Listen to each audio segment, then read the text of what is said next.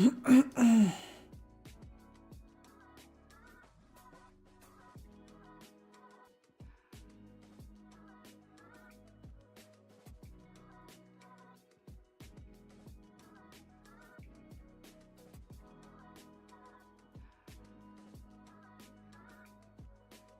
Hello.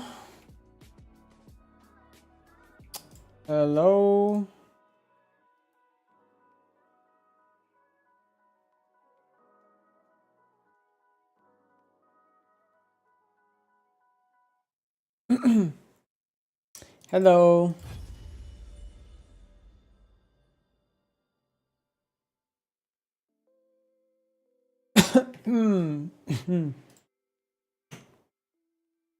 Hello.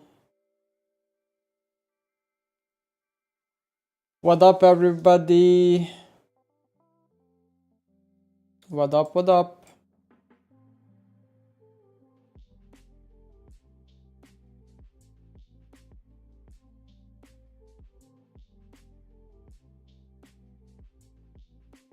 What up, what up? I just ate some watermelon. Oh, watermelon is the best thing ever created on planet Earth, and it's yours. Fucking watermelon is so good.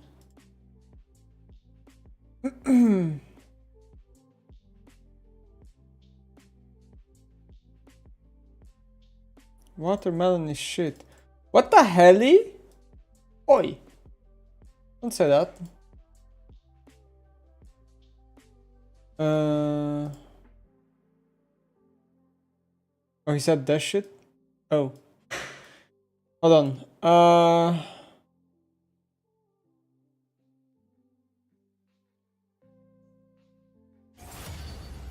Keep up.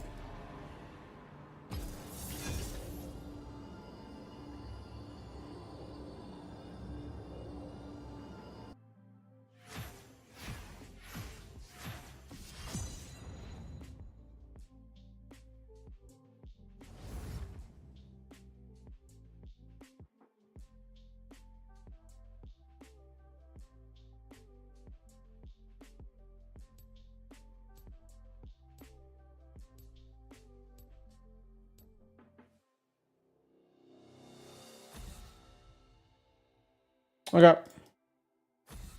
Let me see my task manager.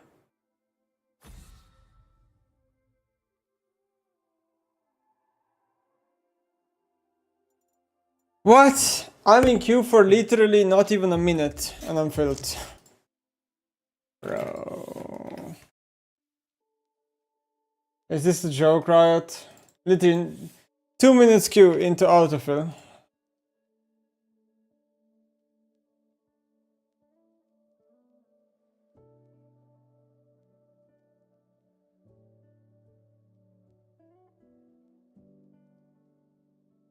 Alright.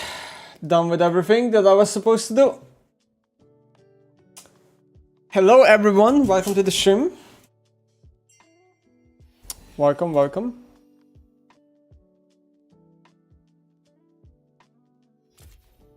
I'm gonna wait 5 minutes for a game. T1 versus CFO, I did not watch. I only watched a bit of Mad Lions, Koi versus BLG. Why is Aurora so popular again right now? Because Aurora is popular because of this new triple mask build that people are doing. I think mask items like Blood Lotus Curse are pretty OP, but maybe I should try it. Maybe I should try this new Aurora tag that Chovy has spawned. It is going to rise up in popularity. What is the tech anyway? You buy triple mask and then I don't know in what order you upgrade them. Like maybe Lianji first, Reefmaker second, and then yeah. Hi, Envis. 10/10 would sub again. Thank you.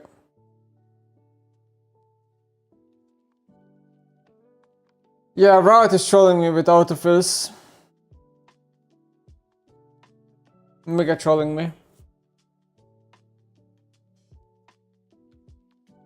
Thoughts on talents like you not playing in LEC feels like only Cap stands out.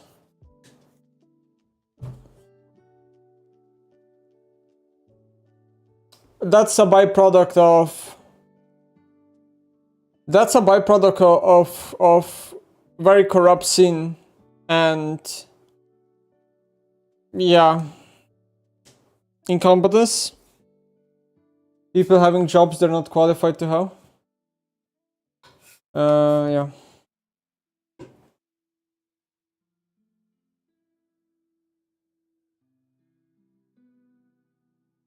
How do you fix autofills? Longer queues for those wanting for the role for sure. No. No way to fix autofills. I just think it shouldn't autofill you if you're in queue for 2 minutes. I think as a general rule, it should never autofill a player if they're in queue for like 2 minutes. It should roll out at least 5 minutes in my opinion.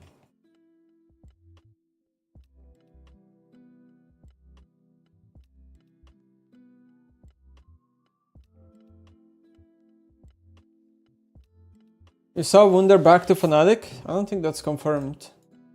That's just a rumor, I believe.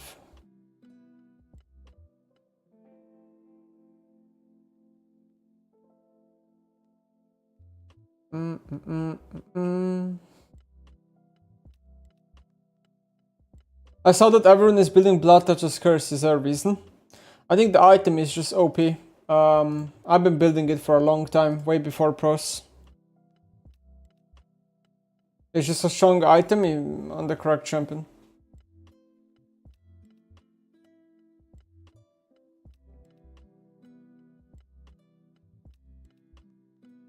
Nemesis signed a new contract for Lost of Tones, now the highest paid mid laner in the West. I'm the least paid mid laner for the amount of trophies I get.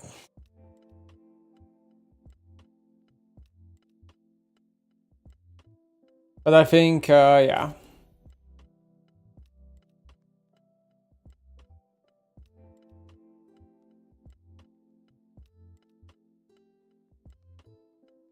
For the amount of weight, for the amount of corpses I carry. I'm kidding.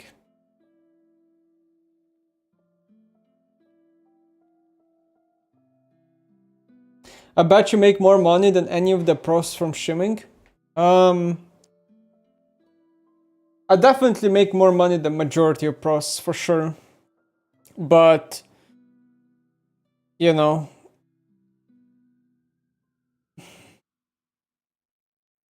both me and both the pros are getting slammed with taxes, you know. Because in Germany you're paying 50, in Slovenia you're paying 50.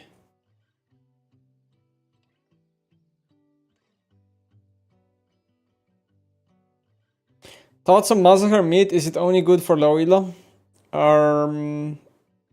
It's good till about the Emerald or Diamond, honestly. It's not just a low elo pick. I think above Diamond it's not that good.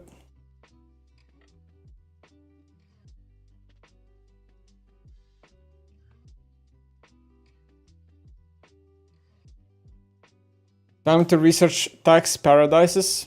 No.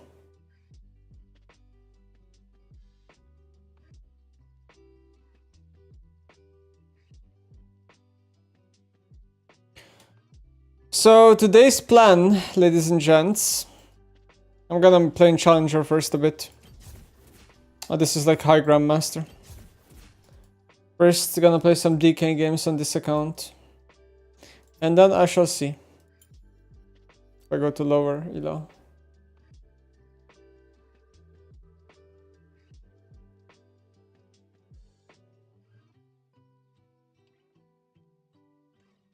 Do they know Hope Bacon? No, it's Beacon. It's not Bacon. Went CS? CS2? Maybe I should bring it back.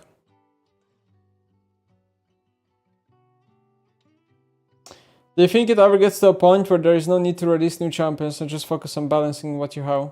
No. I think the game will always require new champions. I just think it's gonna be slowed down. Riot, I think Riot will eventually go from... Right now we are on 3 champs per year, right? But I think eventually they will go to like 2 per year. I think. That's probably the lowest they can go. I think new champions are crucial in a way because it gets people excited about the game, you know. The mistake that Riot did, IMO, is that they over-released too many champions in the past. I think back in like 2014, 2015, they were releasing like 10 champs per year or something like that, which was too much. They should have slowed down earlier, is what I think.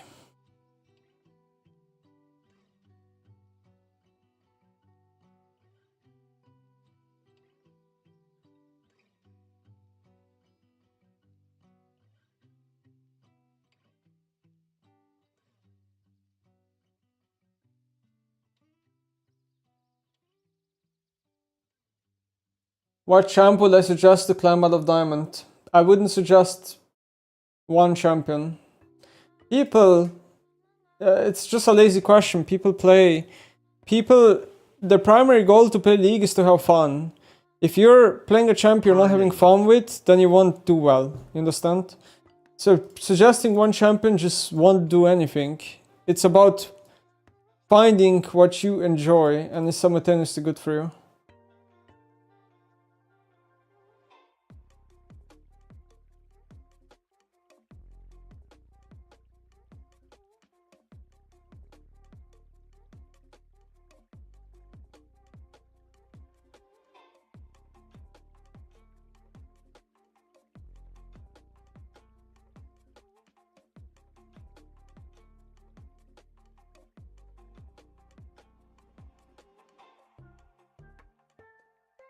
Ta-da-da.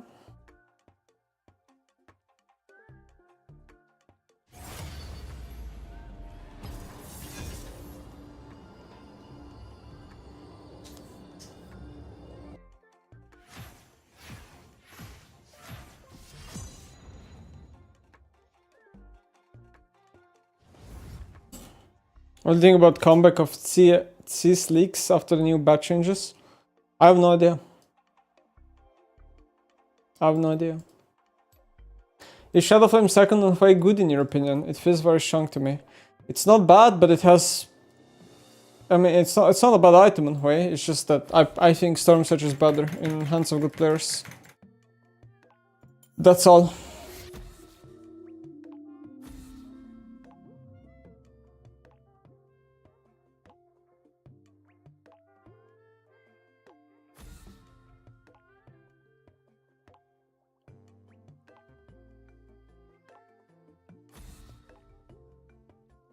Do you prefer a release champion being OP than balanced, or weak but buffed after?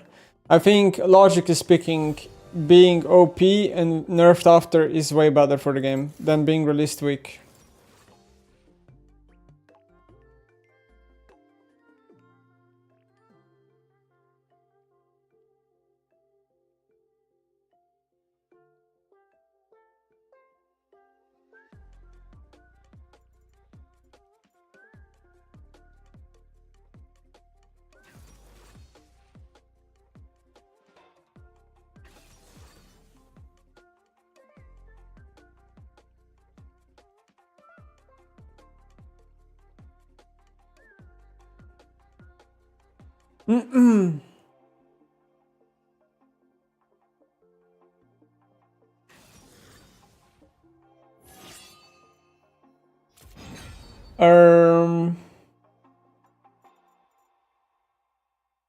Time to play some fucking meta, dog shit. Wee.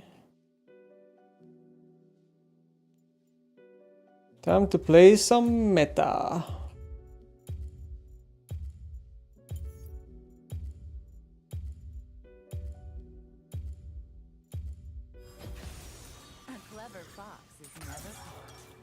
Shocking. Alright guys, that's a shocker.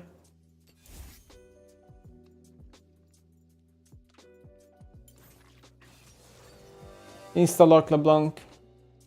Cashin, thank you for the sub. Todd, thank you for the sub. I'm Googie, thank you for the sub. Guys, don't complain about my champions. I'm playing in Grandmaster. I will play meta, you know, like you won't be seeing anything special for the next couple of games that I play here. I'm just gonna have to bow down and play meta. Don't blame don't blame me. I'm just playing how the game is supposed to be played, you understand? Don't shoot the messenger.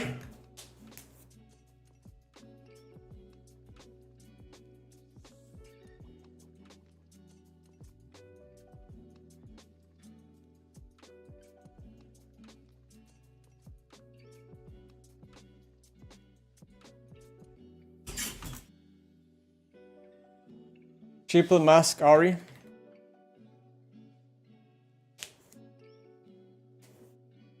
Triple mask Ari.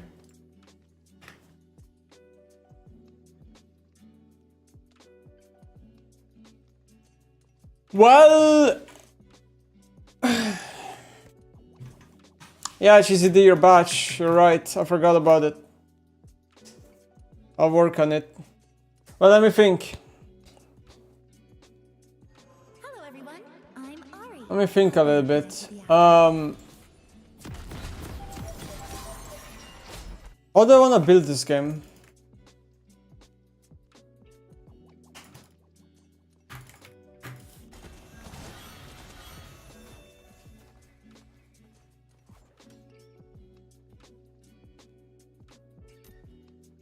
What's so good about life? Just forget it all. How do I want to build this game? 30 seconds until minions spawn.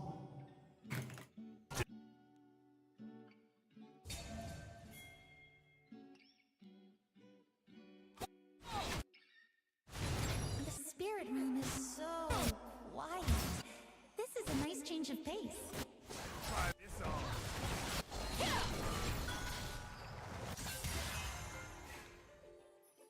Actually, summon. Minions have spawned.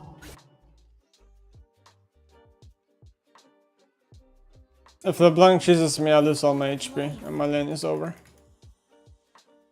If she manages to chase me here.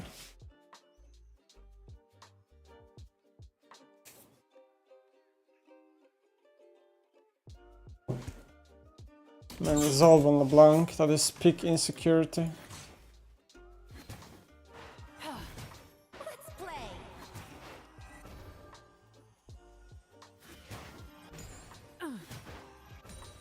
Cute, aren't they? Didn't think that was gonna hit me. You know, for some reason, I don't know how to press my keyboard well. Like my mouse feels good, but my keyboard, like I have a hard time, like just my hand in general is so weird the last couple of days, ever since I Just a moment. came back from vacation.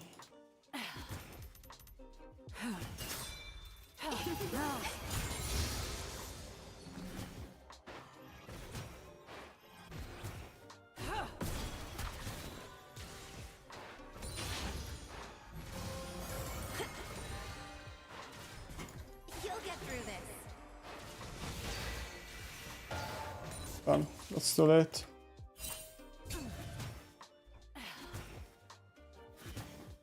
Time to show them the way.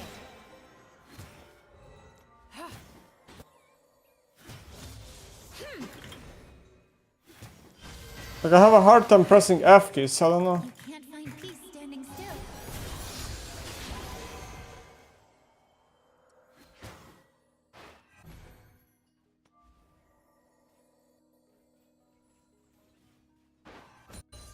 You need to crack your knuckles more.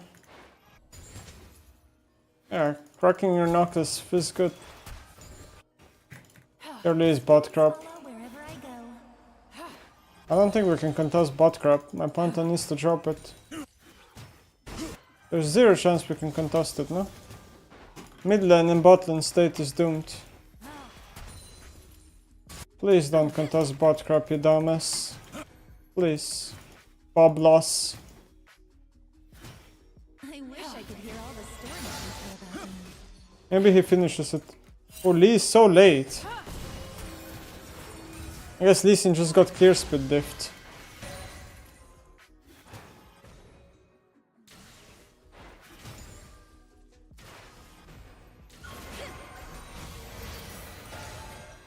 Hello, LeBlanc. Mortals struggle so fiercely. Fun. First blood. Enemy double kill. I mean, it's nice that we got the crab, right? But why do we suicide right after? I think I'm too low mana to stay.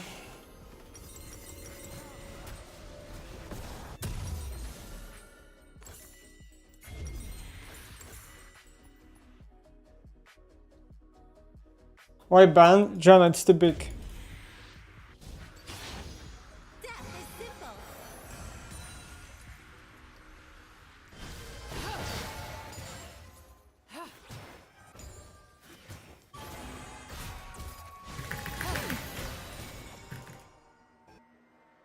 Listen, top crap.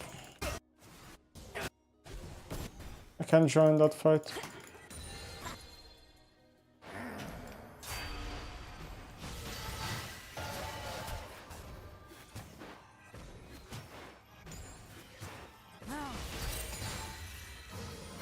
Fuck.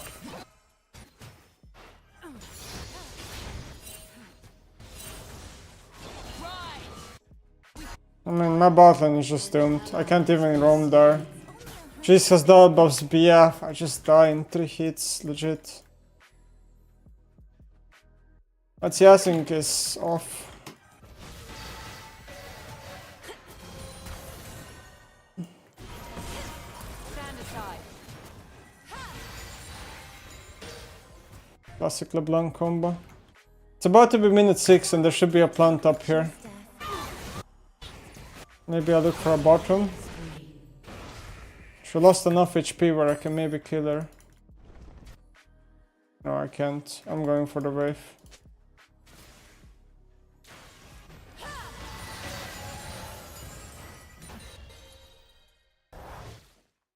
Can't kill anyone.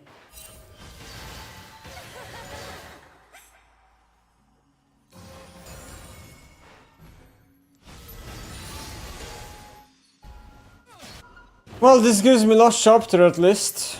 Perfectly pushed wave. Cassandra could die here now. I feel like Lucian should take this wave. I don't know why Lucian is leaving this wave in the middle. He should take it. This is wrong by my ADC.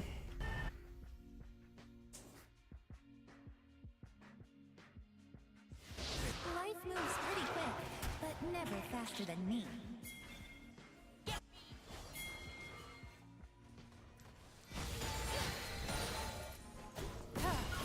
Spirit fire.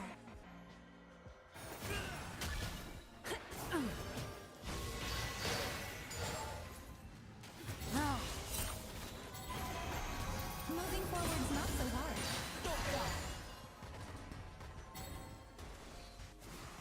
Let's do this for real.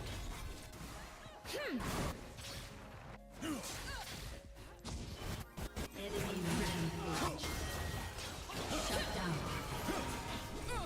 An ally has been slain. Man, this game is overcooked. My Raj just abandoned.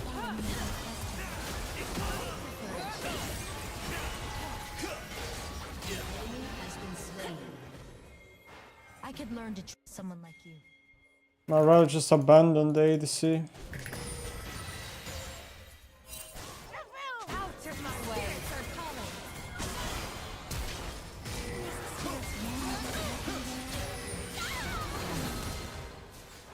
You're dependable. I like that. Run with me. Toughen up.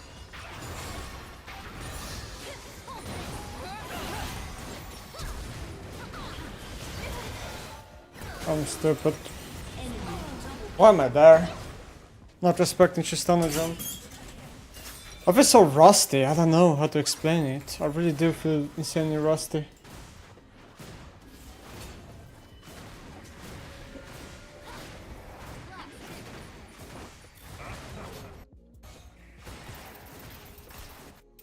Souls may forget they've ever lived. Obsession. I don't know, the keyboard is the problem. Like, not the keyboard itself, my hand, my keyboard hand. Like, I just have a hard time. It's like I'm just not practiced, I don't know. I'm so rusty with my keyboard hunt. Like, I don't know how to press F keys properly and Spirits everything. can't It's find a way weird. without me.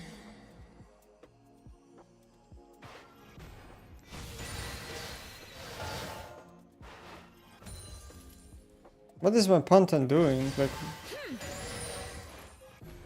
what do you think is gonna happen here? Oh, he's a genius.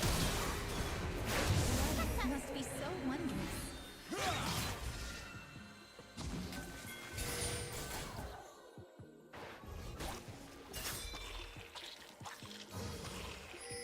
He's a genius, actually. What the hell? The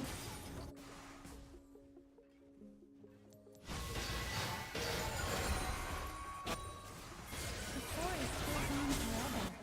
It only stops when you do. Killing spree.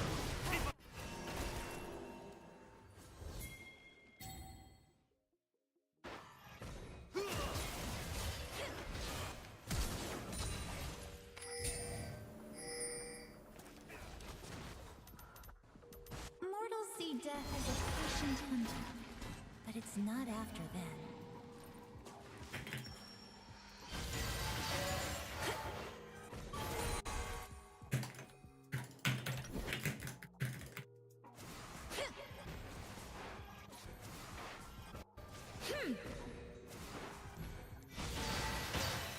I wonder what it's like to meet me.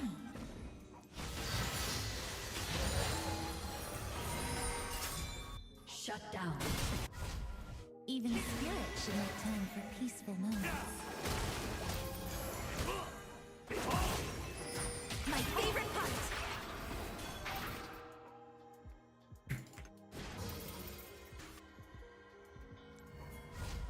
A good rest is the best part of the job.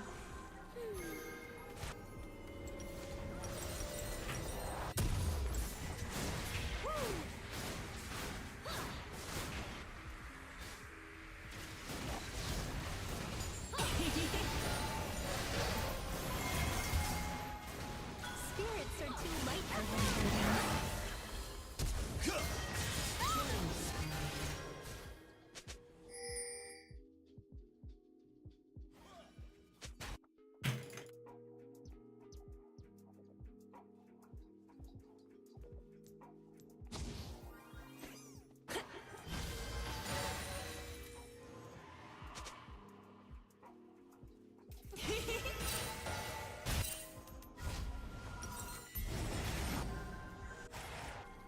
Mortals never stop running around. I'm staying. So serious about it.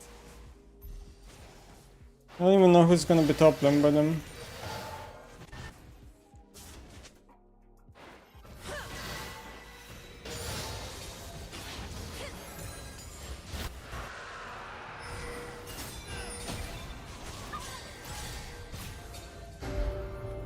Two Jargons for our team.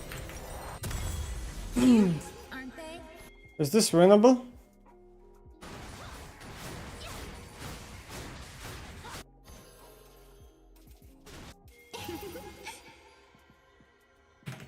Lingering spirits lose themselves. But me? I never get lost.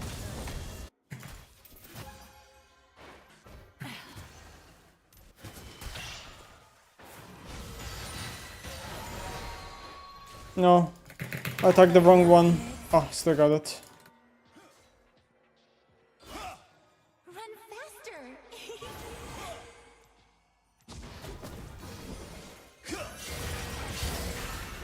You cannot hide from me. You have doomed. Fuck. I might be doomed here.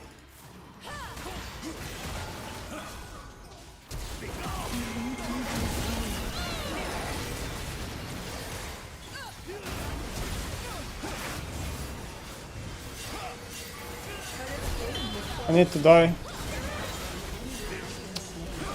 Maybe I didn't have to.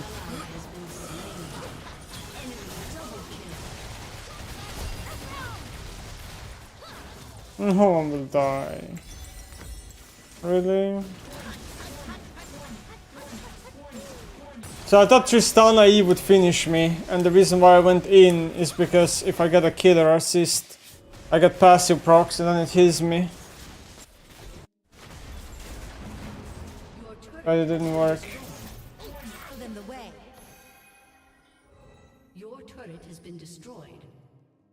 Really fucking sucks that we get nothing out of this. Slow to learn, quick to follow. Your team has destroyed a turret.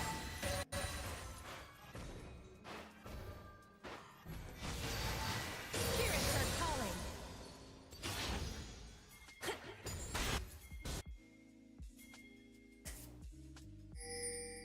I should get out of the spirit realm more often. I'm 2 levels in this guy.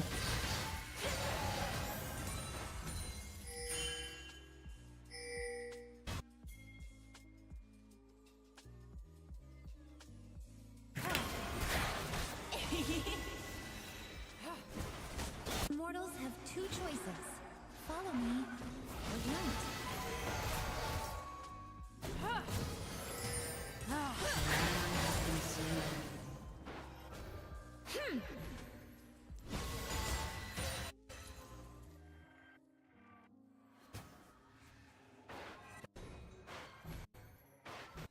Death is so full of life.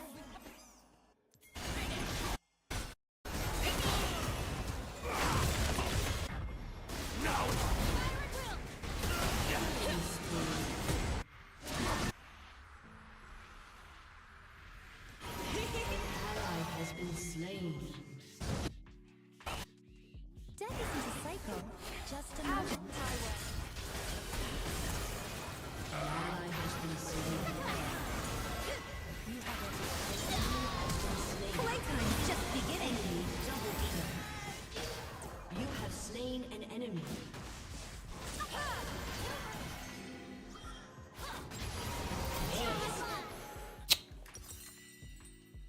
Nice plank. I'm playing so bad, it's unbelievable, bro. Like my camera control is so off. I guess I didn't unrust anything yesterday. I'm still fucking washed. Your turret has been destroyed.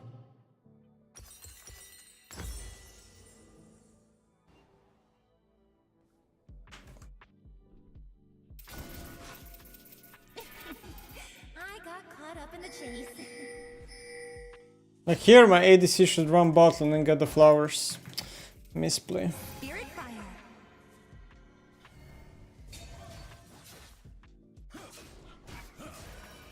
People don't get how valuable the flowers are. Pisses me off. Peace standing still. Lucky the enemy team is dumb as well.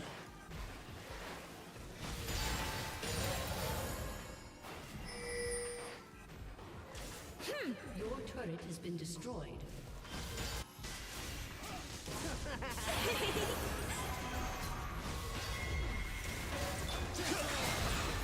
Enemy has been slain. All right, I'll admit you helped.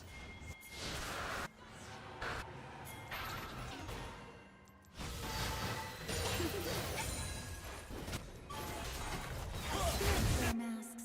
I mean, I'm bot lane.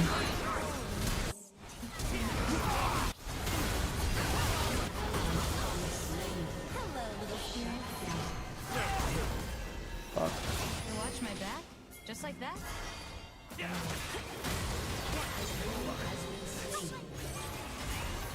Didn't expect the assist.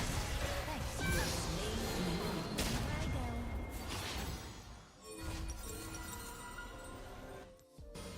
This is the beauty of Ari. You land one charm and the game is winnable. Always.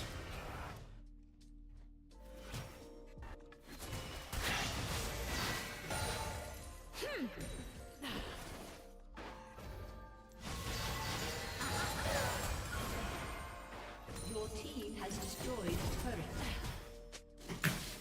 I don't get how people take vacations playing League. Like, I just feel so washed and I didn't play 3 days. It's insane.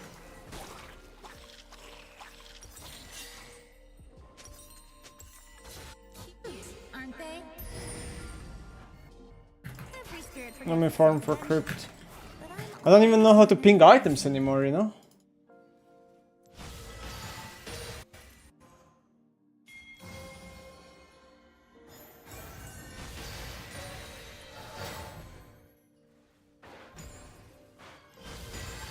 spirits are calling. Up we go. I don't know why they're fighting when I literally pinged and I'm getting item first.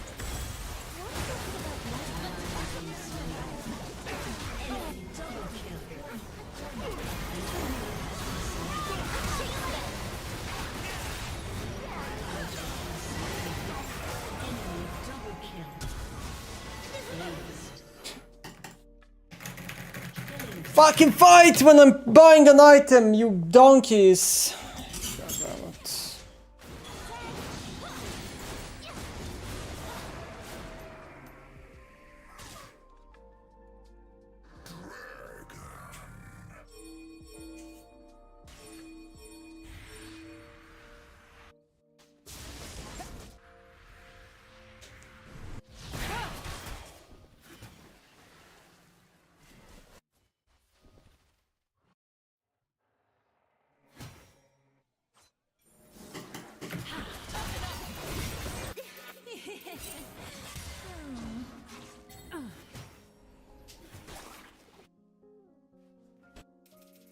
Show them the way.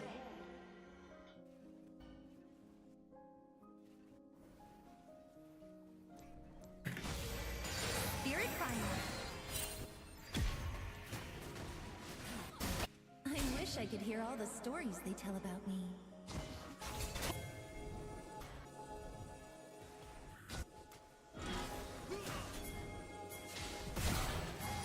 My favorite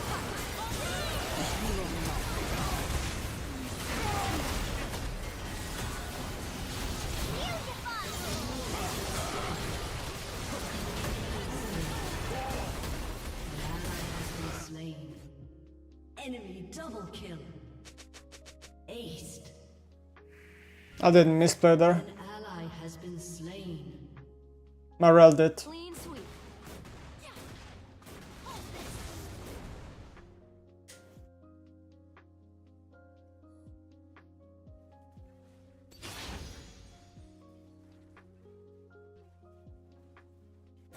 Your turret has been destroyed. Chasing your own tails.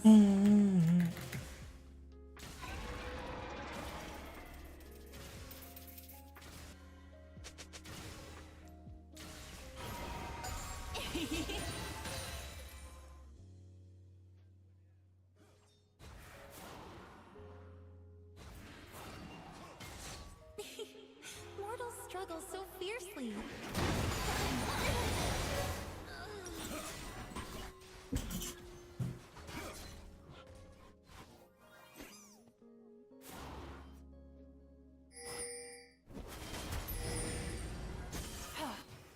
I'm killing you.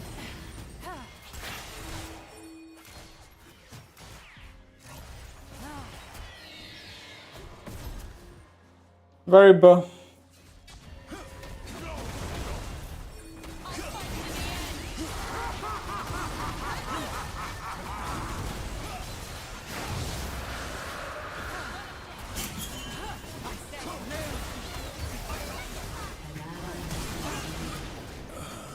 Enemy is dominating. Quiet. This is a nice change of pace.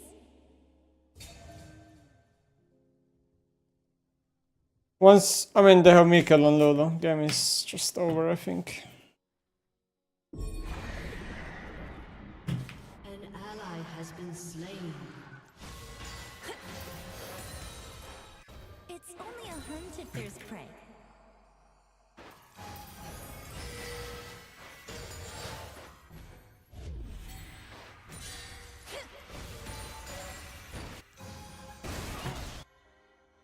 Your turret has been destroyed.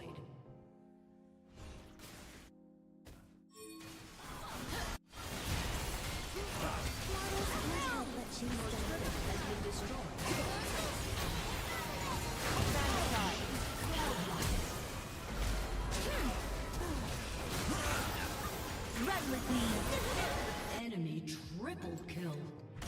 Aced. GG. An ally has been slain. That's the definition of noob team. Has been destroyed.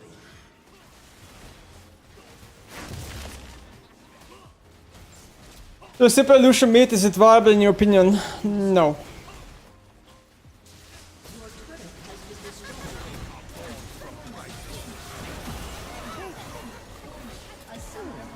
Yeah, my team was... I don't think I had any humans in my team, honestly. I don't think anybody played well. It is what it is. Not much you can do when enemy botlane spawns with 20 kills before you even get a chance to interact with them. There just isn't much to be done.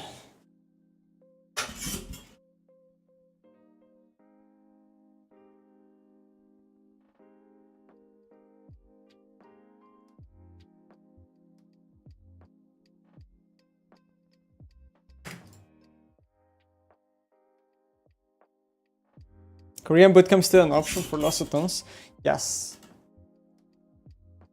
But I don't know, how did I used to have my setup?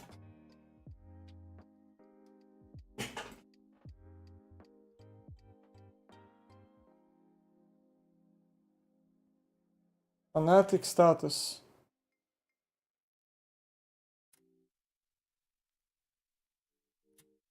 Why are you linking 5-year-old tweet?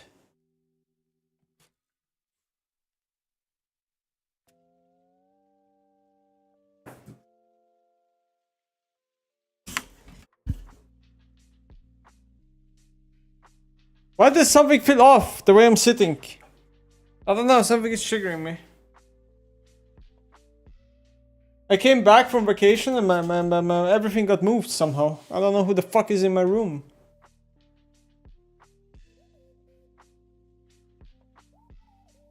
Actually tweaking.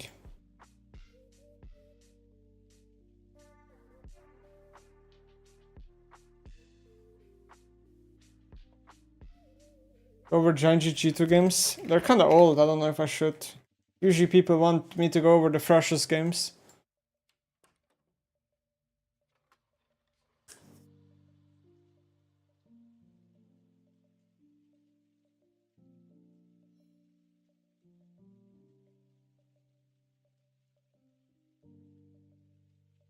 Did I listen to the new Eminem JID song? Yes, literally, instantly in the morning.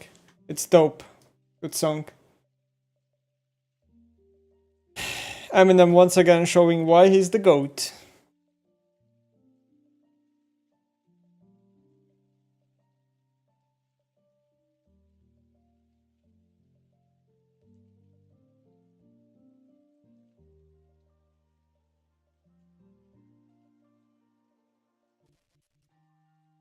I think smaller mid can come back with the Q buff. I mean, smaller mid is viable. There's not much to be said about that question.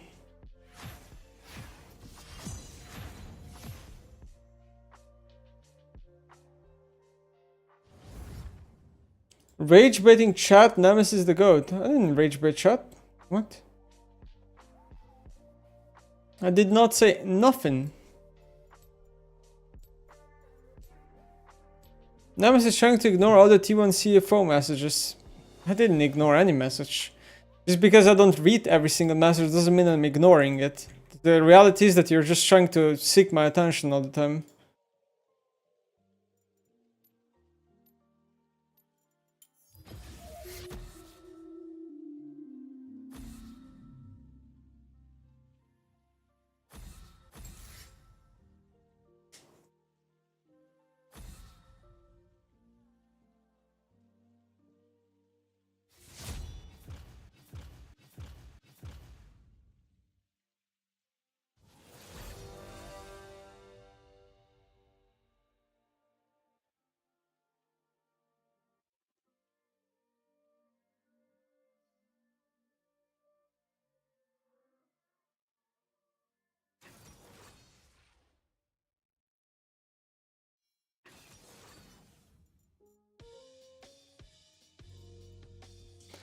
Definitely not playing an Ari game next. I need something easier. Maybe I'll just drop a Zilan in the back.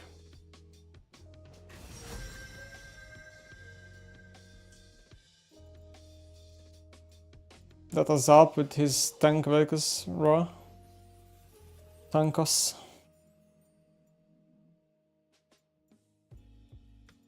The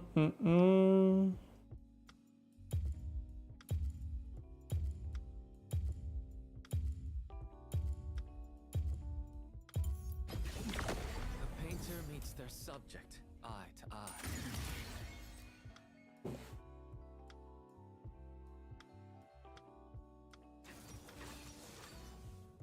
Casa win.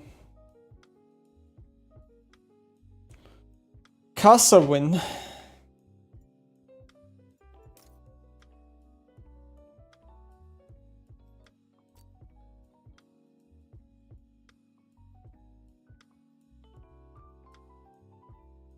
What, he lost this? High Grandmaster. Potential challenger lobbies, maybe, depending on matchmaking.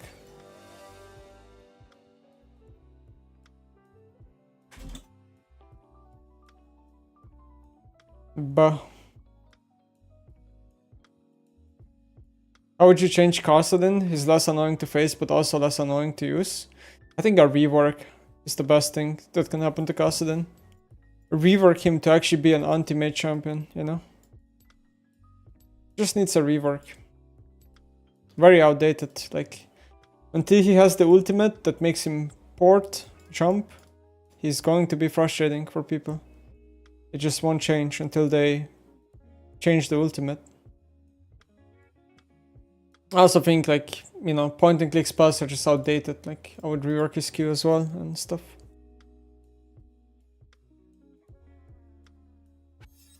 They should give him mana still. Make him like the Dota champion, anti-mage. Yeah, maybe. Maybe, but there's a lot of league champs that don't use mana, you know, so...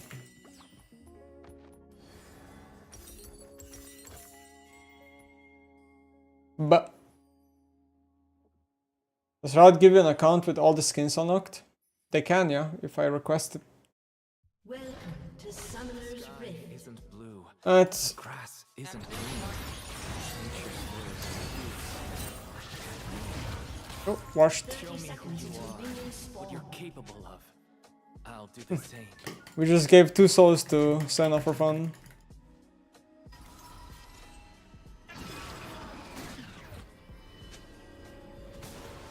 That spell did no damage.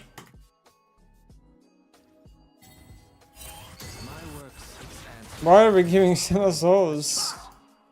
Another one. Minions have spawned.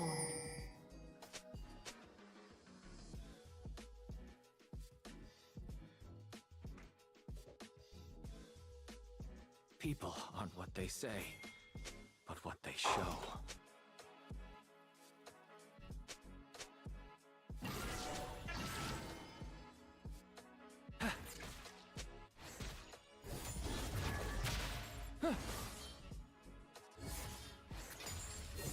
Art is empty without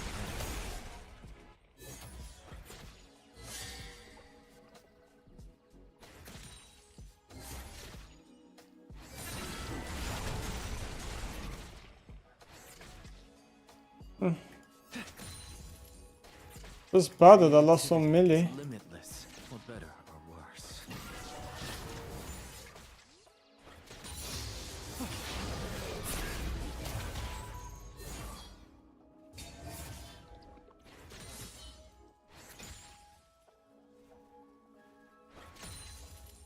Outside the lines.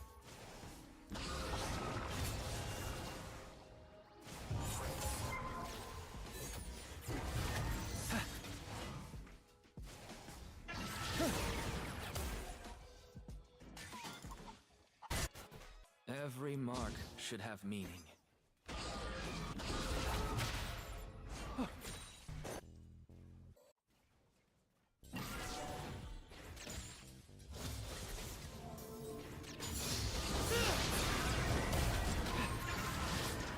Express everything.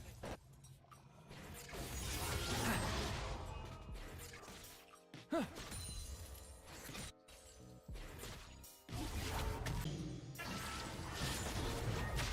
ally has been slain. When others fall to pieces, I guarantee. Maybe.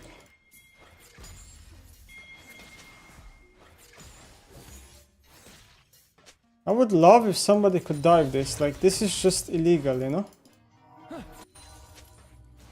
Watch closely.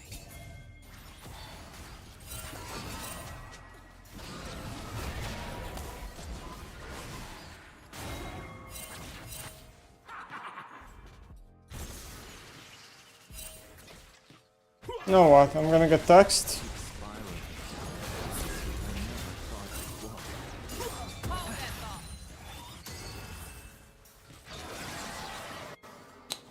Really sucks.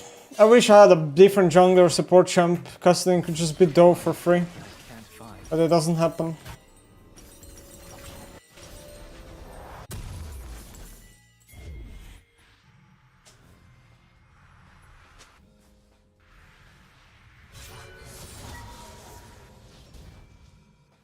Your true colors.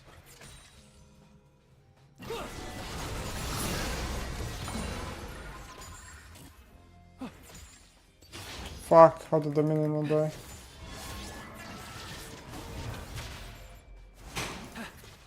Give me your full attention.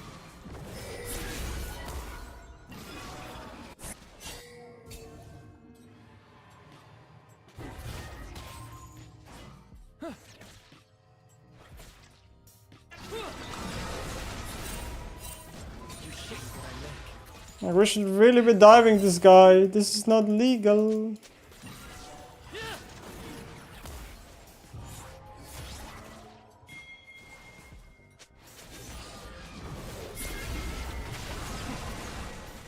I'm just a trace of who I was.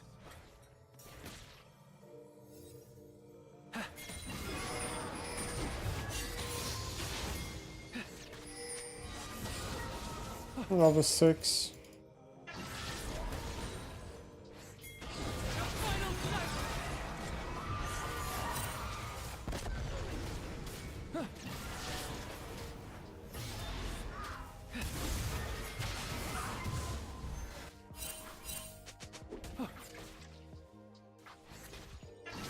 On inspiration. I wish Wei had more damage.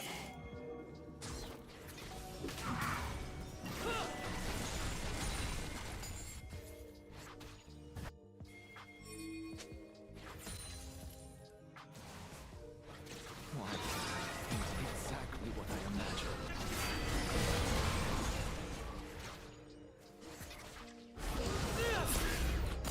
An enemy has been slain.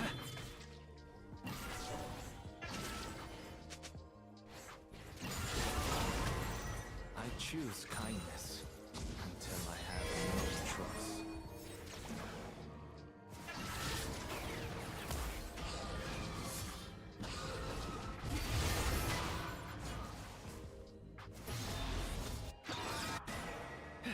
An ally has been His level 7 before me because of all the attacks.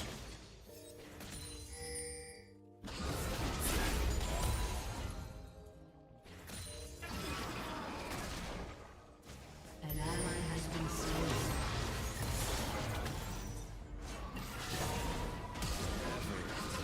Contradictions. An enemy has been slain. The peace is never really finished. Finally, bro. Abandoned. Finally somebody came and killed him. Like, you know. I'm like on my knees begging. This guy should die, not get away with murder. Oy oy. This is what I just don't like about EOS. They're just very bad at playing against champs like Castle and Kale. Those champs should be just dove on repeat because they are just simply not able to lane, but Lanes and for some reason this just doesn't happen. I don't know why. This server is just not aggressive. It's a scaling server.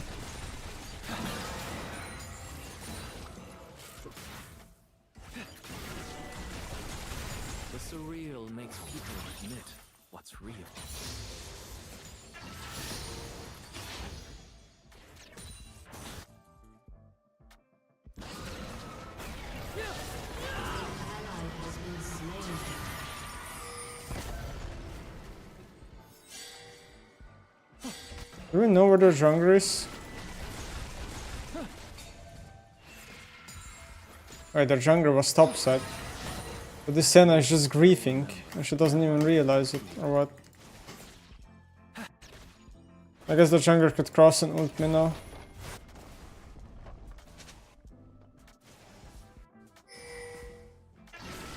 The jungler could definitely cross and ult me, I think. I'll always be a student. Master. They're swapping.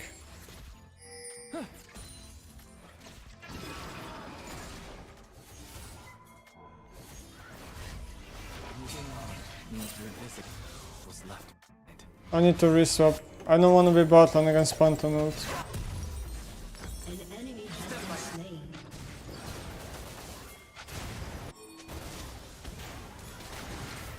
Please reswap. I literally will not be bot lane against Phantom ult with my champ. I refuse. Eden is so far from me now. Lying in the sand, blotted with ash.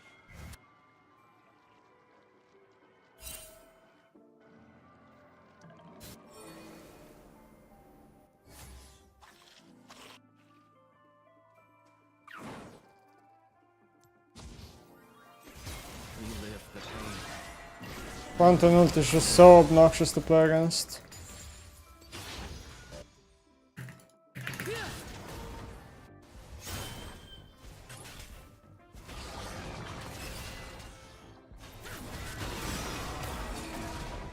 Bonk. A heart bared isn't broken. It's freed. Do I know if Phantom ulted?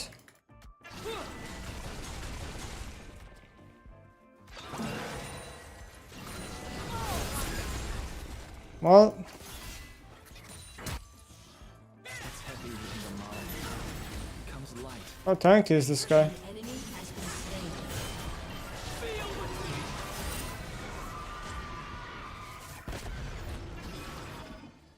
I hate her.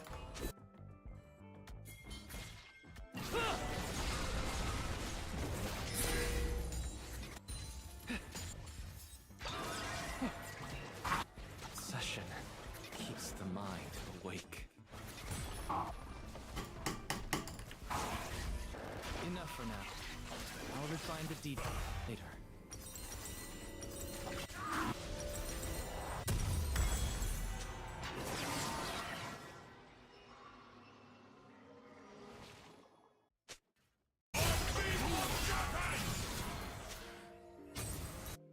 One breath and brush. An enemy has been slain.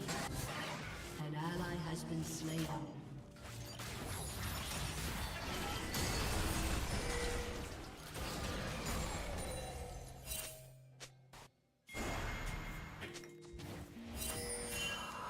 No justice, no revenge, only clarity.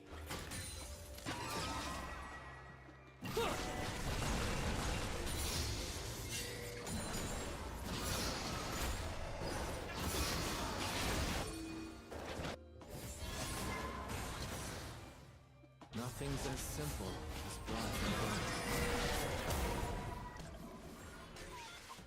He lost so much HP there. I just don't know when Phantom's gonna ult me.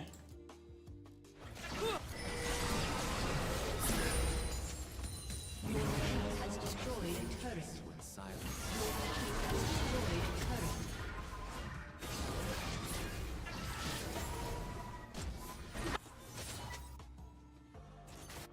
I mean, he's just holding ult!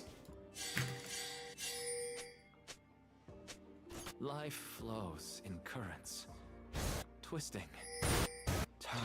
An enemy has been slain. I feel like what we're doing in bot lane is mega risky. Slain. But maybe it just works. I should be hitting mid, I guess. Or do I leave Phantom ult on my face? My work seeks answers for the most burning questions.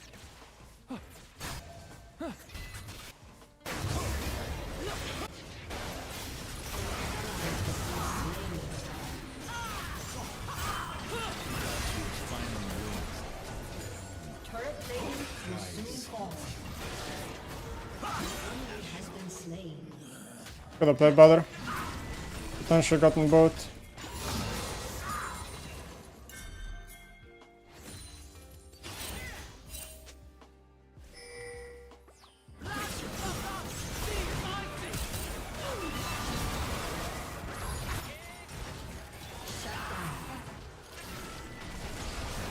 Let's go Nemesis.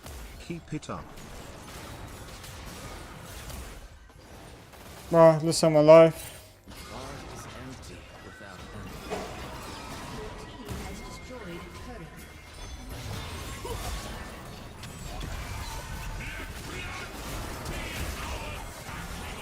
Wow.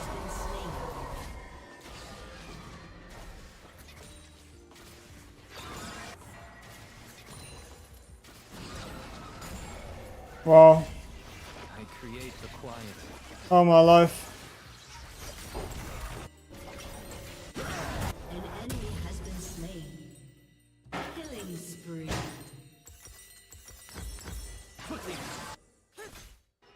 How the hell am I alive? Death is no muse. It bleeds the color. Team has destroyed a turret.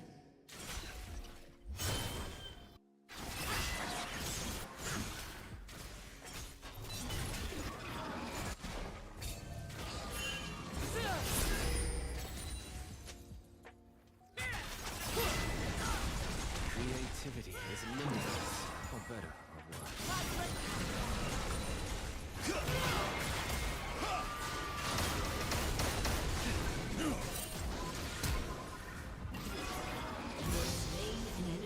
What is going on? Aim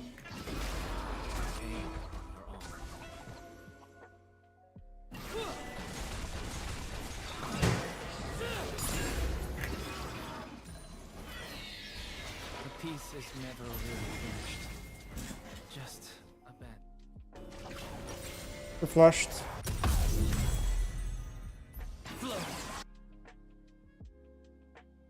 Is the new Huey skin worth?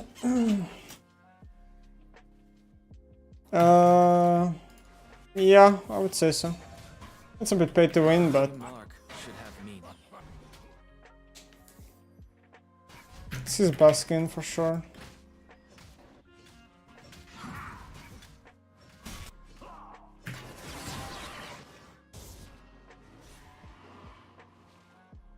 Good, evil, line blurs.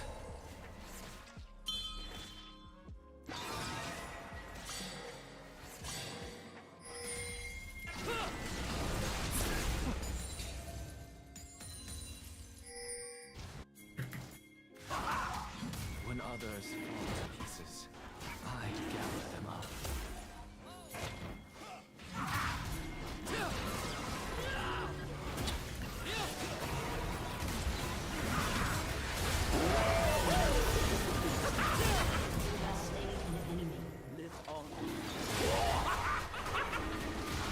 I thought the E would hit.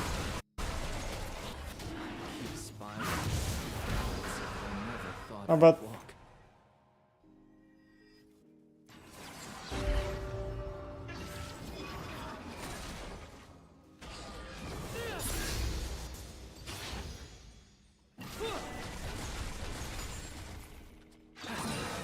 I'm just a trace of who I was.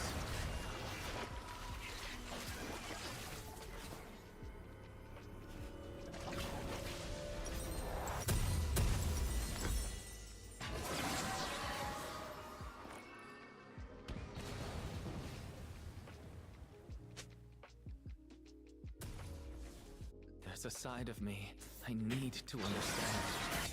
The side left alone. The side in the dark.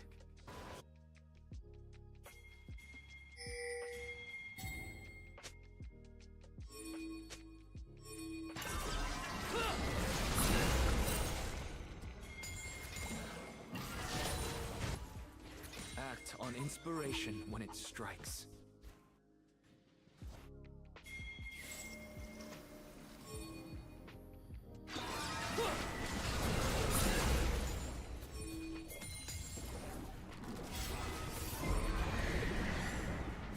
Why can't I paint exactly what I imagined?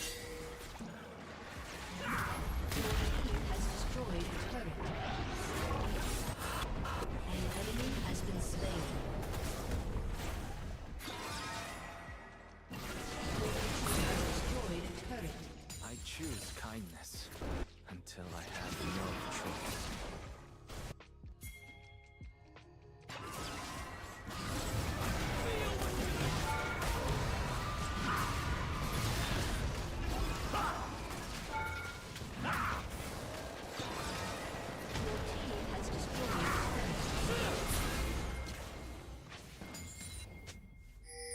Going to back out now. Made of contradictions. Happy 48 months. Cheers, Lemmy Mare. Thank you. Is it 4 years.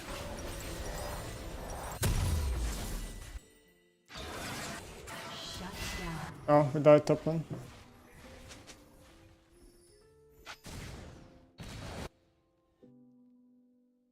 form the outline?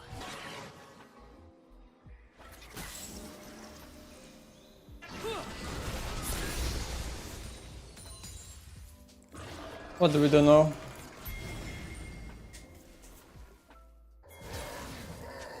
The surreal makes people admit it's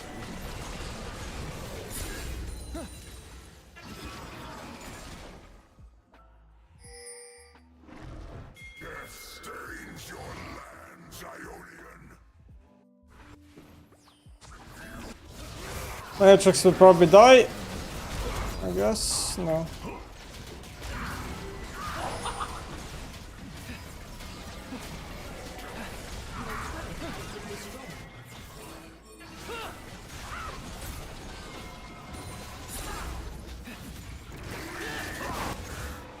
Ionia has an underworld, black as ink. I stare into the well. It stares back. Your turret has been destroyed.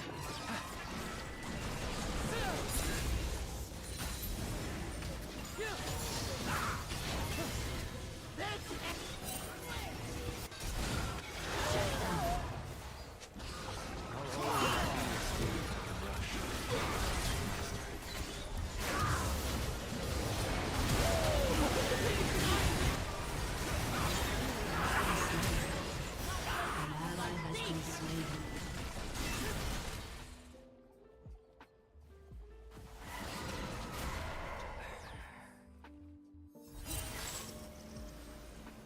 Relive the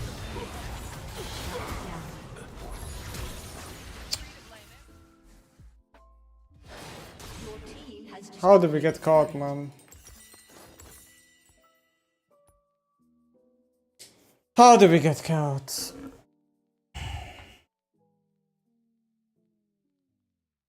I tried to ping you.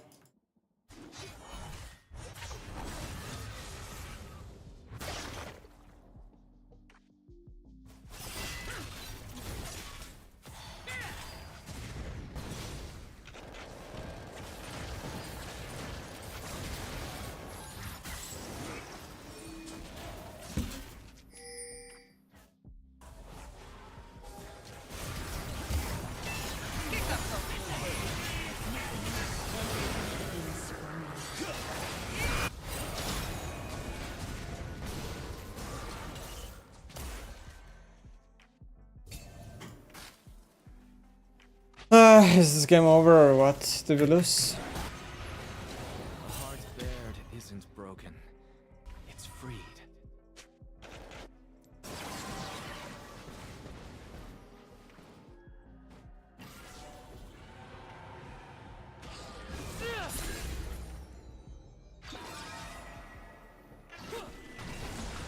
Please focus.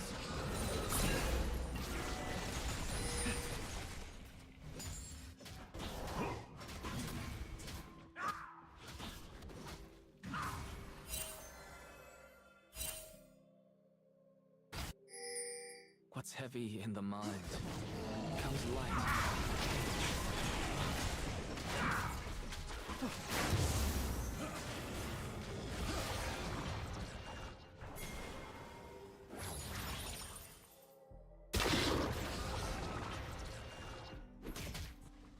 Obsession keeps the mind awake.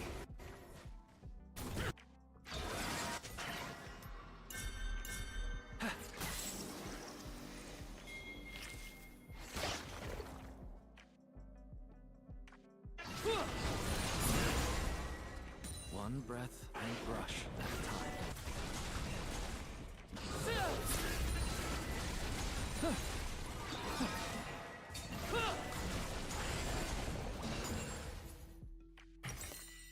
Might lose this game. No justice. No revenge. Only clarity. Level 16 castle then is coming. Soon. His Roy is about to spike.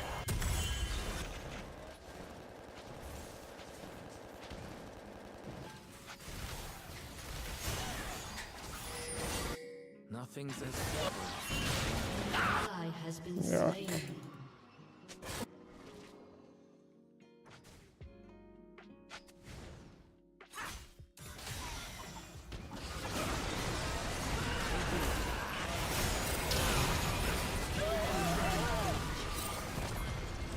open your eyes.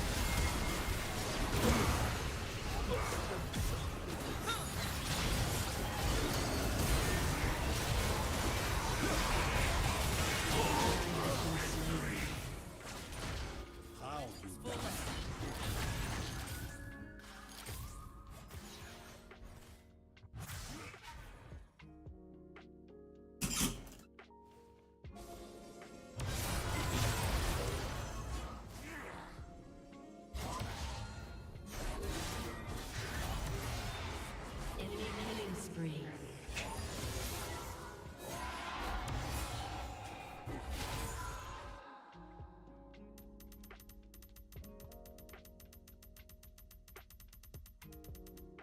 How did you lose so hard? My team was terrible macro. Part of me That's why. that just wants to The game stalls out and they get comeback, shutdown comebacks and then... Yeah, it is what it is. Just bad macro. Because it's Soloq, yeah? People have bad macro.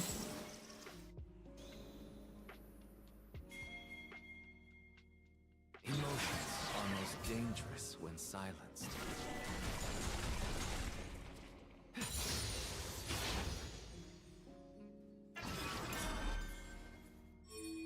Step by step. Peace of mind is a journey where you hold every shade of yourself up to the light.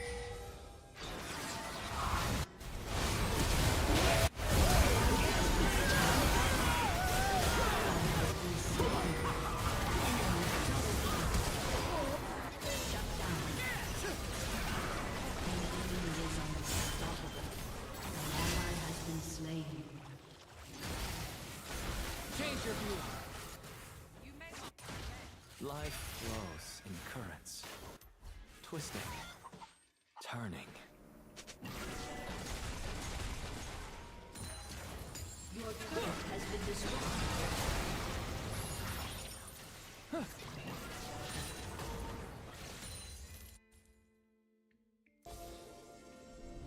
My work seeks answers to the most burning questions.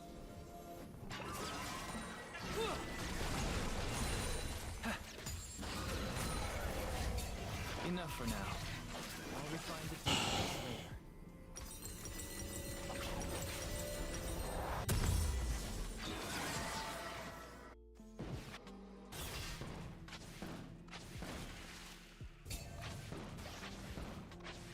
GG! People aren't what they say, but what they show.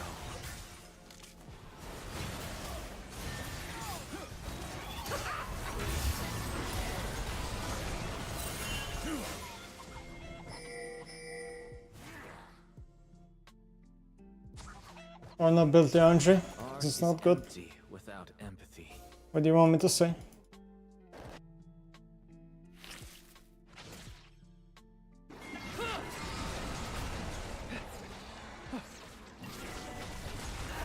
Your team has destroyed an inhibitor.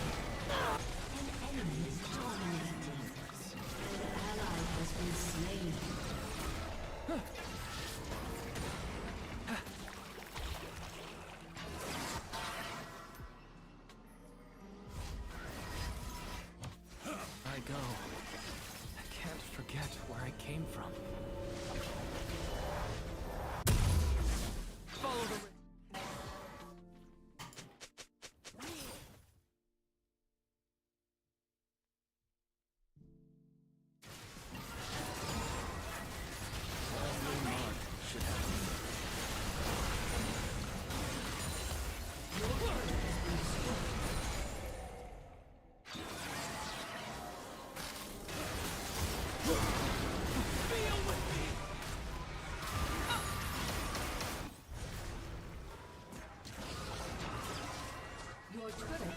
destroyed.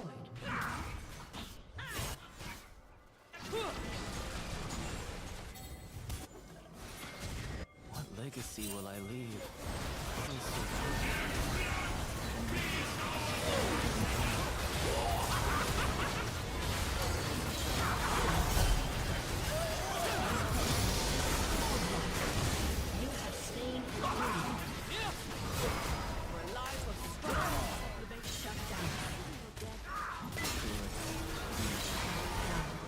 Line blurs.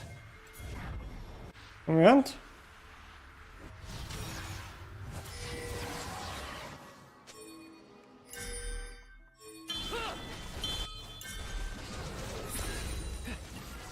why is he chasing a Vel'Koz, bro? Push, you dumbass. Gather them up.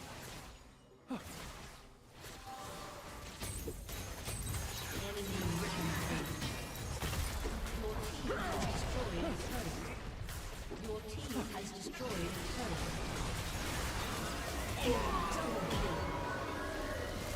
I don't know why or how we won, but here we are.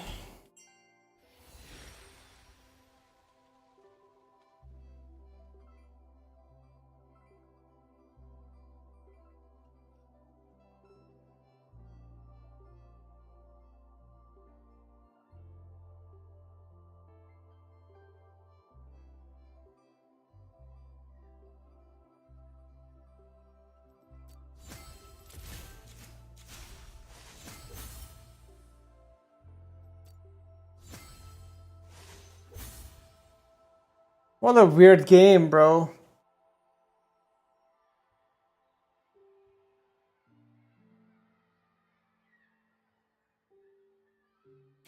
I think some leak shims view bot. I think it's a lot of view bots on shimming platforms. God damn, man. I don't know. This last game was so weird, in my opinion. It was a very weird game.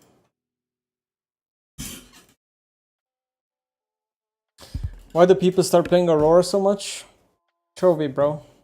Chovy influence.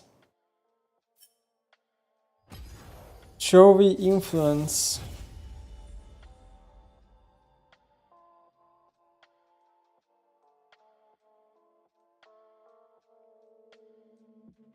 Why did their mid jungle go Mercs? Because of me. They went Mercs because like one Wayfair could technically kill them because CC is so powerful. It reduces Wayfair by a lot.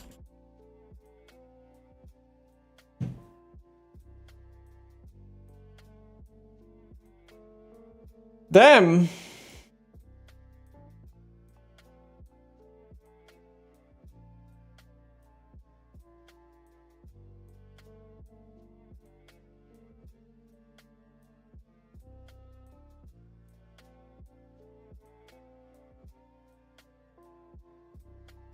Isn't Wayfair as long as Fiddle here?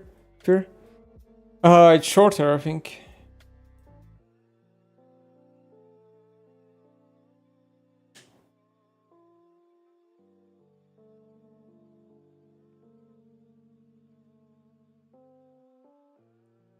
Why do I feel so...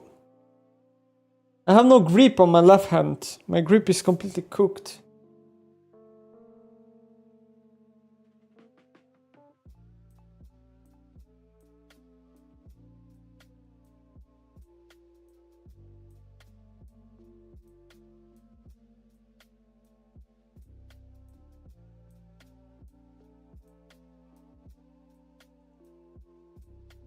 I went bowling a couple of days ago. That's why. Because I'm bowling with left hand. That's why my grip is like weird.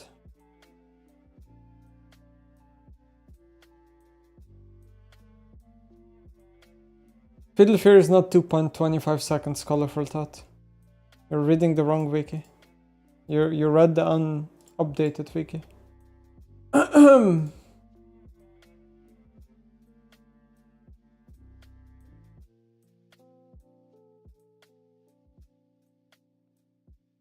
You need to use 2 hands for bowling? Bro, if you use 2 hands for bowling, you're a noob.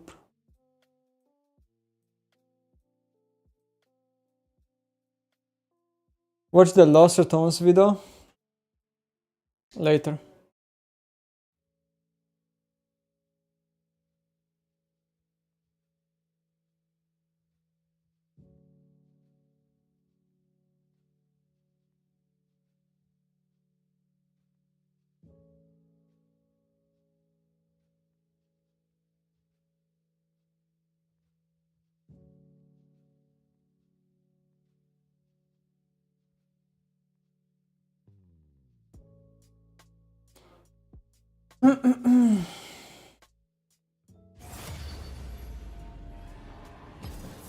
My posture is terrible. When does summer split start? Summer split in Lost Returns starts 15. NEC starts 15th of July. 15th.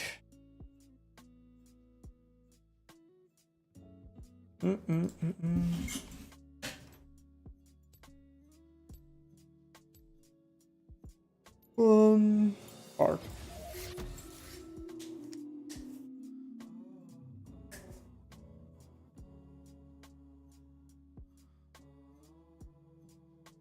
Genji or Alt tonight?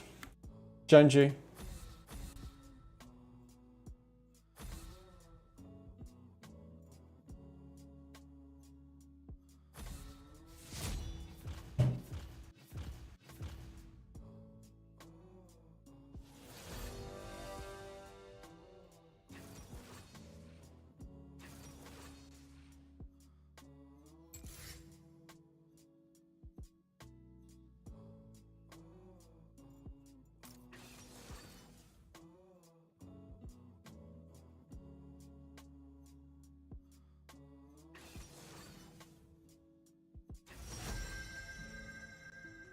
Dad J, thank you for the Twitch Prime.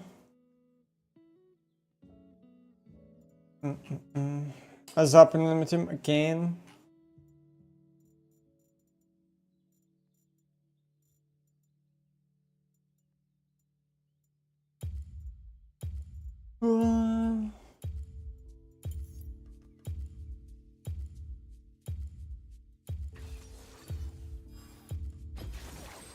Lady Luck is smiling.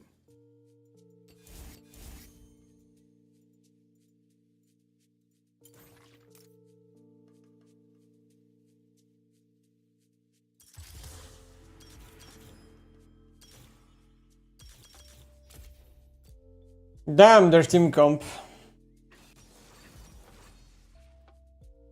Okay. Thought my gold card would have no value here, but now it does.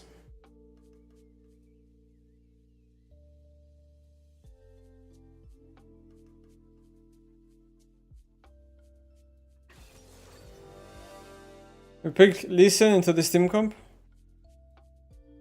No. I feel like we have a bad frontline killing comp. Jhin, Elise, Lee, like I feel like our comp is just... We need to snowball early and play objectives. I don't know if we can beat scaling this game. I have a hard time imagining we can beat scaling.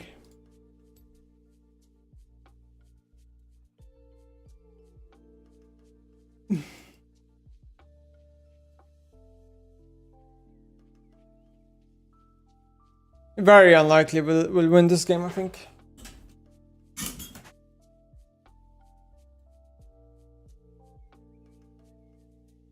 With his dying breath, Sion killed Jarvan the first. Wait, really? That's the lore? Sion killed Jarvan's father? Or what? Or is it grandfather? It was Jarvan's father, Jarvan the first? Great grandfather. What the hell, Sion? Why did he do that, chat? Why would he do that?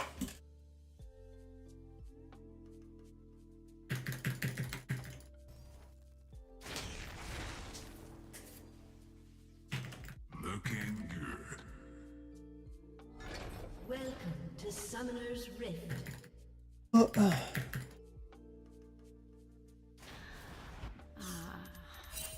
The school on Silence Face is from Jarvan's father. Minion spawn. Really? Charmed, I'm sure. Learning League lore with my Twitch chat.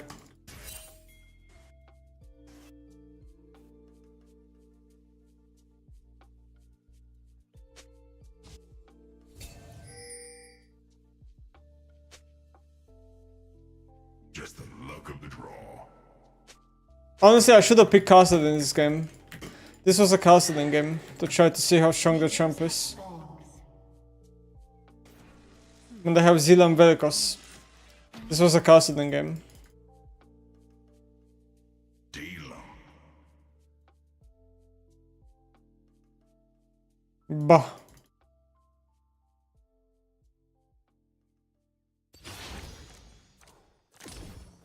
Thorn Rose. I got this. Seeing red.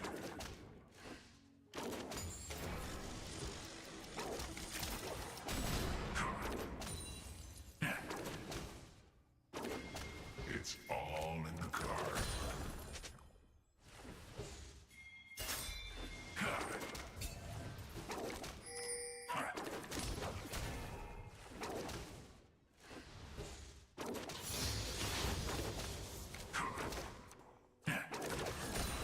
Looks like trouble. What is this Zillion doing, bro? Why would you try to bomb me even? Even if it hits, what does it do?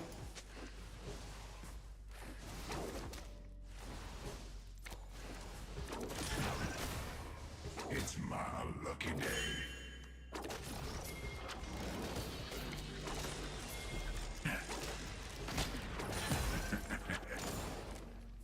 Seeing red. This thing's gonna take a lot of XP here, but I think it's okay. All or nothing.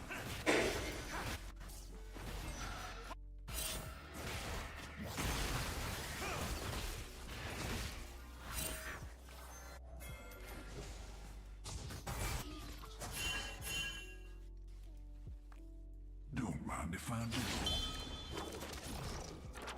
Blood red. I love how both top laners are proxying.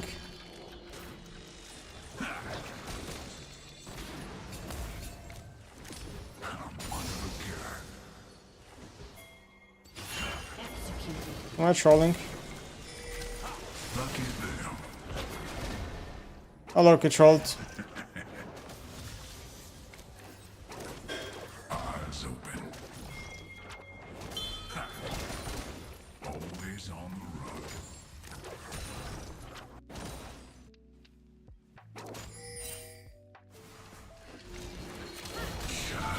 Oh my god, if he hits the bump, I'm dead. But luckily, he didn't hit the bump. Doing it.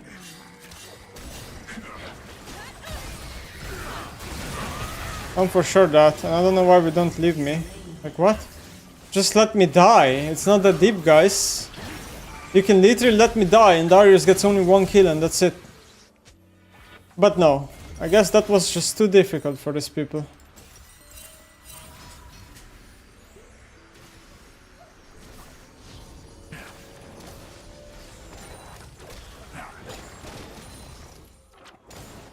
God damn it, man. Like, this is so bad now. Darius just randomly has 2 kills. For nothing. For nothing. Nothing.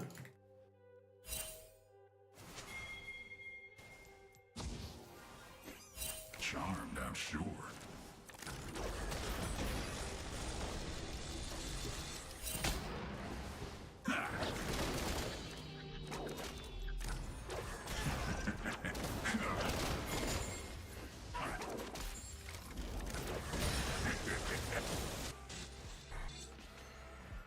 I'm half CS up on the Zillion.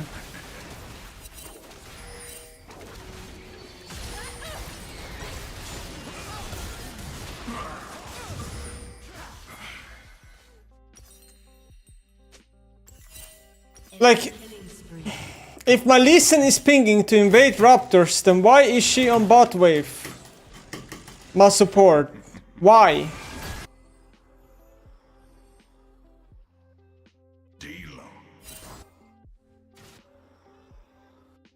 Yesterday the victory at MSI built Raw into Cosmic. Is that legal? No. It's bad.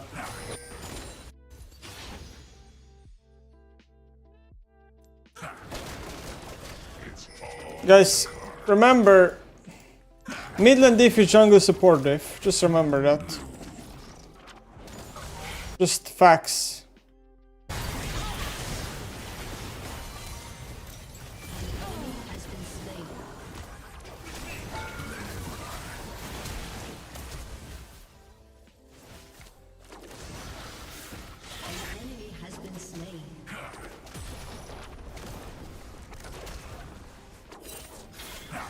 A zap down, baby.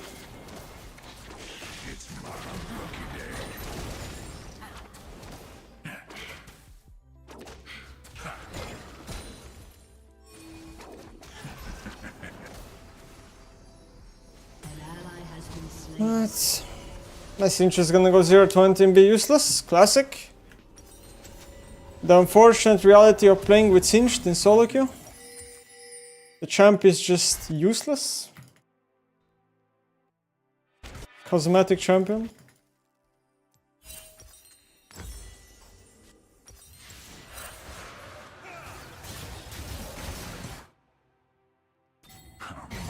Someone go bot, please.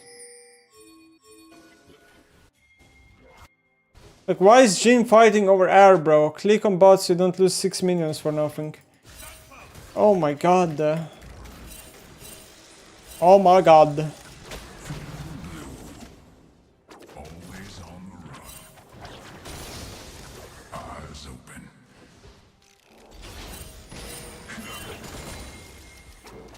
My Sinch is gonna die here. I'm making a play once I get my ult up, but not before that. Doing it.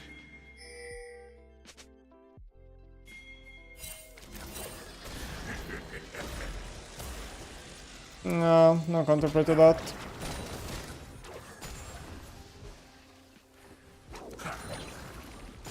I reckon. Ranian ult and I make a play. Right, because there's no flash. This should be a good target. Looking good.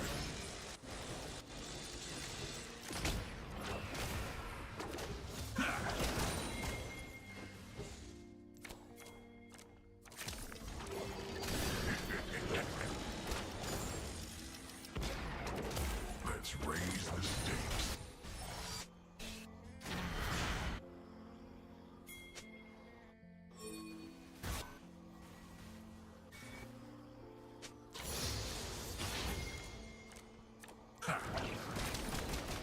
Hold it, partner. Charmed out.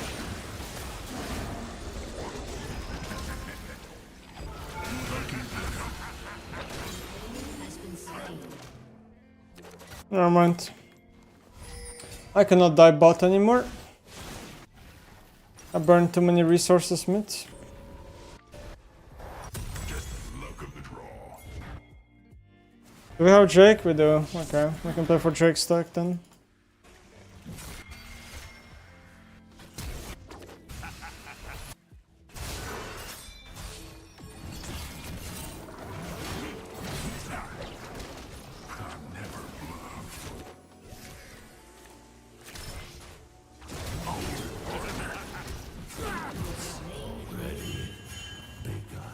If I didn't put 3 points W and I had Q max to 5, I would have died here. This max order saved me.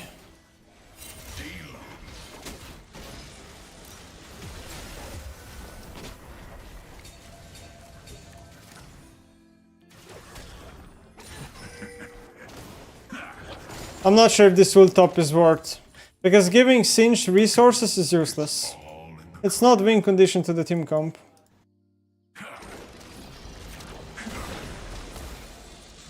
I think the Zilan is incredible flipping.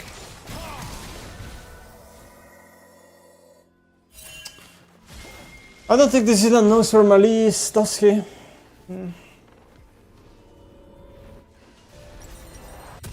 my lucky day.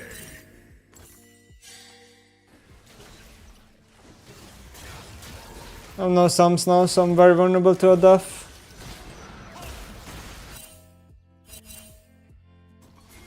I'm gonna skip midway from bot here. Zealand is doing the same. Oh my god. Oh my god, they fucked up. They really fucked up here, didn't they? I'm trying to run. Maybe I should run the move speed run on TF instead of 9 AP. I probably should be running the move speed run.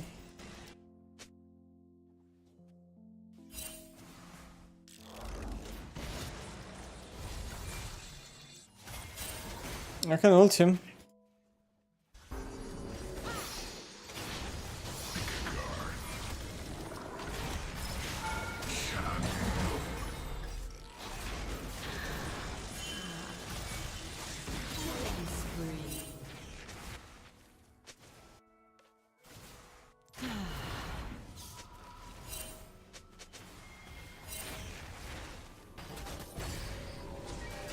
Always on the run. Hold it, partner. I'm fucking reta. Why am I recalling there, man? Oh.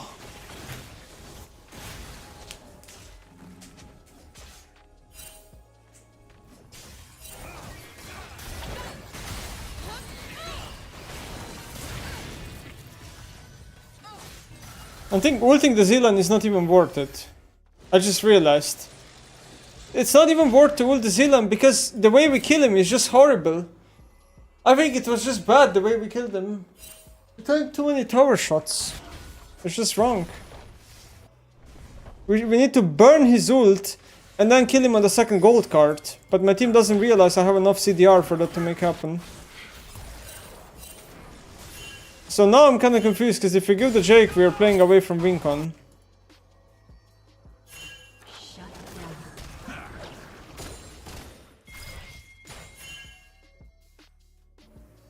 Looking good. By giving them Jake is just losing Wincon.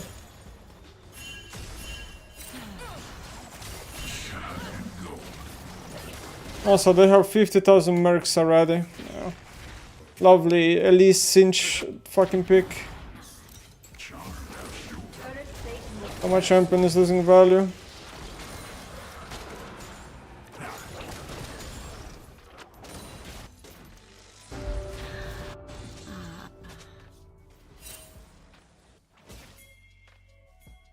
Just the luck of the draw.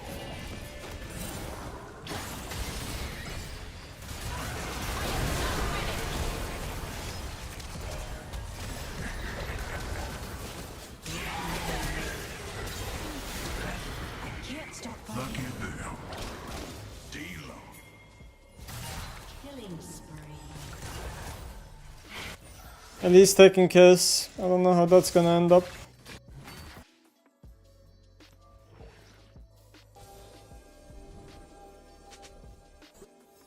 It's all in the cards. Rampage. Clear as day. Oh my god. Team has destroyed a turret.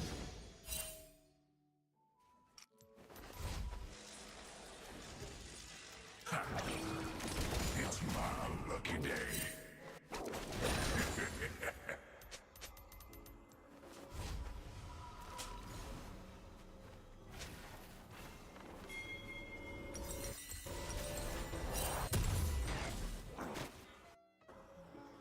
Don't mind if I do.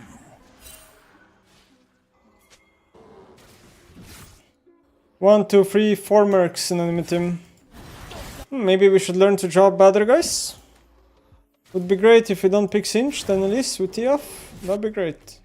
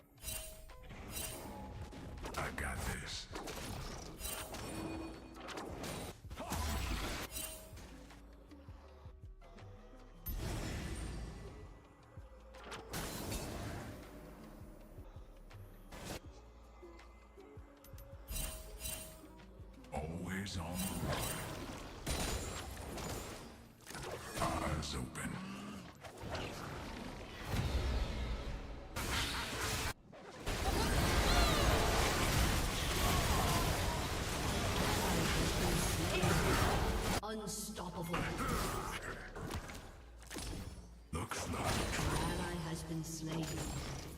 Well, unfortunately every game is decided by scaling, and we just don't scale because we pick Singed and Elise and Listen. So... my condolences, the game is low-key over. There's just nothing I can do. Doing it.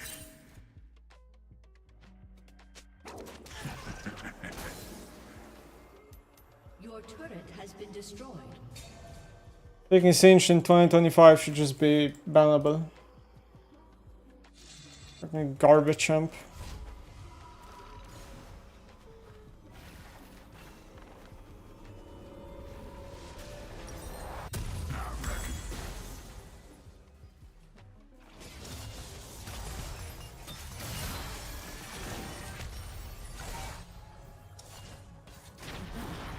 Five mercs in enemy team. With bits of Shank too.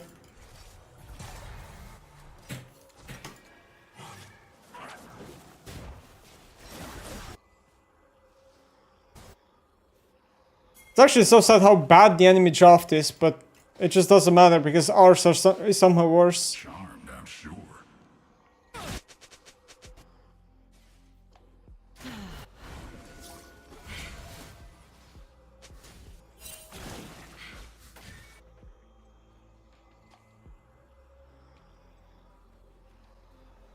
Just the luck of the draw.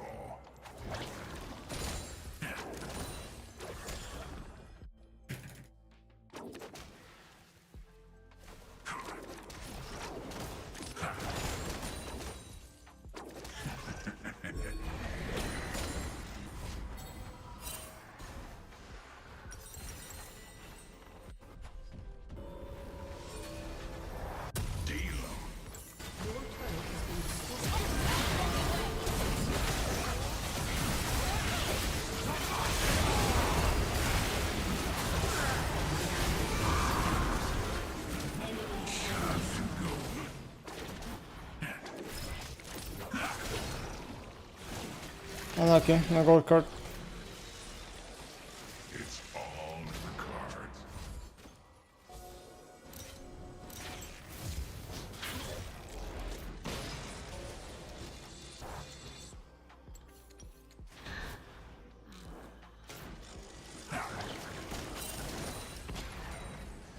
It's my lucky day.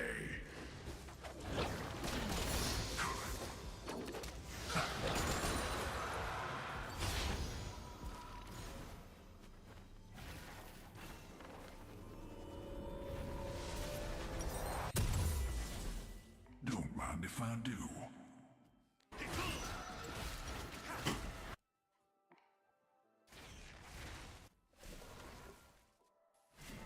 $1,000 for playing Singed. Okay, donate and I'll play it literally next game. Go ahead. I'm one of a kind.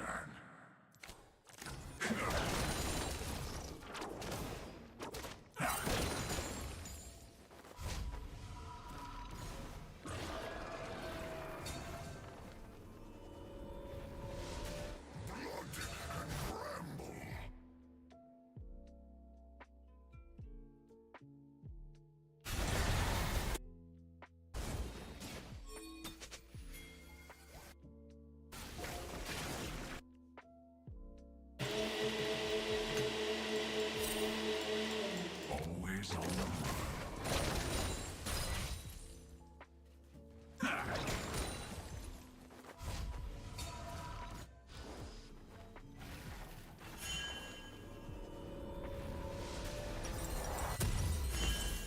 Legs.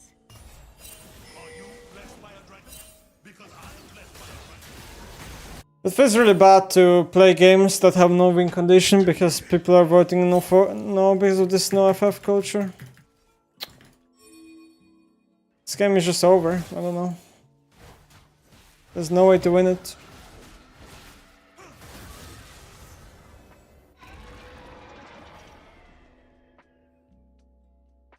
I reckon.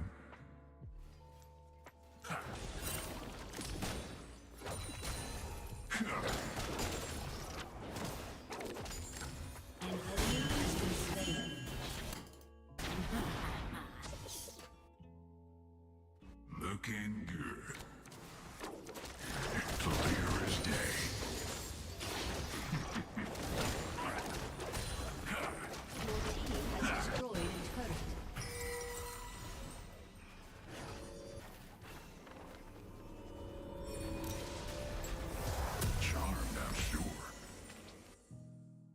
I ulted top to kill Darius and it ended up doing nothing. I fucking knew it, bro. I knew it, it was so obvious. There's just literally no point ulting anywhere this game. Because there's no win con. All or nothing. Eyes open.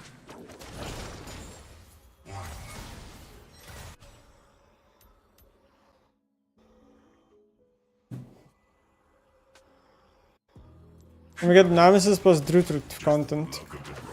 Soon, I have something planned with Drutrut. In like 20 days. You will see it.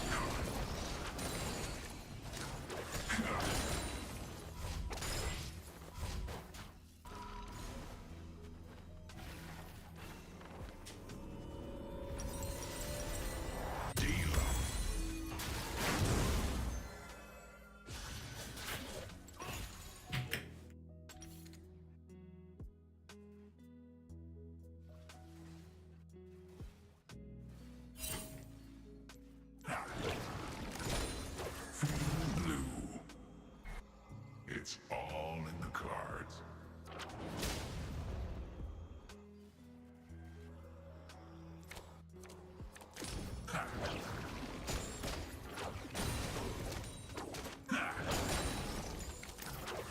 Clear as day. It's my luck. What's the win con this game? Do I just split until Nexus explodes or what? An ally has been slain. We can't teamfight, it's impossible. Rampage. Don't mind if I do.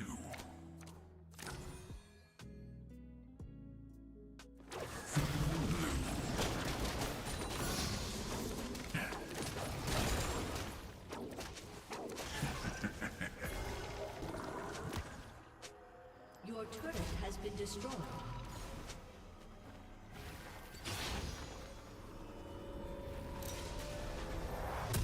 One of a kind.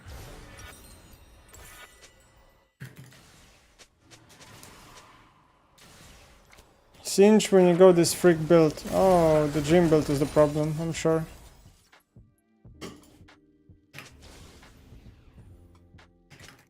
Always on the run.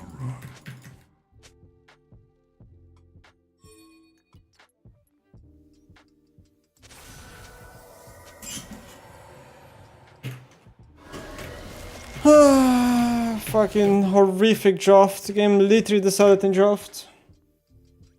Resident Sleeper.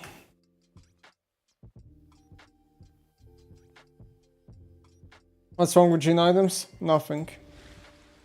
The draft has damage problem regardless of what Gene builds. It's just Sinch is being delusional.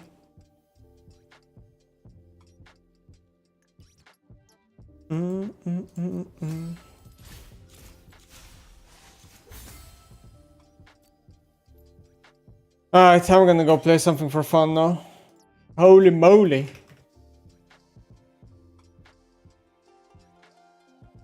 Let's play some for fun gaming. Who's the mid laner you like the most laning against? I don't know. Don't really have one. I don't really mind. Dota Arc with Drutert? No, no Dota Arc. Dota is just hard to pick up because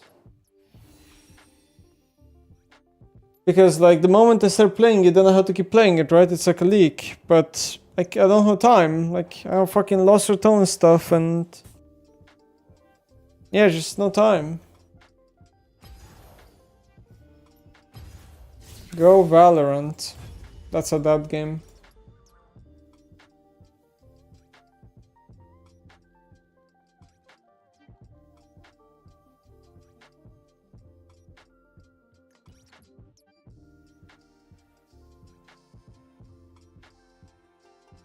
Let's go Warzone then. That's also that game.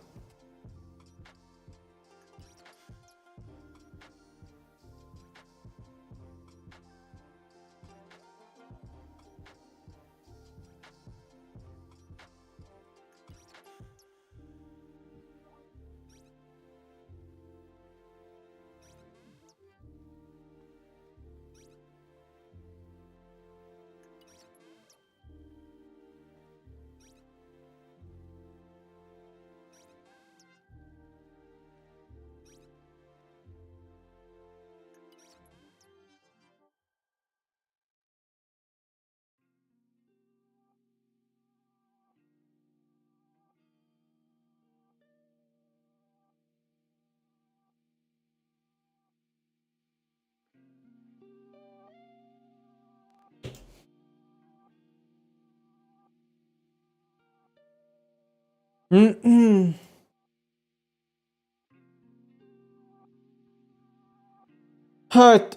Obviously it's gonna be a Mobile Legends, bang bang. No. People Riot.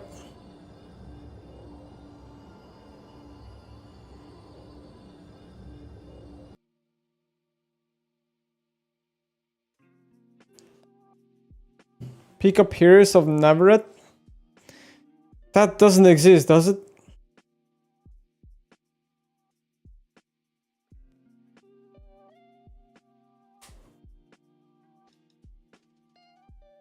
Ever played Skyrim? I never played it myself, but I watched it a lot when I was a kid, I guess. But anyway, the meta right now is to play Oblivion or Oblivion Remastered, right? That's the meta.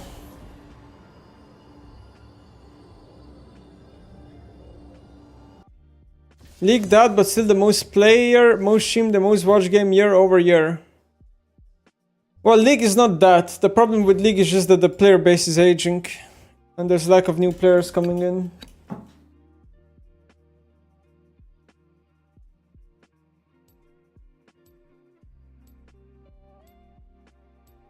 I shall play something fun now. When is MSI today? Is it 9 again? MSI schedule. Is there no MSI today? Oh, it's 9. Yeah. Okay.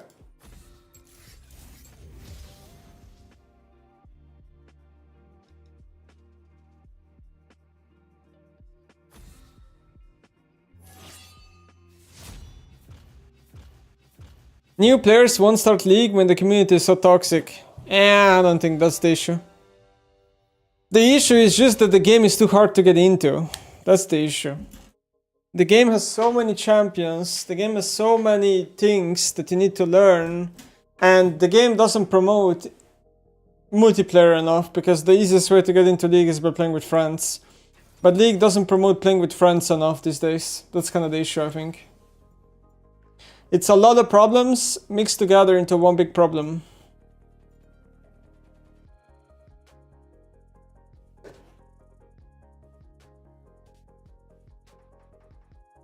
Look at WoW. What about WoW?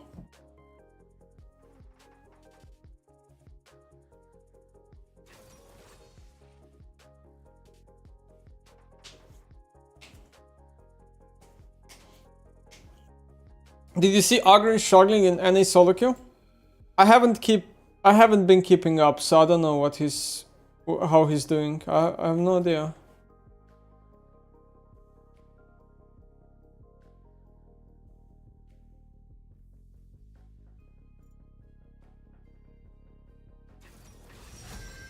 He's tilted and shitting all over NA. Yeah, what do you expect? I mean, he went to a worse server, of course he's gonna be tilted.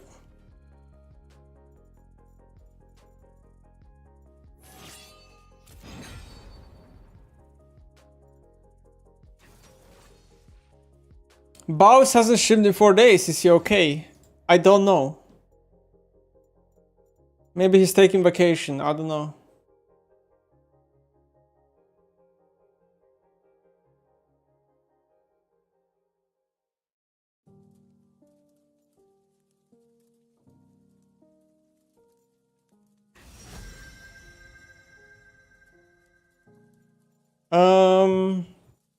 What's a champ I haven't played in a long time?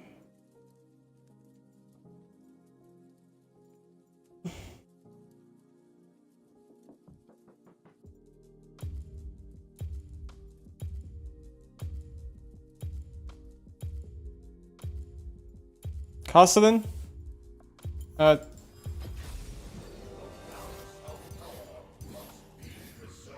Kassadin.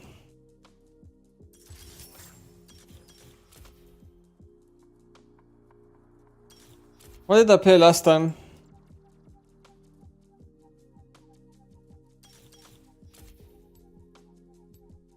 Keep forgetting what I took. Doesn't matter.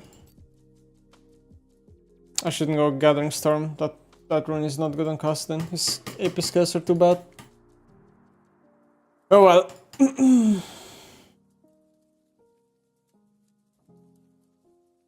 Go electrocute. Yeah, let's go a keystone you can proc. That sounds like a really good idea. Let's go electrocute. A keystone that literally can be procced on this champion.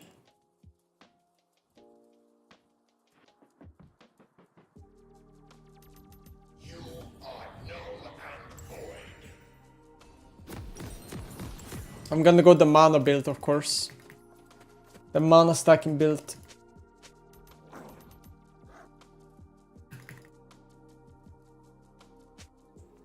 Is Ludens good on Hoi? Not better than Torch. Ooh, enemy Samira has phase rush. What? Welcome to Summoner's Rift. How can you proc first strike better than electrocute? How not? 30 seconds until minions spawn.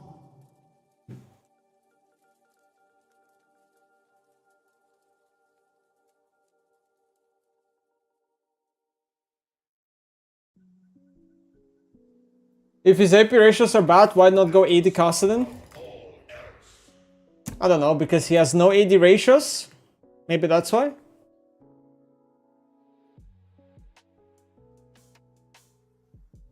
Minions have spawned.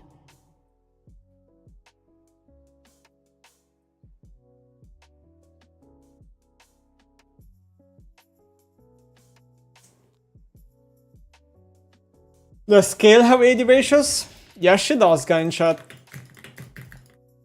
Wait, Twitch chat, you guys are just not smart, like, I don't know. I don't know, man. You guys are just saying nonsense. Complete nonsense.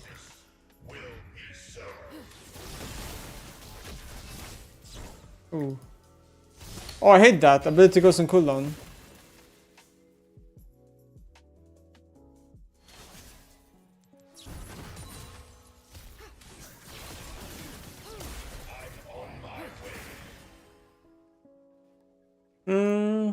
Let's just scale up.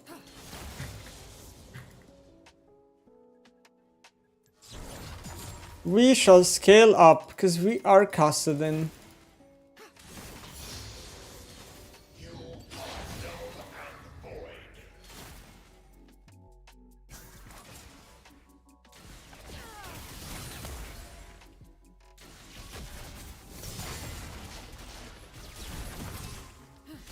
Ugh. Last hitting with this champ is painful.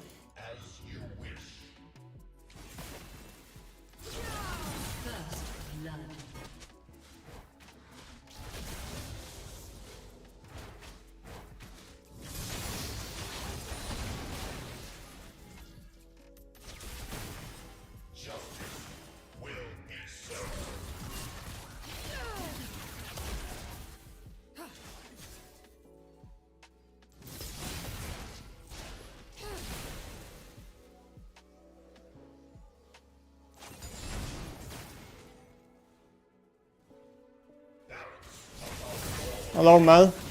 Mel is like...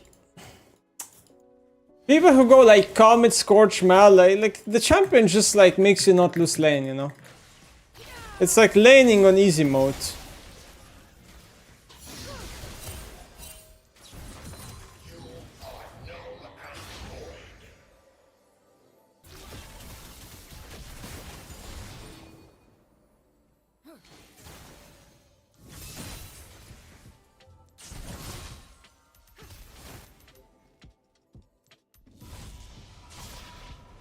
This might be a base TP angle.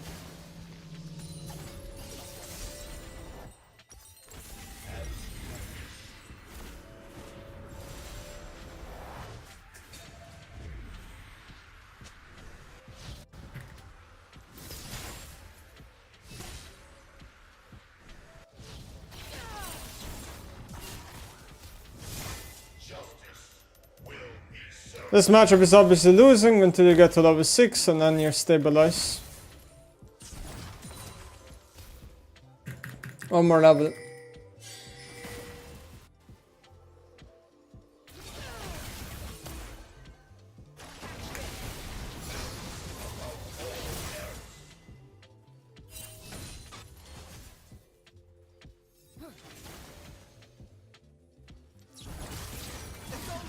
Oh my.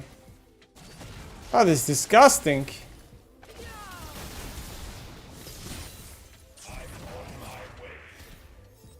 That is disgusting. Oh, sorry.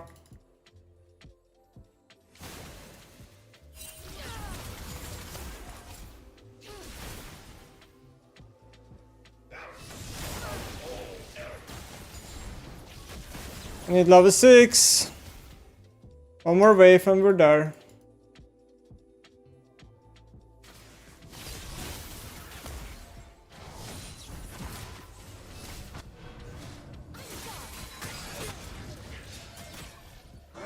We're good.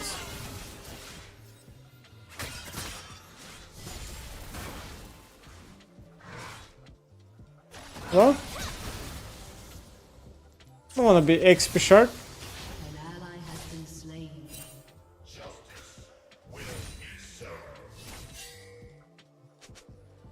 An enemy has been slain. Drop them 1 for 1.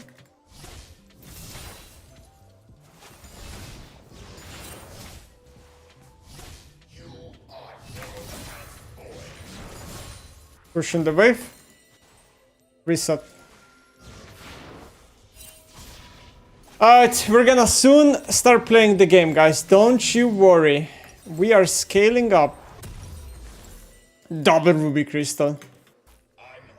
I am not the proudest when I have to do builds like this, where you just build tank items. It is not my proudest moment, but what has to be done has to be done.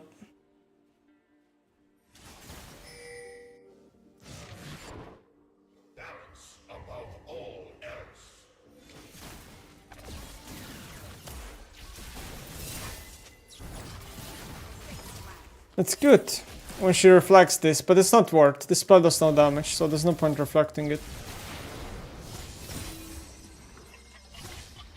I don't like this, like, I don't want to be XP shard. Shush away, old man. No, he's mid and he's gonna text the entire wave. Okay, man. And now my Jhin is like losing stuff, you know? Like, this is so troll. He just rotated mid, stole my XP, and fucked over my ADC. Why?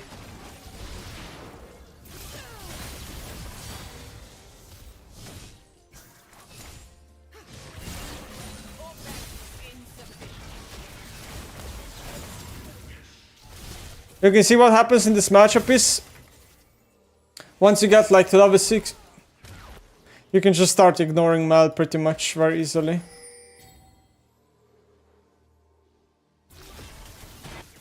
She doesn't do enough damage.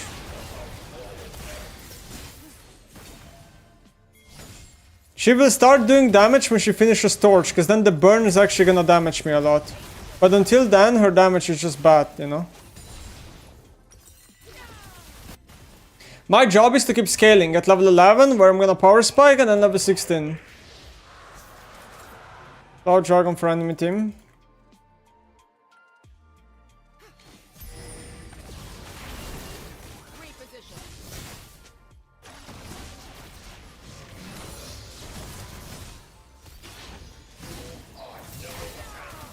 Missing a lot of CS because I'm lazy. Why is still on meat again?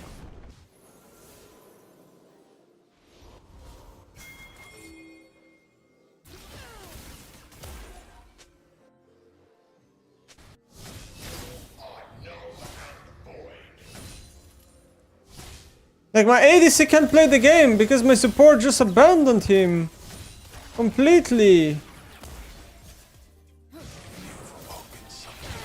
Miss cannon for that.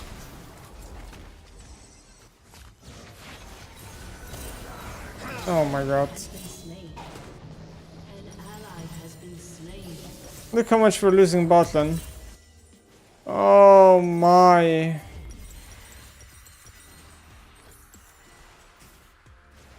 It's unplayable. My support is just trolling. Like, it's just win trait, I think. I don't know.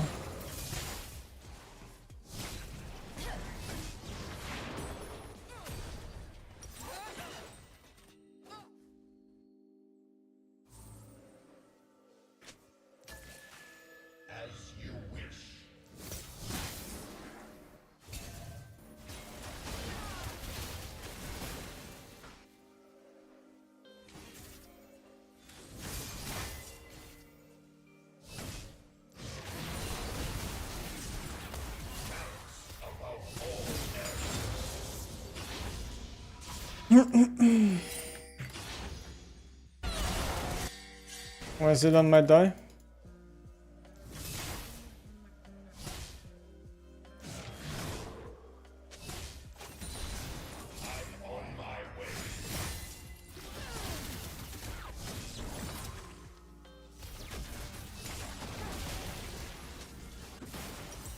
At this point my lane is pretty free. I can just evenly farm with her very easily. Now we're gonna go gank top.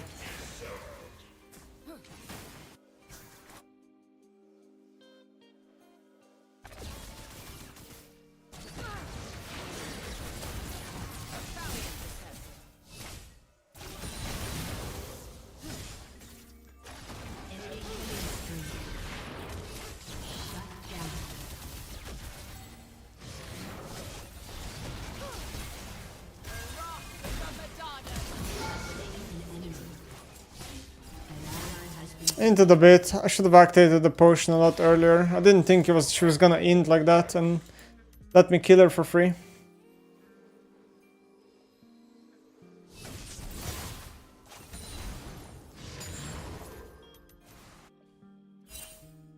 Like, we're losing bottom to Phaser Samira. I mean, that's impressive.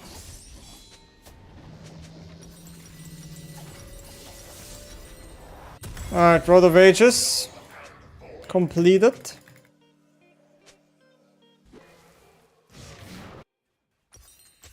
Malignance next. Very important item on Kassadin. Why first strike into high range Mal? Because it's good. That's the reasoning.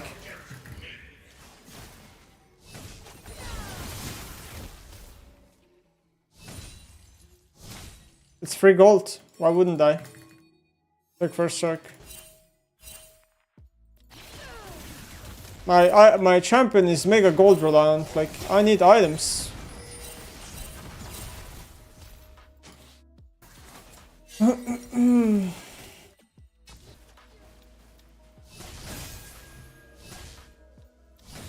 Oh, they have a lot of pinks.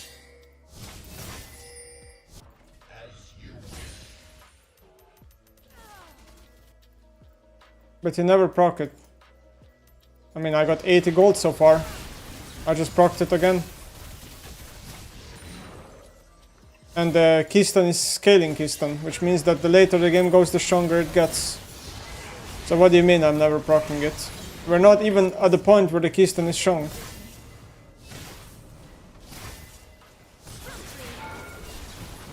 I just procced it again.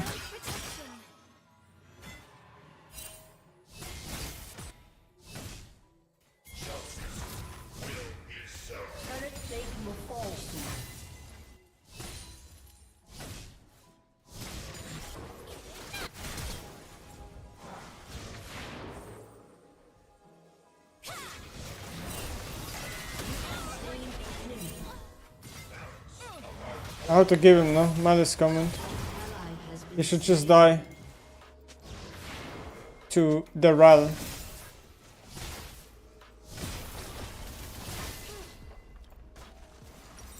I'm getting really strong actually. This is my game to carry. I could have procced it here, but I messed up.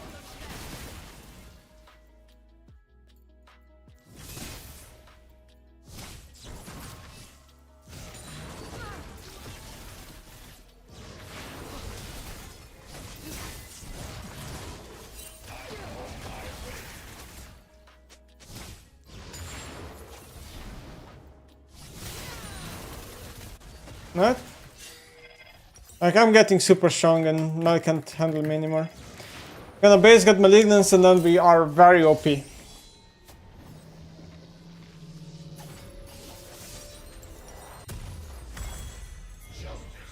We will be very OP. And our next item, Seraphs.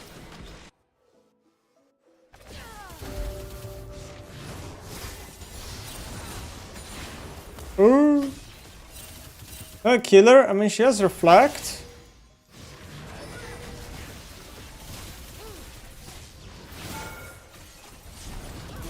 Easily. I can kill her easily. Destroyed a turret. Your team has destroyed a turret.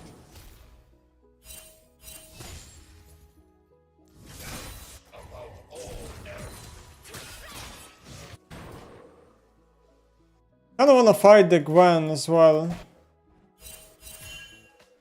Well, Samira is rotating into me. I don't know if she's alone.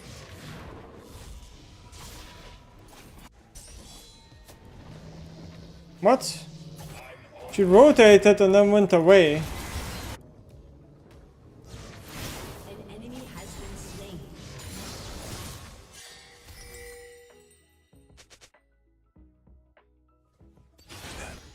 Maybe I'm going towards bottom again. Oh, she just used W. But I don't think I have enough damage.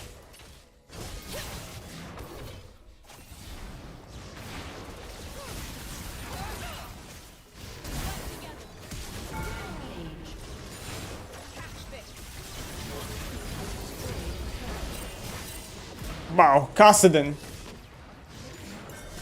This Kassadin champion, not too weak maybe. I think this is probably the best build for him though. At least I cracked a good build. I'm not gonna buy anything, I'm just gonna wait for full Seraph completion.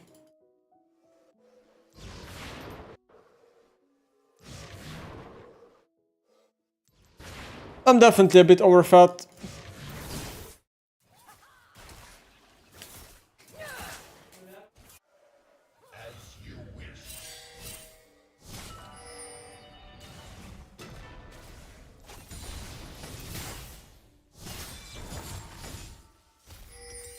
$200 more gold, power spike on Seraph.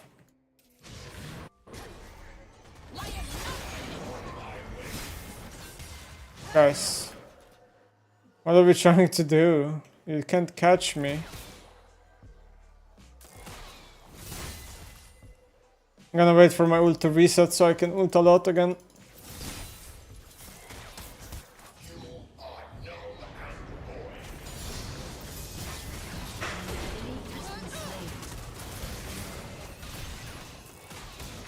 I mean, there is no way you guys will kill me.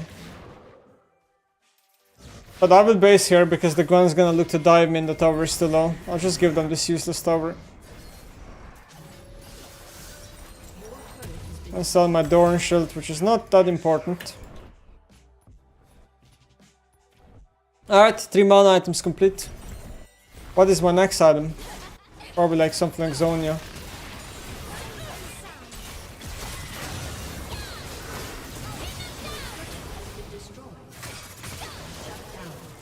Almost died.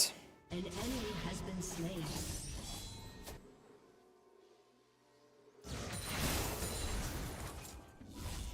But not enough. Your team has I think Zonia looks like for sure the best item here you can buy. Nothing comes close. Your team has destroyed a turret. Maybe I should buy tier 2 boots, but I don't think it's that necessary. Tier 2 boots here are probably just overrated. No feats. Actually, I can TP here. This Gwen will get nuked. I will get nuked. Wow, how much damage did she do? One fully charged Q did 1100 damage to me. Okay, Gwen. Sure thing. Sure thing.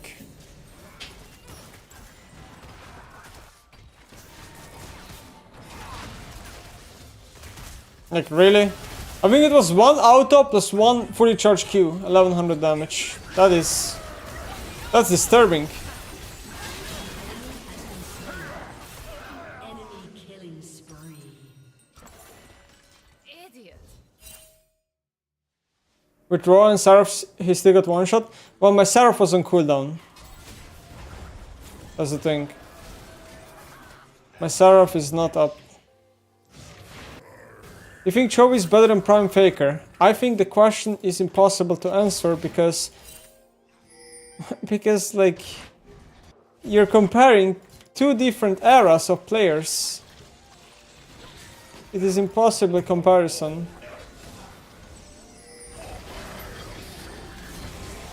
Killer! Ooh. Not good. That's just suicide. Ally has been slain.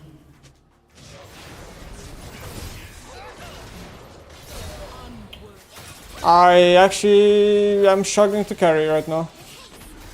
I'm taking bad fights, to be honest. I need to not frontline and I need to play more like a cleaner. I'm taking really bad fights. I'm taking really bad fights. I didn't know that Ambassa R just cancels out your R on Kassadin. It's the first time I saw this interaction.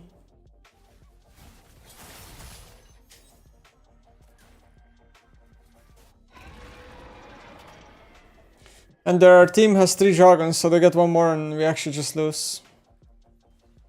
I thought the game was won, but I was wrong. The game is very losable. To play this champion, you gotta be angry and edgy. Really? Maybe that's what I'm doing wrong. Any tips for someone who wants to start streaming? No.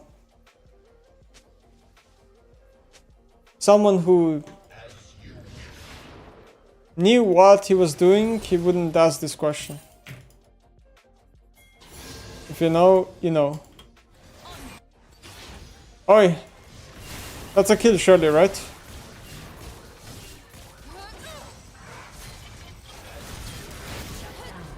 Beautiful. Big showdown actually.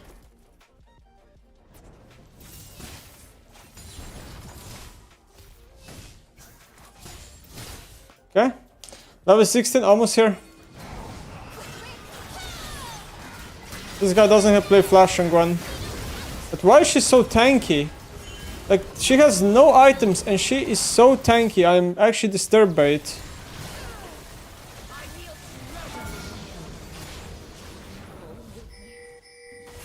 Actually, I'm thinking... maybe I should have bought these boots. Symbiotic Souls. I think these boots actually make a lot of sense on Kassadin. I didn't think about it before.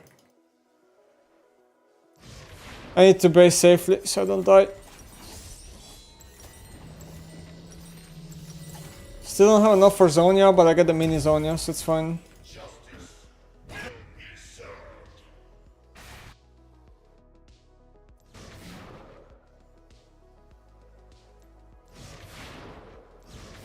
My ult is so fast. 1 second cooldown on my ult.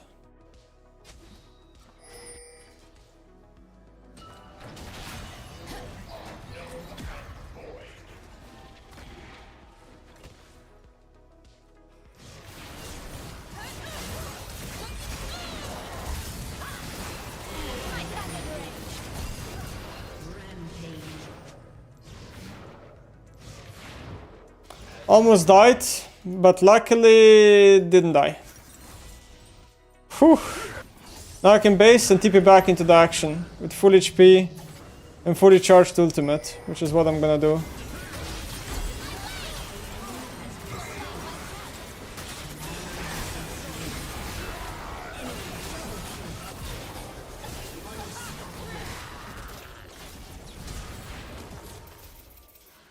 But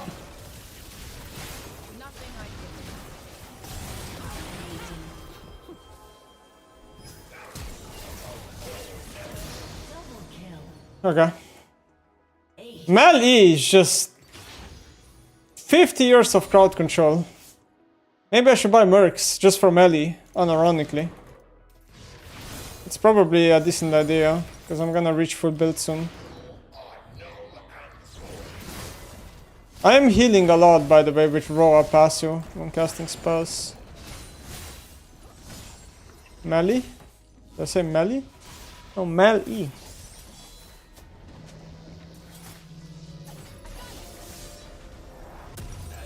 I'm gonna buy Mercs and Hunting Guys is what I'm thinking right now.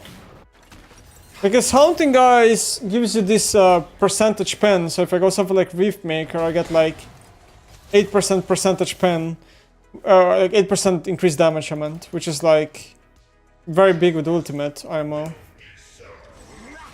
And if it's not Riftmaker, then it has to be like an item like Void or Crib Bloom. Don't see much else. I think they might do Baron, no?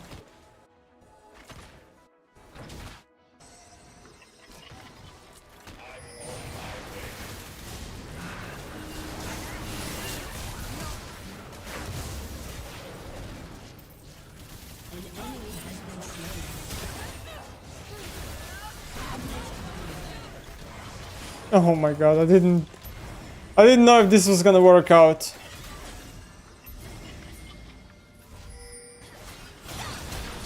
Poor Mal. An ally has been slain. An enemy has been slain.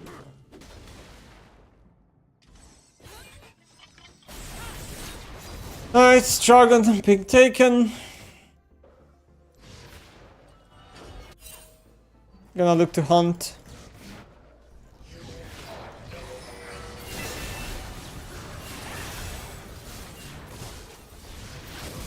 Abasa thinks she's cool because she has dashes, but Kassadin just has more dashes.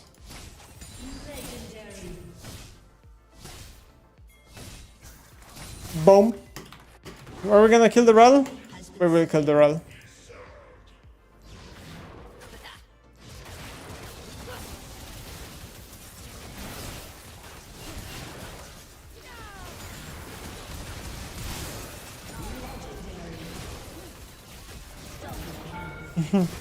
I have to focus Samira first, because Mel does no damage. So if I kill Samira first, then I'm fine after. I need to base again. See, this is why Symbiotic Souls would be good, because I need to constantly base, you know? This is Kassadin. You fight, you burn everything, then you base and reopen again fast. Yeah, let's finish Riftmaker. Maybe if they go too much Amara, I'll resell that. By the way, this fight right here, earlier, the fact that I bought Mercs against Mel E kinda saved me.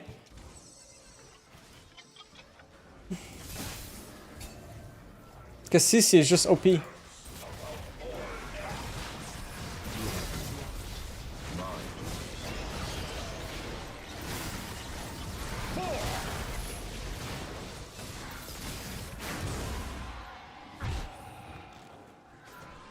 Do I base?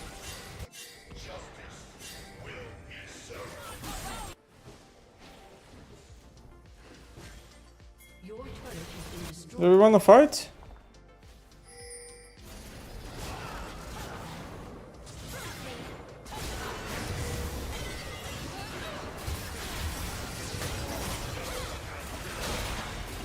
I'm gonna focus the Gwen. She's really annoying to deal with.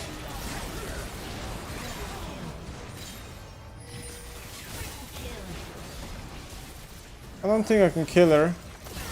Oh, I can. She gave me W.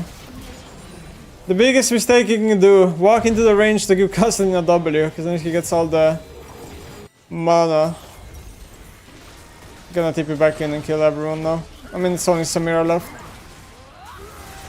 Wait for me! Wait, she's killing them. Your team has destroyed an inhibitor. Damn. Maybe it's time for me to bring out my Kassadin in pro play again. From the good old Fnatic days, I have 0% win rate with it. We lost every game.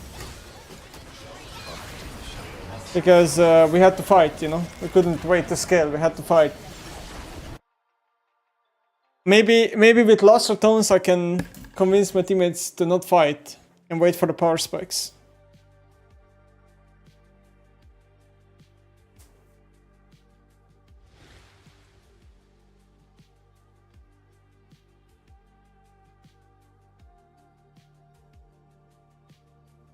GT versus FlyQuest predictions. I have a feeling FlyQuest will win, if I'm being honest.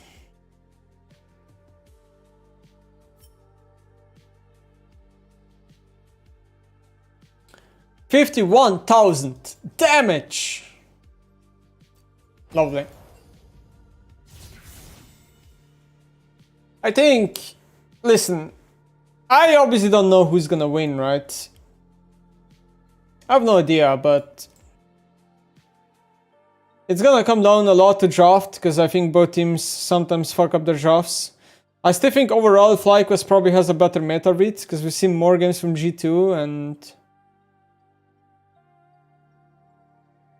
and yeah.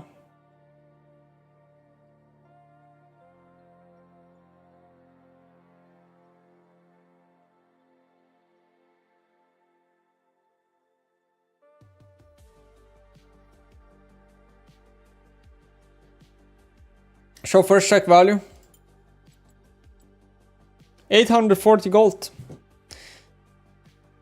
I get why this first check discussion happens. It's because Twitch chat just doesn't understand the identity of first strike. People just think, oh, you're playing melee versus range, you won't be able to proc it, it's a bad keystone. No, it's not how it works.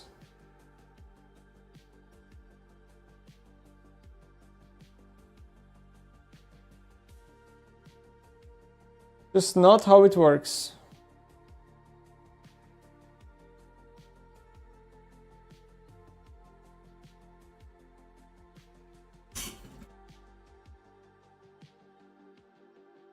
First check is statistically the best castle in keystone for years already. Nothing new. Spellbook better than first check? You could play Spellbook Kassadin, I think it's viable. But I just don't think it's better than first strike. Kassadin does not rely on having Ignite and Exhaust and Ghost, you know what I mean? He doesn't get insane value from Spellbook and he gets insane value from Gold Game from first strike. Stop edging me and tell me how it works. How it works? Well, when you damage somebody with an ability or auto attack and your first check is up, you gain gold. And you deal a bit of extra damage. But the gold is the most important part. That's how it works.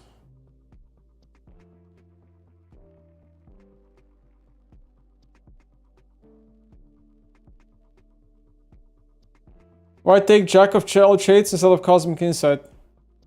Because I value free stats over having slightly less cooldown on summoners. That's why.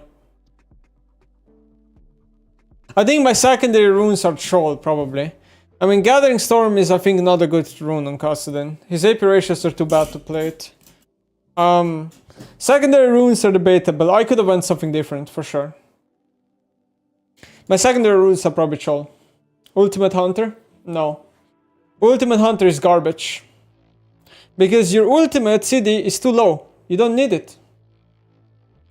My ultimate CD at level 16 is 1 second. What is Ultimate Hunter doing at that point? Nothing. Useless. Useless as fuck.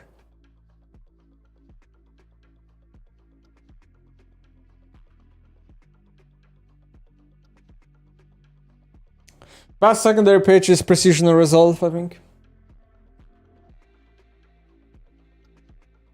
Guys, do you guys want me to review the MSI game or what? Should I go over it? The second one. I watched the Koi one. I don't think I want to talk about the Koi. Koi is looking, honestly, maybe like the best Western team so far at MSI. Maybe, but it's only one best of 5, can't judge too early.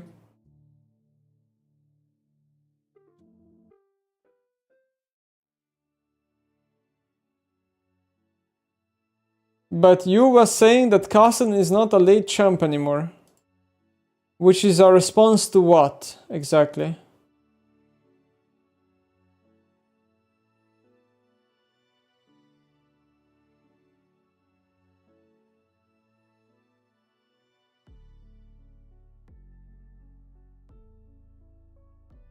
The new Lost Atoms videos is 21 minutes, really?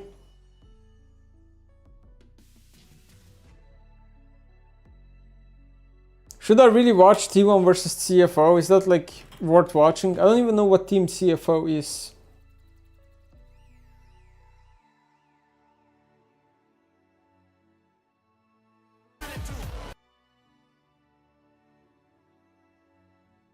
I mean, 25 games you guys are saying, which is like cool. But that's a lot to review. 5 games in a row, like that. Let me watch the first game, see what happened. How I don't even know who CFO is, and how did they even manage to make T1 go 5 games? Is the real question here. What is even MSI meta? They banned TF, Gwen, Varus, Zaya, Zero, Talia. I feel like teams are just banning what they prefer, mostly. The only champ that I see banned a lot is like TF, no? And Varus. Like, these are champs that are banned. Ponton first pick, Annie's in. I mean, it's terrible rotation. Like, this I think is just terrible meta read. I think Annie is just, again, one of the weakest mids in the game, and I think Xin is just a worse champ than Ponton in every case. Sion Victor. Yeah, I mean, we could have picked a useful mid-lane champion to Annie, but we picked Victor, and then, I mean, Victor is like, it's just gonna be handshake lane into building Roa and being a tank, right? Like, that's just what ultimately what the game is being played. Aatrox into Sion. I see, like, Aatrox into Sion, because you can stop so many Aatrox, like, Sion has a hard time playing into Aatrox because you Q a lot with Aatrox, right? And you stop, like, you have so many knockups, you stop Sion from queuing and stuff. And it's easy to just pincer him with W and stuff. My problem is that I think Sion is just like an S tier champion in general, just because of how easy it is to get value out of him. He's just a very solid tank that is very hard to have. It's just a very blind pickable tank, doesn't really lose any lane, and generates a lot of tempo on the map. That's why I think he's just a better tank than most champions. And I think Aatrox is just like a beater champ, honestly.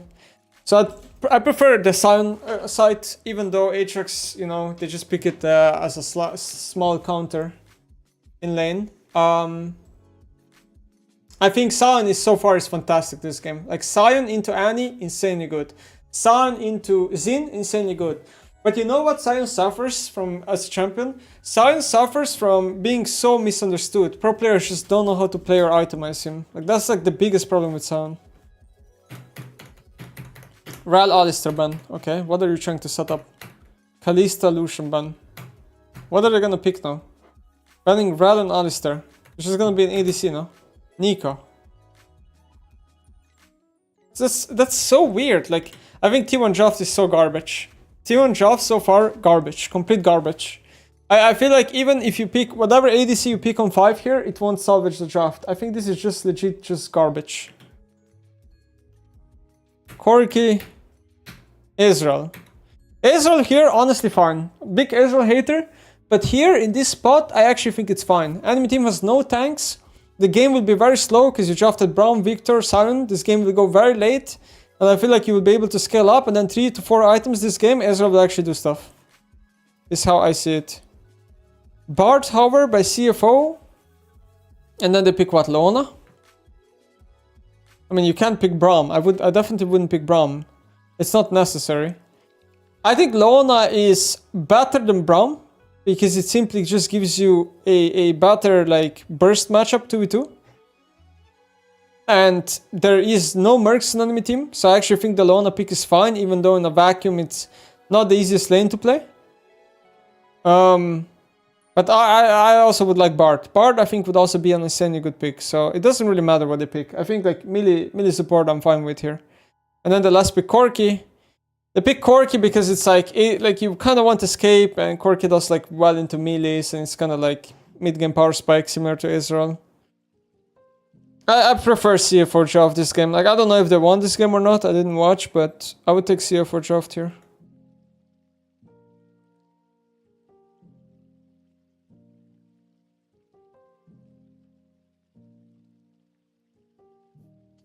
Talking runes. Annie with phase rush. Is this something new that I don't understand? Annie with phase rush. I personally think it's kind of garbage because it's too hard to proc. And do you have value from phase rush this game? Not really. I don't think phase rush is any value. I don't get why he's even phase rush here. Would never do that. Also, you almost never see precision and cut down on Annie. Like, because Annie is akin to Talia. She's not akin to Orianna or something like that. And what I mean by that is like, with Annie, your goal is to play a lot in your flash timer. And your goal is to kind of snowball the game from early to mid game, IMO. I don't think Annie is like that good of a scaling champ, even though her AP ratios got buffed a lot, just the range fucks her too hard, and if she has no flash, she does nothing. So I think there's way more reason to play runes like Electrocute, and there's way more reason to go Cosmic Insight on Annie than it is to go on other champions. Like when I played Annie, I went Cosmic Insight every game, because I felt like this champ was useless without flash. Don't look Sion items. I mean, Doran Shield is like a fine start. You can never go wrong with Doran Shield start. But into Aatrox specifically, Doran Shield is not the best item. Because Aatrox trading pattern is burst. It's not sustained damage. And yeah. Against Aatrox, you should always start Ruby or Longsword, I think, as Sion. Regardless if you go tank or not. If you go AD or tank. I think Doran Shield is wrong into Aatrox, but it's not so bad that like you lose the game over it or something like that. Doran Shield is still just a solid item because it's just a solid item.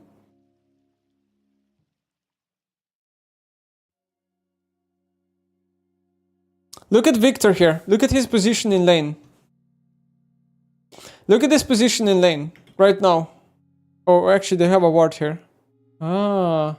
Okay, I was about to say, the way he's playing the lane, very vulnerable to Xin 3 camp into mid gank. But I think that ward actually just... He warded well. Like, the way Victor played it is really well. This is something you guys have to learn when you play mid lane. Like, the way he has ward here, and he sees Xin doing Raptors right now, and then the ward will disappear. Xin could have faked it, right? Like, Xin hovering to the right side here, where my cursor is. Xin could have faked it and went all the way back, or all the way around and ganked him.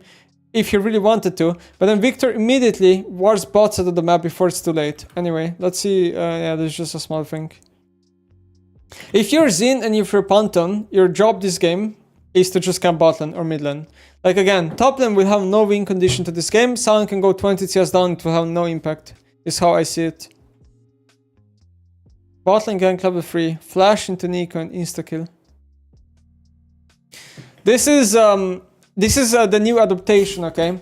When you play against Nico in pro play, if you manage to gank her once, you completely ruin the tempo of how the champion wants to play lane, and she no longer becomes a lane bully. All you need to do is one gank. This is why, like, a lot of junglers, they do these adaptations where they do level 2 or level 3 ganks bot lane in this range versus melee matchups. Because now what's gonna happen is, Nico dies, and Leona will be able to basically not get bullied in lane, and then she was gonna be able to be unlocked more. This is, like, really good.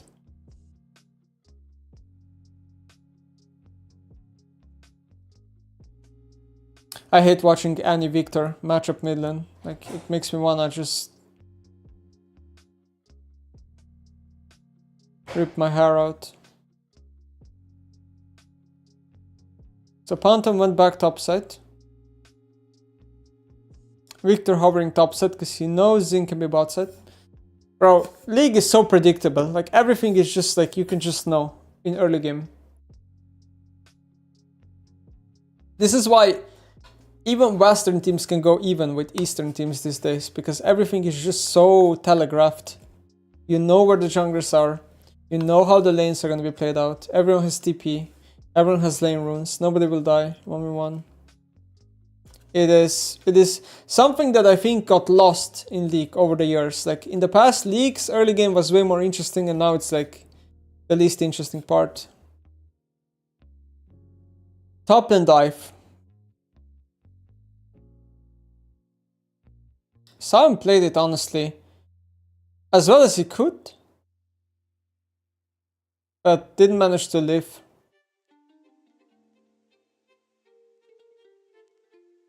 Unless you're Buipon, you die 1v1.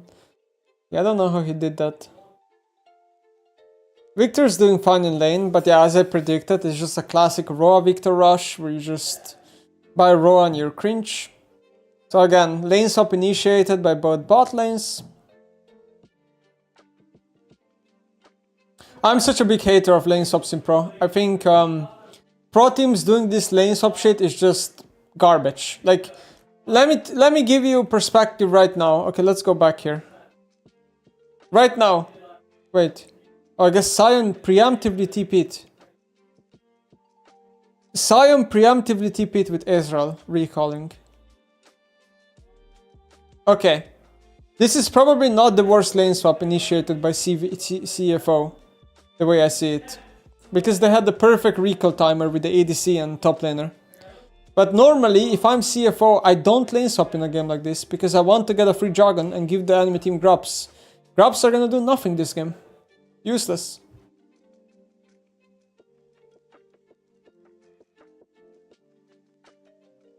I thought this Nico bug wasn't allowed in pro play. For some reason, Riot is allowing all Nico bugs to just be played now. I don't know why. I mean, Nico doesn't perform in pro play anyway. Every time you pick Nico, your Nexus explodes unless you have Mega Team Gap. So, like, this is what I don't get, right? You lane swap a CFO, but then the enemy team gets the Dragon anyway. And they're gonna be able to contest the grubs as well. So what are you really gaining on the map? Oh, hold on a second. I mean, the CFO actually does want to contest the Dragon. And they managed to actually get it. To kill the Xin. But if Xin Zhao right now just finishes the Dragon and dies, and Faker just runs out in time and doesn't die, then I think it's worth for T1. Dying and getting the Dragon is always worth it in early game. Always. I kinda get CFO's point of view. I think CFO wanted to just get Pantheon level 6 and then Pantheon has the option to gank top or simultaneously jump with the Dragon. So T1 had this like very small specific timer where they start the Dragon and it could have backfired pretty hard.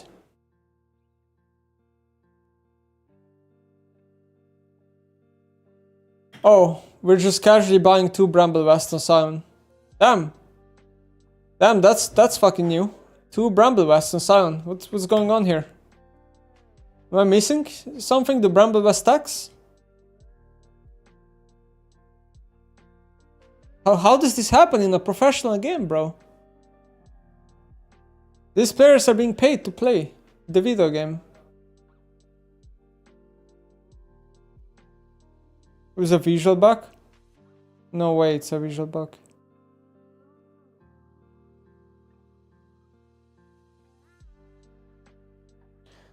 Well, okay, so it's 2 grubs for 1. Look now, I mean, he sold it, guys. He sold it.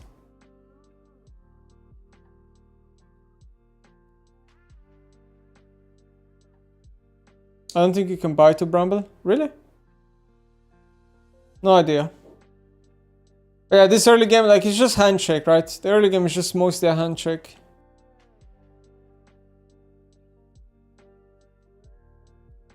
Mid lane has so much lead, the Victor. I wonder if Faker missed like some cannons here and there, and Victor got the cannons. This is why the gold hit is 600 on mid lane.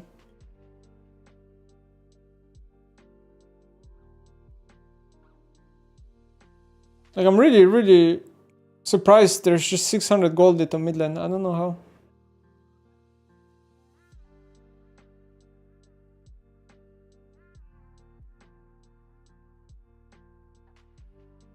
I mean, from my point of view, I feel like CFO should be happier with a game state like this. If you're slightly winning early game, you lost only 1 Dragon, you have 5 grubs. I don't know what's happening here though. Ooh, wait, hold on a second. Pantheon is kinda stalling on them. And then he dies. This is a super close rework fight. How does this break through? So Pantheon Loki gets caught. But Faker doesn't drop the T-burst. Isn't this like...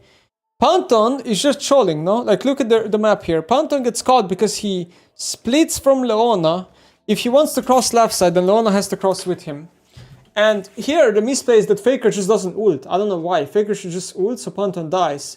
But maybe Faker thought, oh, the kill is free anyway. So, but Pantheon heals a lot with Sundered Sky. And then, like, the whole play is really good. The problem is here, at the very end. I guess Pantheon gets too greedy and dies to Nico. Meanwhile, Faker should be getting solo killed here, no? I guess he flashes away. And then Victor has no flash, never mind. I guess he can't be dying. And then wait, let me see the bot play. Because like there's so many fights happening on the map. Now I'm watching the Ezreal play. Ezreal... Oh, you guys couldn't even see the... because of my cam actually, but much. Goyushi almost dies, but somehow lives. And wait, in the meantime, Aatrox also TP'd. Like, what the fuck? There's so many things happening at once. Where did Aatrox TP? He TP'd on the Crocs area. And got nothing, or what? Yeah, the TP did nothing. So Sion should be able to generate some sort of a lead here, right? But for some reason, the Sion does not play Demolish. What the hell? What? We don't play Demolish on Sion? What are we playing then? Like he has, what is it called, that useless rune? Shield Bash or what? Fucking useless, completely useless rune. Why would you go Shield Bash on Sion when his shield cooldown is like 13 seconds, bro? You're proccing Shield Bash like once every 30 seconds in best case scenario. That is just garbage. That is just garbage. Anyway, wait, what exactly happens? This replay completely screws me over. CFO gets the dragon. Yeah, Victor build needs to be studied, needs to be reported. Sion build needs to be reported too. Iceborne Gauntlet and Sion, yeah. Yeah. Yup. Love it.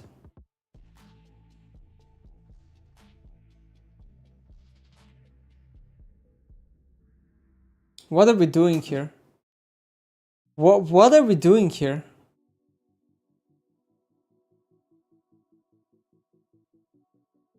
How do we manage to fuck up a 4 versus 1 dive? How? Is it because we're building tank items on every champion so we have no damage? Is that why? Maybe if Victor had human items? Maybe?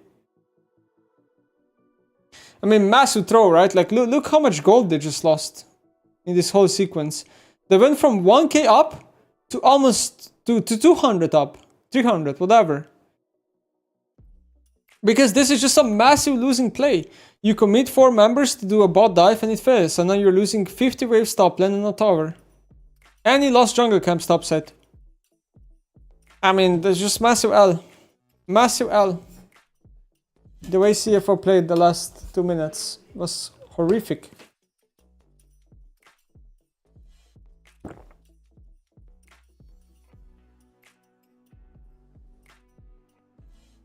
So they lost top tower and now they also lost bot tower.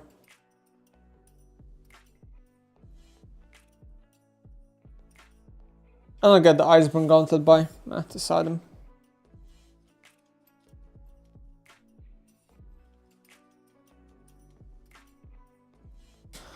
Like CFO should be ahead at this point. I don't know what they're doing.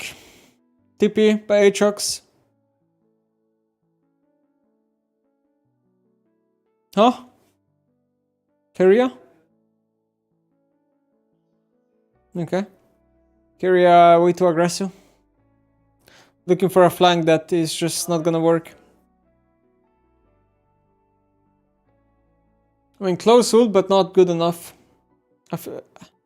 If Sion is not sure if that's gonna hit, then I don't think he should ult here.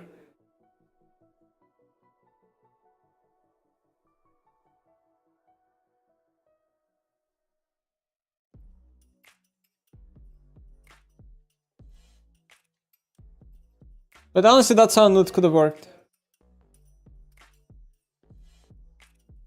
I hate this. Like this, I think, okay. This right here, what you see right now, is what I hate about pro players and them playing Sion. I hate this so much. How much for Dragon? How much for Dragon? 36 seconds. 36 seconds. I think this is troll. Opening the map here with Sion just randomly going into this river, Lona placing a useless pink ward that gets instantly cleared. It's just so troll, in my opinion. It would have been a million times better if Sion or Victor were top, pushed out top deep, because they also have Pantanal hovering, and then had a rotation timer, while if T1 wanted to contest the Dragon, they would also bleed waves. But look what happened, just watch. Sion went into river, achieved fucking nothing, and then pressed B, and then went top, and now he's not a Dragon when the top wave is at his tier 2. You know what I mean? Like, right now he should be there, if he wanted to be there. But no, he went top wave for a useless wave that they didn't change anything about the game. He shouldn't have even recalled, you know what I mean? He went top for nothing and now rotates to mid lane. Like, this is just such garbage gameplay. Complete garbage macro. This is what I hate about Science in pro play. They just overgroup and they play for team. No, fucking play for yourself and build good items, not Iceborne Gauntlet, maybe. Okay, what's happening here? Ult on Zin. Yeah, just... No, it's just terrible. Just terrible way to engage a fight. Just terrible. Like, Sion is just trolling. This guy should not be allowed to play Sion. Why are we, like, what is this fight? Like, we see Aatrox and Nico behind us. We cannot just tunnel vision on Zin and think we won't get flanked, while Zin is a champion that will stall so much time with ultimate. No, this is just a bad team fight. Like, this is just a bad read on how to play the team fight. It just is. We're burning Leona ult and Leona spells on a target that is irrelevant. We're getting flanked by Nico Aatrox from one side, while Victor and Annie can flank from the other side. We're getting sandwiched when we have mega positioning advantage because we have pink and pink down. Fair point. And war When do down. we see you play at international events? Never. Thank you, Mephisto. Well, I feel like T1 got away with murder in this teamfight. Dragon lost. So now the replay ruins the whole tempo of the map, so I have no idea what's going on. We're making a play on Annie. Okay, Annie dies. Aatrox TPs. Sion is absolutely useless. Okay, Sion did something, but stole the kill, which is kind of bad.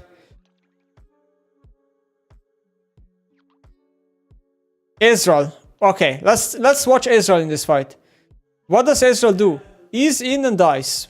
Huh? Brownie? Is that you? Guys, is Victor doing any damage? Let's actually... Tunnel vision on Victor this fight. Is Victor doing any damage, guys, with his cosmetic useless build? Anybody? Is Victor doing any damage? No, I don't think so. No, because we're just allergic to building damage. We built Raw and Cosmic because it's job security built. So we don't look like the reason why we're losing. But we actually are the reason why we're losing. Because we have cosmetic built. Like, if you buy Roa, then your second item just by default has to be Lianji. Because Lianji is the only item in the game at that point that will make you deal basically some sort of damage because of the burn. Like, it just is what it is. If you buy Roa, you are forced to buy Lianji second. You just are. I feel like again, I feel like CFO has mega winning positions. They're not taking them. They have cosmetic builds, so they're losing fights when they shouldn't be. I'm just fuming because like their draft is for sure better. Like, look, 1 Eon to Zin and it's cosmetic. Zin is out auto-attacks once, heals with Sundered Sky, and heals up all the damage that 1 E of Victor does. It's just... I'm just getting so mad watching it. And what is this Sion doing? What is this Sion doing? Like, again, CFO driver, what is he doing? Like, does he think he's unkillable or what? Maybe if he actually went a proper build, he would be. Just maybe.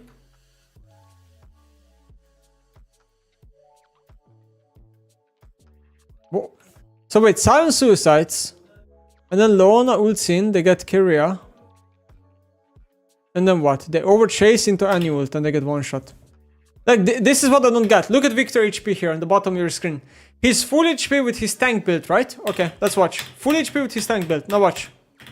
Look at this. He fucking died in 1 second. So why are we even building tank items? It doesn't even make us live.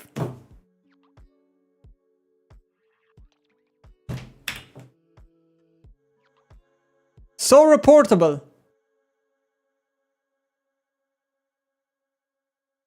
So reportable. And no, sorry. I have to keep going.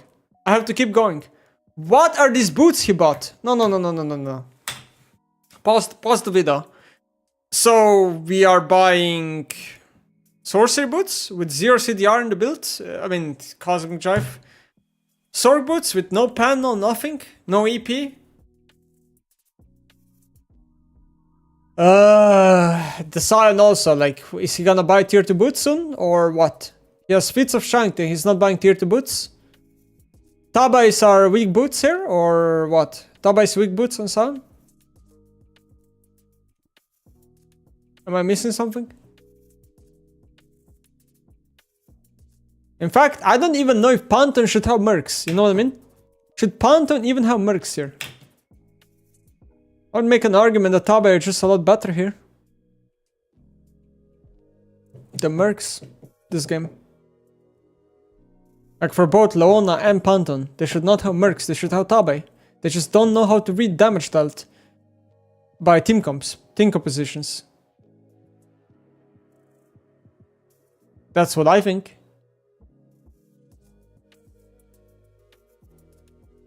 I mean, 2.7k gold lit. And CFO has garbage builds, so it's like more like a 5k gold lit. I don't think they're gonna be able to win the next fight. I mean, what the ADC of CFO doing here is good. Is he found Aatrox in the bush and zoned him and got a kill. This is good, like the ADC of CFO smurfed here. That's a good sign ult too. Wait, they actually managed to win a fight or what? Well, I just said, well, I don't think they can win a fight, and then they actually win a fight. They actually found a really good flank on Aatrox. They found a really good ult on Scion. That was actually a really good fight. I didn't think that was gonna happen. So now T1 countered through and lost all their lead. Baron. Dead. Jargon. Also dead. Not bad. Okay, Doran hiding in the bush. Attack started. They found Doran. I don't know who blue orbed here. Who was the one? Ezreal or Victor blue orbed here really smartly. And I think it found the Aatrox. Actually surprised about that. Keria took the portal and he's going on mega flank. It makes me wonder, like, is this even a fight you should be taking as CFO, right? Because CFO has Baron right now. You could just deep push mid, deep push bot, take all the control and then start Atakan. I feel like they're just starting Atakan for the sake of starting Atakan. And now they're gonna get shredded with resists mega hard. Or they have to drop it. Like, they're just wasting time. Push waves with Baron and then do Atakan. Come on. Okay, at least they didn't like fully commit to Atakan. Oh, Leona. Leona. What is Leona doing here? Pro players have gotten really good at warding flanks. Because like, there's just so many flanks happening in pro play. Especially on a map like Hexgate map. Right? With the gates. So Leona gets caught. It debates Pantheon. Pantheon gets just insta-dice. So now it's a counter throw again. Keria found an amazing flash ultimate. And now T1 will wipe them and get Atakan. It's just counter throw versus counter throw. Look at the gold graph. Like, the gold graph just shows how much throwing there is this game. Not sure about Faker's build. I guess it's not too bad.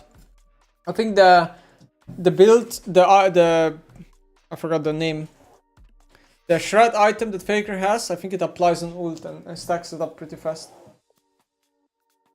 I think it's probably not too bad. But Annie's not the main character here anyway. It's Corki and Zin and Aatrox. So first of all, how exactly does T1 have this ward? I need to go back here and check this. Who plays this ward down? Wow, Keria. Okay, it comes out of replay and look at what Keria does.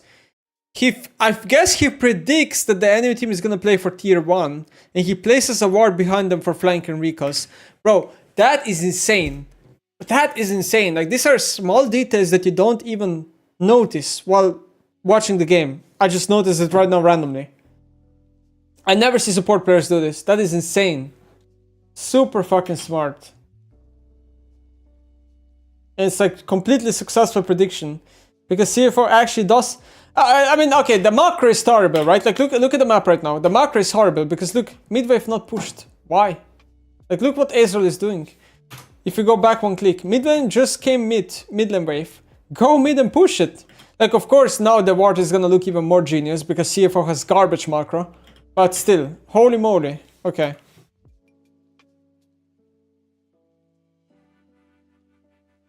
Insane TP flank with the ward. Victor insta dies. They got the GA of Xin.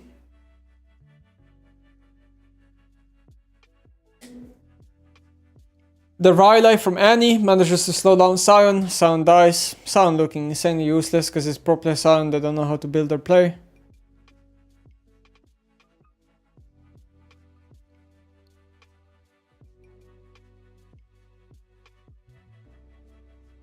Skip forward. Still no soul. 32 minutes and no team is at soul point. Lone ult wasted. Meanwhile, Atrix just solos the dragon. I'm sorry, but hold on. I'm sorry. I'm sorry. No, I'm sorry. I'm sorry, but why is Panton not ulting on dragon right now? Like, genuinely. Panton can literally just press R on dragon and take it. Right now. He knew. They had blue orb vision. Why is Panton just doing nothing? Pressing ult is too hard? I don't know. Did they get Baron off them? No, they don't. They do not. They can Baron. No, they can't, guys. Aatrox is a dragon. Panton is a dragon. It's a 4v4. CFO can stop them doing Baron 4 versus 4. They cannot just get the Baron. It does not work like that. The reality is that ulting the dragon is free for Panton, but he just doesn't do it.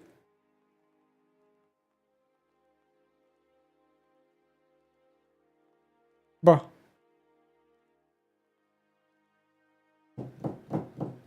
What's happening here? Recall and ward. Kyria had amazing reaction time. Look at this. I don't know how Kyria had the amazing reaction time. Was it the Panton ult that made him aware or what? I think... I don't know how Kyria doesn't get hit by ult here. I honestly have no idea. Wait, no, actually, he did get hit by ult. It was the clone, actually. I'm stupid. Forget everything I said. I was looking at it wrong. Is this fight winning? Panton goes too deep and gets one-shot by Annie. I have no idea if this fight is even... For some reason it's not. I don't know how. I guess CFO is just so weak or what? I don't get it. Why did they look so weak?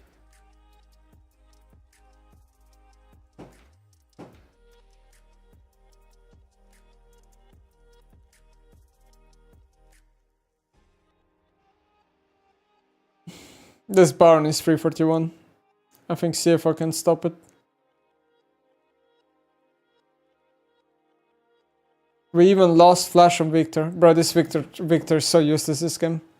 I think the Sion and the Victor were the most useless members this game. They did absolutely nothing. It's crazy. This Victor build is just so bad. We're 4 items in and we have no pen item. We have no void stuff and every champion is level 18. We have no Criblum or void stuff. It's just so bannable to build this. We went Zonya, Cosmic and Roa and we're getting one shot every team fight. Nice. So useful. Really. Alright, that's the game 1 review. I honestly think CFO had better draft. I think they had so many opportunities to win the game. But T1 just better team in that game.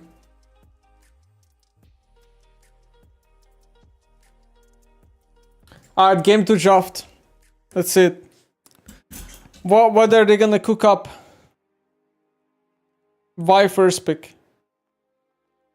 Kalista Renata. Oh no. I'm not gonna maul about Kalista Renata. You guys know my opinion at this point. Lucian Nami. Good picks. Good picks so far. Rise on free. T1 at this point committed into a very early game stomp draft. Early game tempo stomp draft with Rise, Kalista Renata. Like now on 4, you have to pick like a long range mage. You cannot pick something melee. If they draft a melee champ on 4, I will actually lose my mind.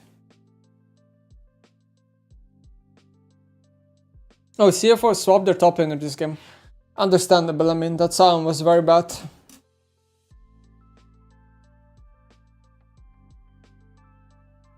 Wukong on 4. I mean, I hate T1 draft. I think it's garbage. Cassante. Overrated champ. Not a big fan. But it's not a bad pick. Please don't pick a melee champ. If they pick Salas, I will lose my mind. You cannot pick melee champ this game. Aurora. Not bad. Aurora is okay. Better than Salas. And the last pick, Jax. I think CFO won the draft again.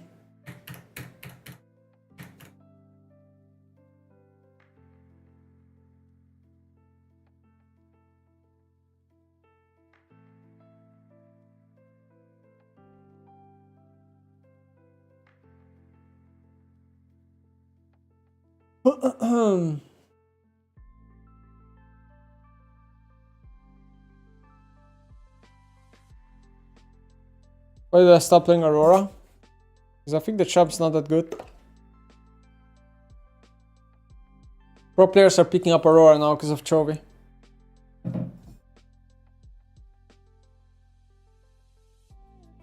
Okay, Jax is just playing with them a bit. Whoa!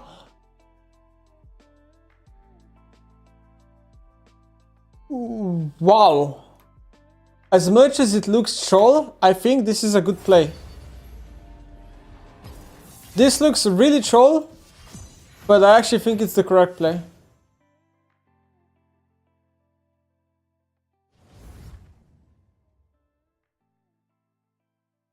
Actually the correct play.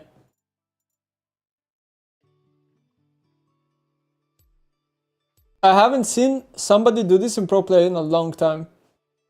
That's kinda cool. This Cassante is already playing better than their previous top laner. And we're only 2 minutes into the game.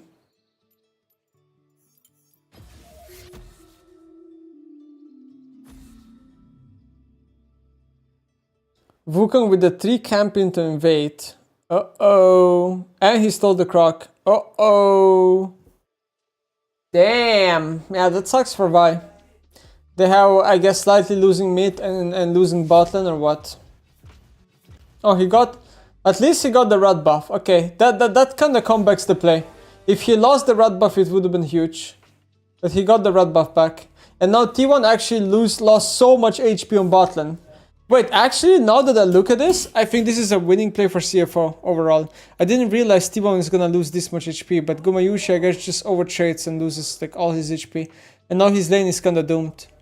But CFO is in an amazing position both sides of the game, and Vi losing 1 camp is whatever.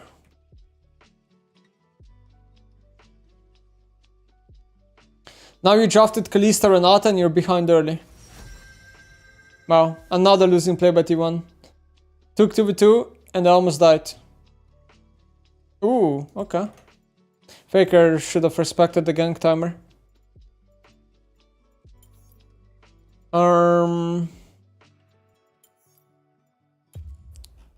Ophelia spike, not again.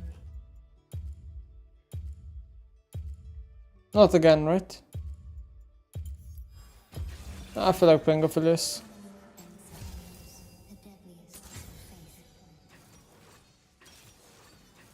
Ah, they have broom.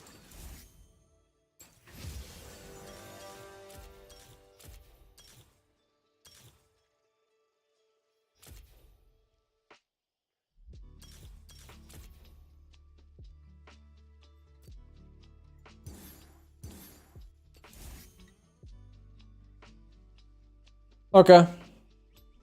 So if we go back here and we quickly talk about this, we know Vi had to base after the bot play, and we know she's opening top side of the map because of pathing. So Faker has no business dying right now. He has no business dying. Like, he should be warding earlier. He even had a pink ward. He goes for ward, but he wards too late. So that's just a misplay. If he just wards in time, he will never die here, I think. Alright, I'll watch after the game.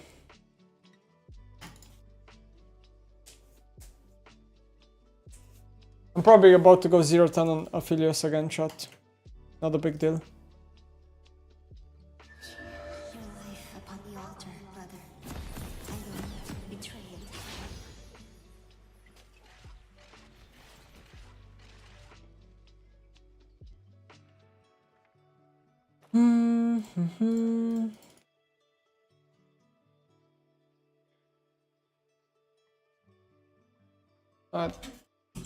It's raining outside. It's so cool to see rain. Summoner's Rift.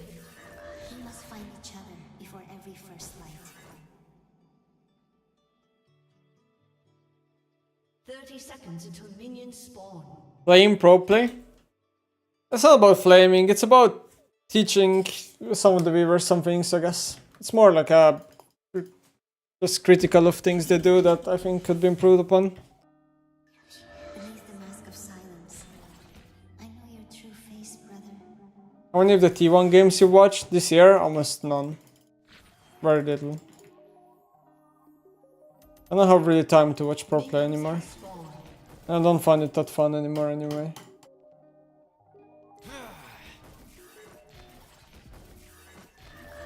I am with you, shining above.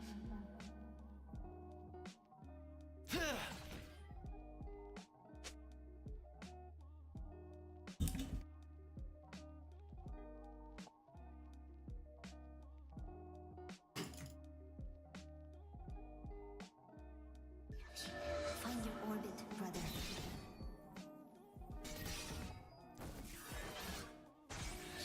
Our faith will be tested. They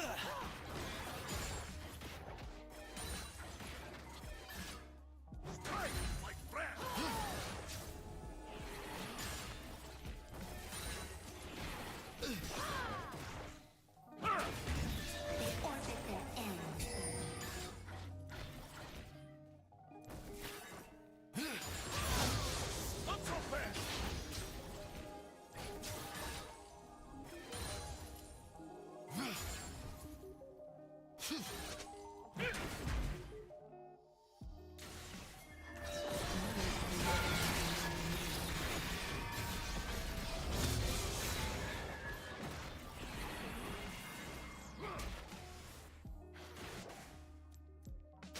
I can't believe I'm playing Aphelios Spike again. Like yesterday, you know? It's always Aphelios Spike.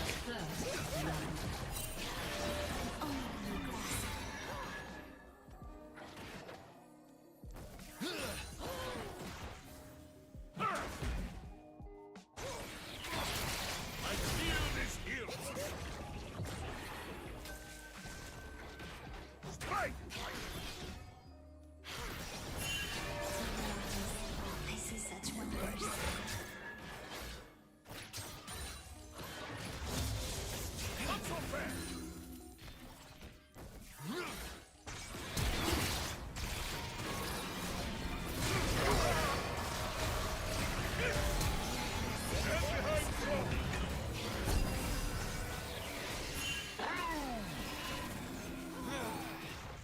Uncooked shot.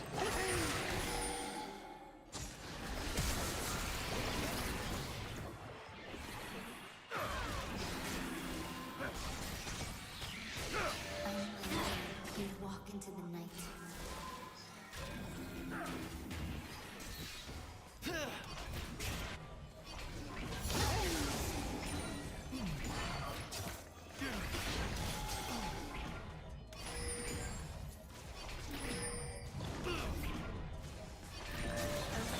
Stone. Why is it so hard?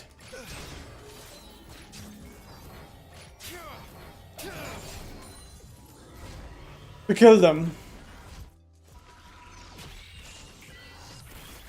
I'm struggling to kill them. Darkness is on Harris. Why? It lies within us all. This bot wave is cooked.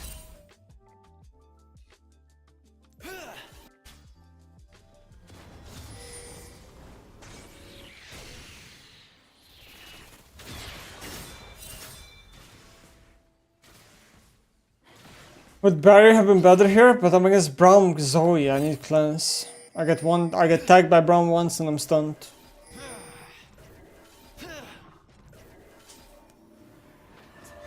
is as the moon revealed Aphelios. As beautiful. As terrifying.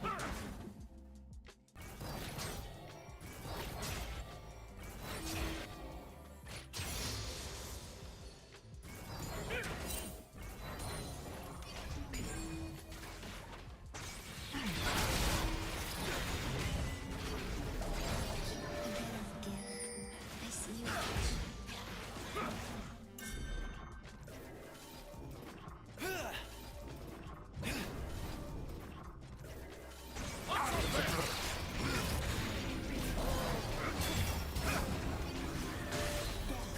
Arcane from your hand.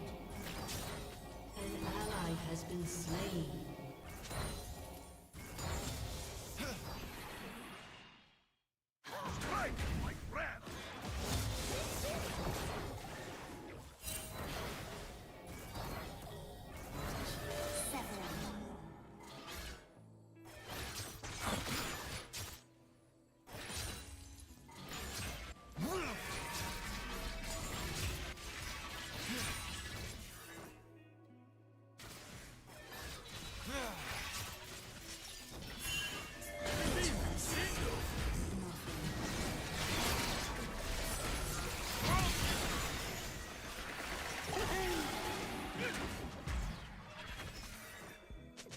Almost died.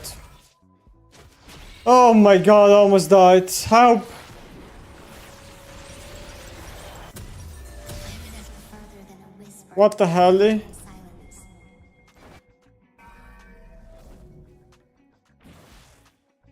This is such a stressful role. I agree.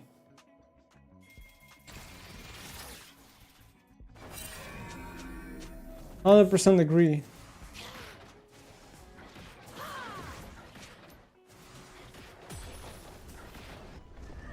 You cannot feel a tear on your cheek. I cannot wipe it away.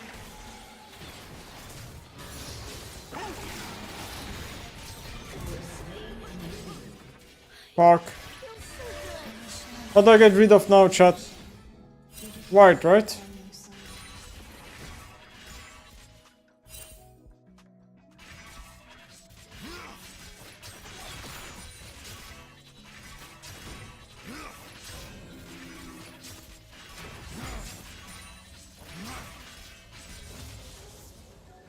Our destiny is hidden within reach.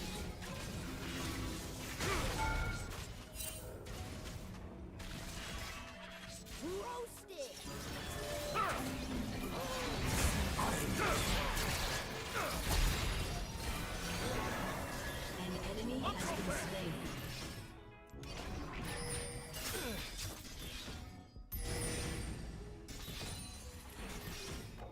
How is Smolder level 6 already? An enemy has been slain.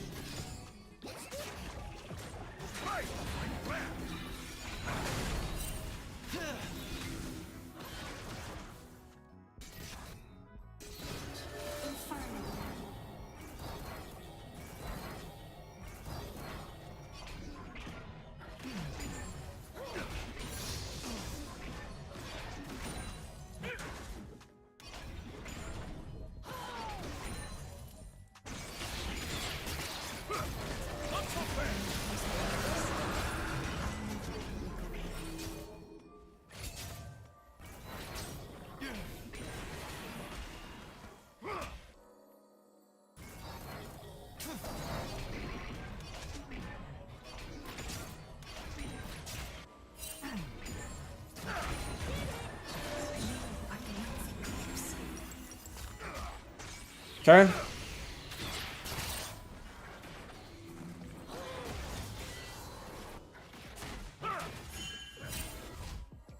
Can't base, so what the hell do I do? When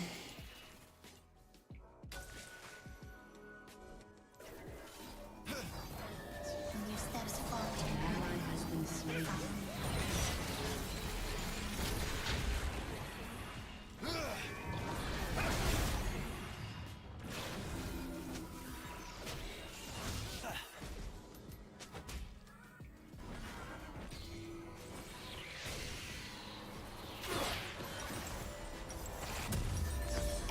I kind of have to base as sad as it sounds. Damn, I feel like I lost so much. Not a good base, I don't have collector. I just ran out of mana. I should have just saved more mana and play the lane slower. I fucked up, I think.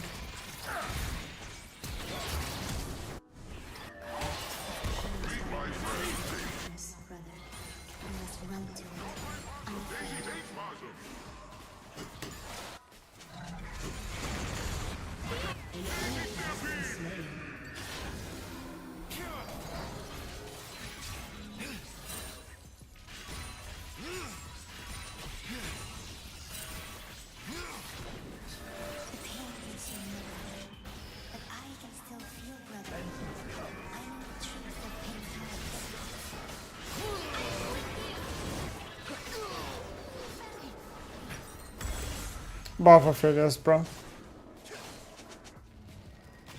What the fuck, man? My champ's supposed to be strong when someone is on top of me, and yet I'm the weakest. I need to buff this champion. What the hell? As darkness falls, the moon rises. Enemy had an item before you. I guess. Guess so. If I played barrier, I would have won, man. This cleanse is so useless. Maybe the chatter was right. Every time I pick cleanse, I regret it. It is literally such a cosmetic summoner spell.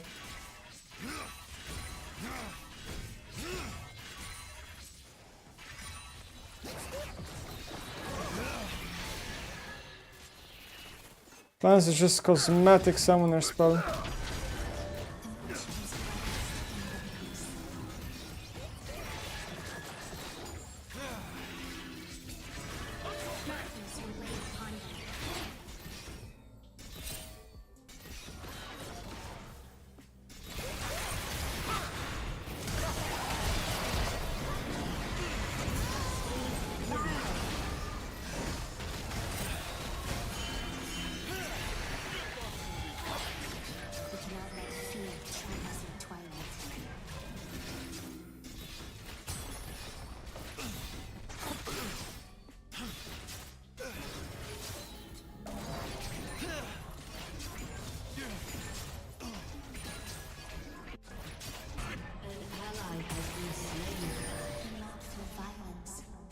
Okay.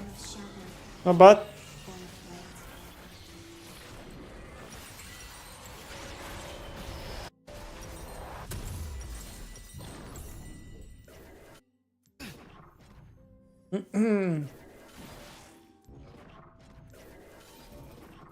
I feel this is just a weird champ, like I don't know. It's hard to explain it. Classes of his bad summoner. Yeah. Today's the day you play Gentleman Show, Midland? Surely. A smolder should be somewhere here.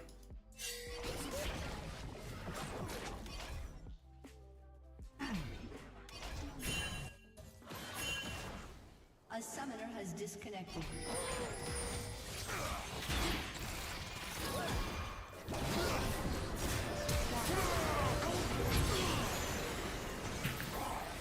Bro!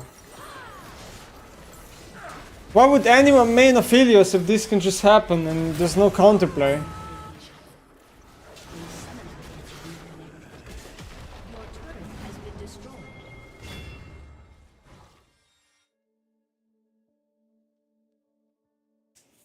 I will not let you die.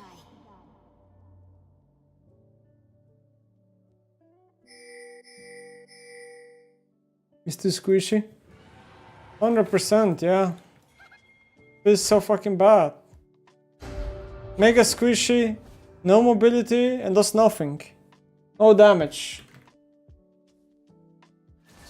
I see further through the celestial veil. What we call truth is shadow. Alright. Put this on my second monitor.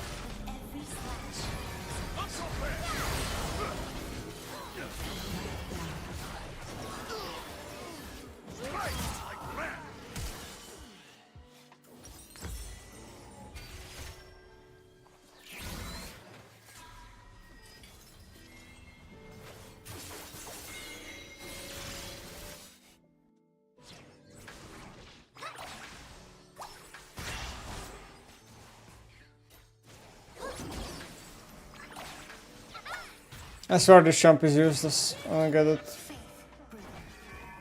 It's useless. Like Aphelios has to be one of the worst combos. It's fine in first 5 levels and then it becomes useless. But it's not even a good emote.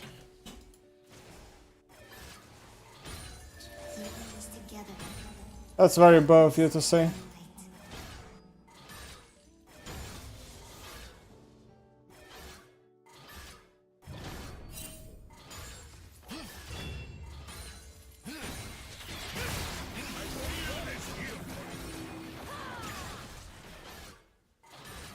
The Aphelios Tower is such a cosmetic spell.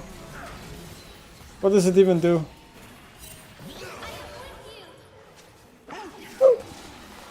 I am with you.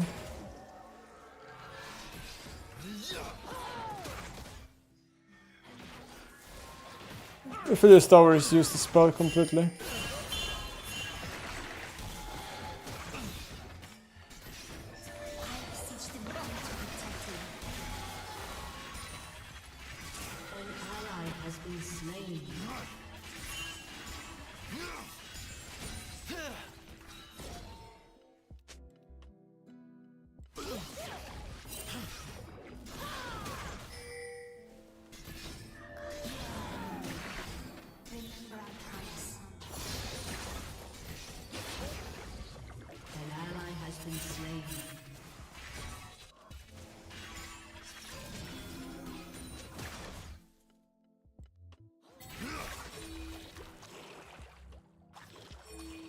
From our fortress, I will guide you. I promise.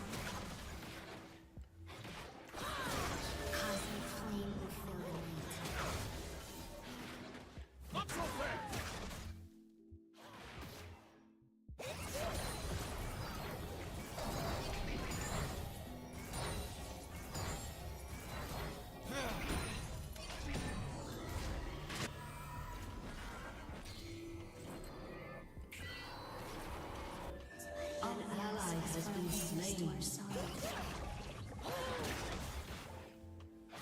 Your turret has been destroyed.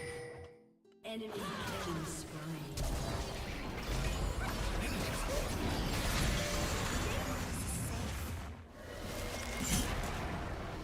This got wrote, what the fuck? FF with Iron and Aphelios. Yes. What does he expect us to randomly magically win the game? I think I have 0% win rate on Aphelios, no? I lose every game. This champ is beyond useless, I guarantee you. It's not a player issue. It is not a player issue. Alright, I'm gonna go BRB.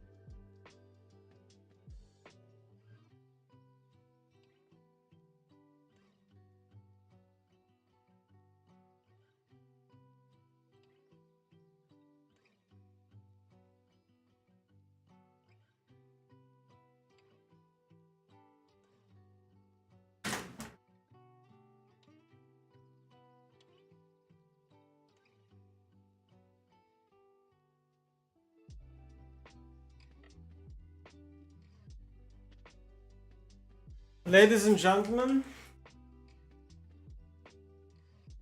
It is not a player issue. Affiliates is useless.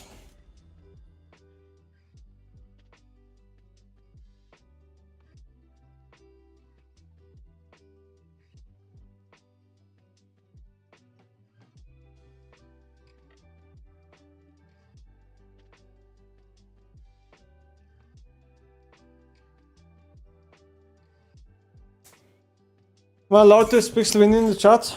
No. Because 99.9% of viewers are in Slovenian, so this just sucks for everyone else.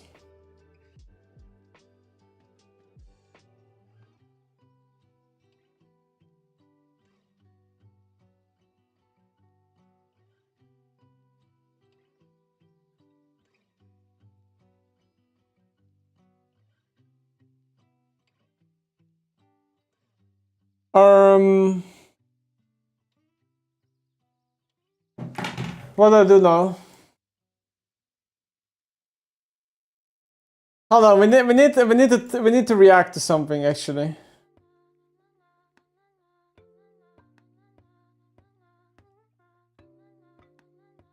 What is this?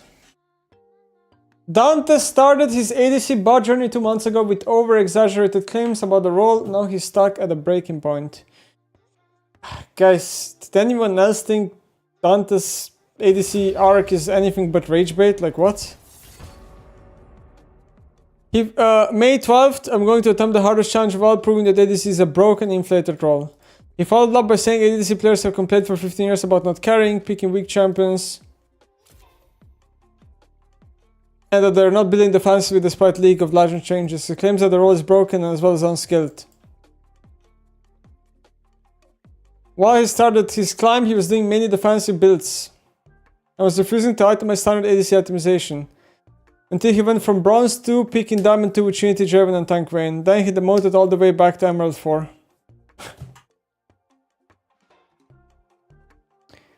He set himself a deadline. If by then I'm not at his masters, I'll quit ADC forever, lose $2,000 and admit this is the hardest role in the game.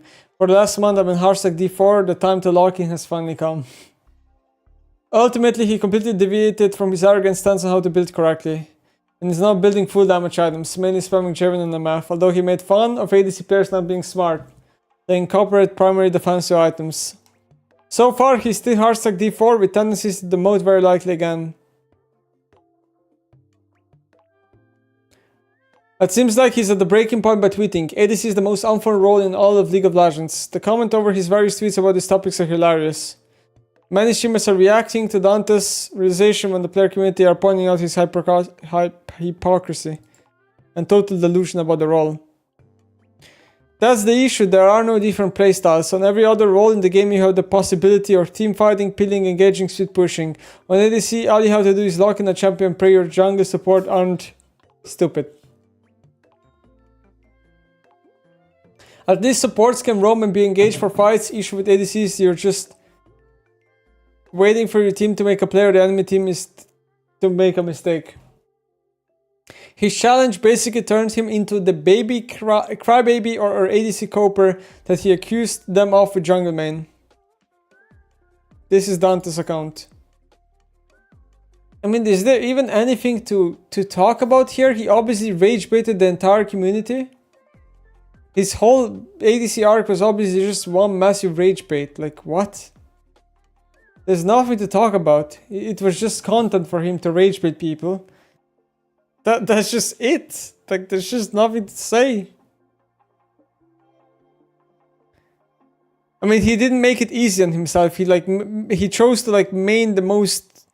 Like, his most played champion is like the worst champion he could possibly play, you know.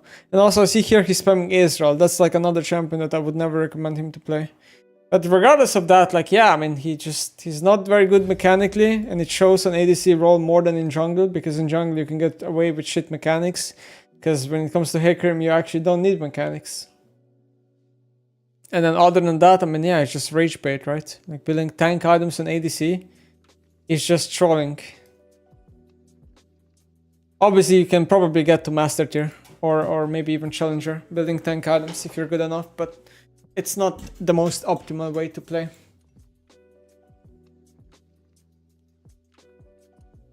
Doesn't Hecarim need a lot of spacing and movement? No. It's complete cope. Hecarim is insanely easy mechanically. Champ is, first of all, Champ is a melee champ. Second of all, Champ has no skill shots. I mean, what else do you need, bro? The reality is that every melee champ that has no skill shots is usually just very easy by default. Mechanically. Like, what mechanics do you need on Hecarim? What? Slamming your fucking keyboard and spamming Q or what?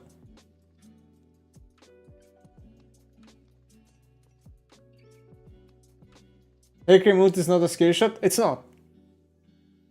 It's not a true skill shot.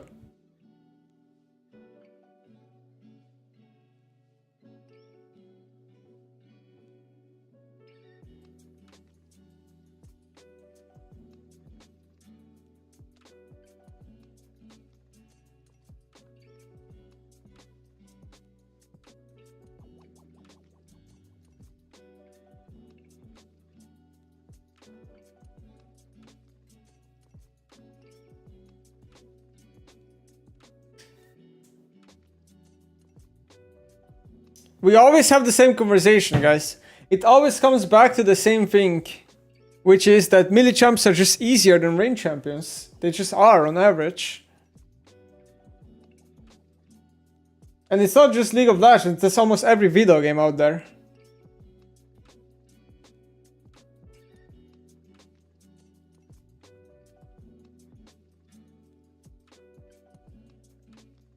Pressing ASCII and hitting max range Q then walking away, which he doesn't do, and Tarzan flame him for it multiple times. Those he isn't consistent in GM Chal. I mean, yeah, I don't disagree, right? That's something you can do, but that's not an insane difference maker.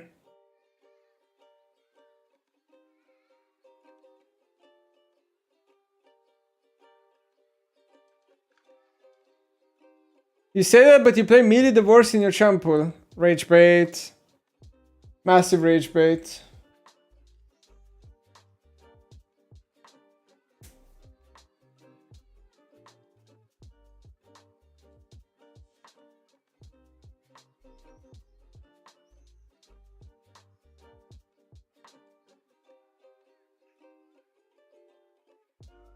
In Souls-like games, range is considered easy mode. I'm not sure. I never played Souls-like games really, so I can't comment on that.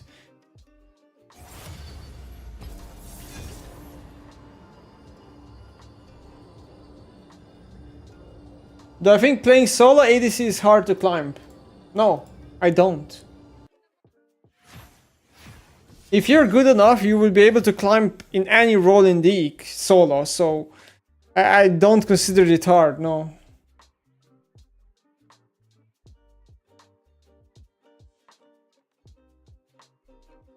Saying Hecarim ult isn't a skill shot is insane to me. It's not a true skill shot.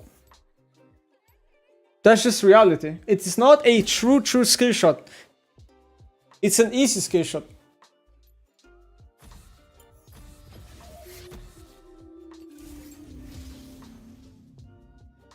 Yeah, it's like saying Malphite R is a skill shot. It's almost identical. It's cosmetic to say that.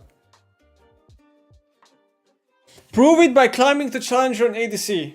Do you guys think... I mean...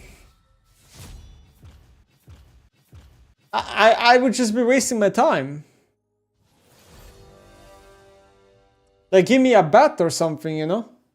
If someone bets with me, hey, Nemesis, you get $2,000 if you get ADC on Challenger, yeah, I'll take the fucking bet. I want free $2,000. The fuck?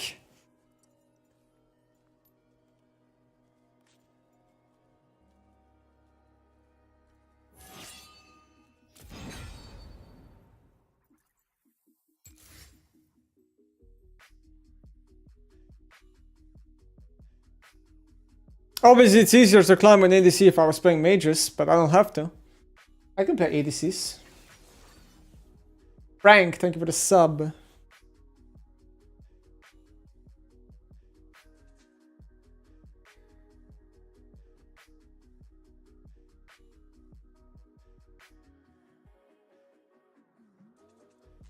Guys, I can't take a bet with random tweet chatters saying they're willing to bet me, because like I'm gonna get challenger and then no one's gonna give me 2000. That's the thing. Like I just can't fall for the trap.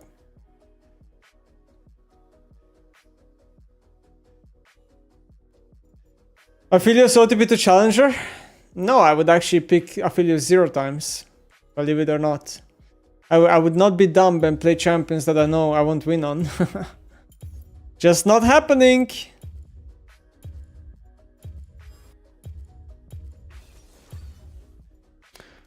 I don't know why, but Veigar is so fun. It's time to play Veigar. I can't explain you why. It just is like that sometimes.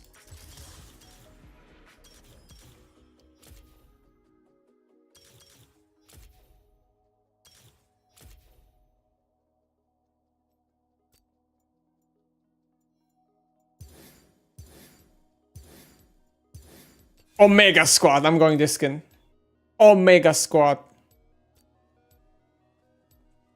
Veigar. Which type of build do I go this game? You were stuck high master when playing top lane? No offense. Bro, you're rage baiting me, man. It's rage bait. I never had a top lane arc. Literally, like you're just trying to rage bait and make things up. There was never a top lane arc. Ever.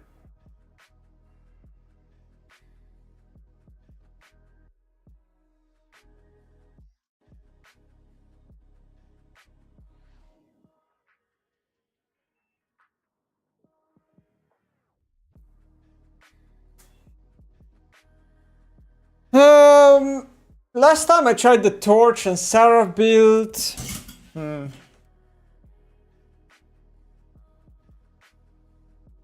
What do I want to try this time? Rocket Belt into Zoe is for sure pretty good, because I can Rocket Belt the E, but mana is the issue with Rocket Belt. That's always the issue. You go Rocket Belt, you lack mana. It's a Veigar issue.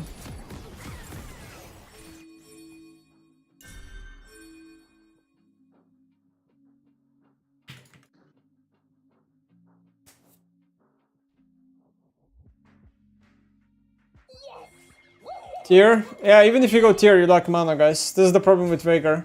Veigar requires you to have usually 2 mana items if you don't want mana struggles.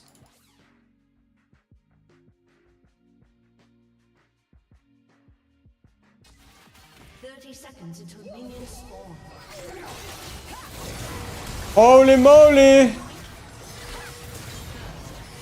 Holy moly, what's going on? Nice hook! Come on, Jinx. Come on, Jinx. Triple kill. I got 19 stacks? Huh? 19 stacks? Minions have spawned. Thank you.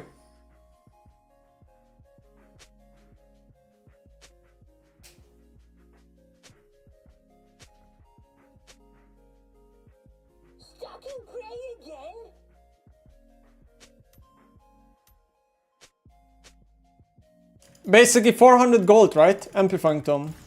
19 stacks. Now we need to wait for level 2.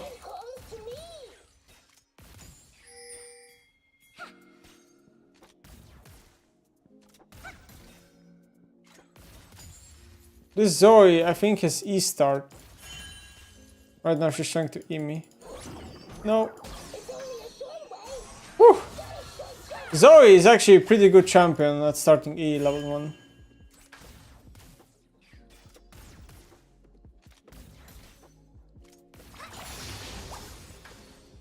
Alright. Time to start stacking.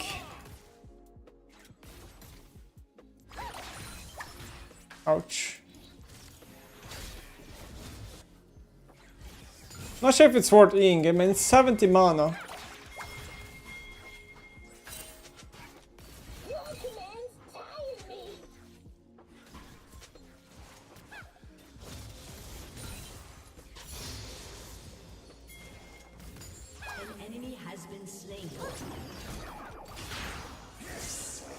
She has no flash! Take the kill. Has been slain. I think it's better if Viego takes the kill. It's such a snowball heavy champion. I don't mind not getting the kill. I need to save Q for the cannon now.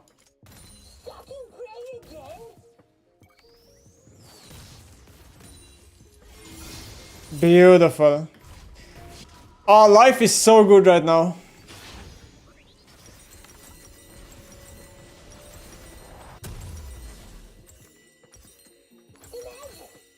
Ruby Crystal. Can never go wrong with that. I could go Roa Veigar as well. You know, I could go Roa. But I think I'll do Protobelt. I wanna dodge some sleeps with the Protobelt. I wonder if I should have just stayed and not recalled, because look, recalling and not TPing makes me lose 2 millis. It's a big deal. I think I should have maybe just stayed. An ally has been slain.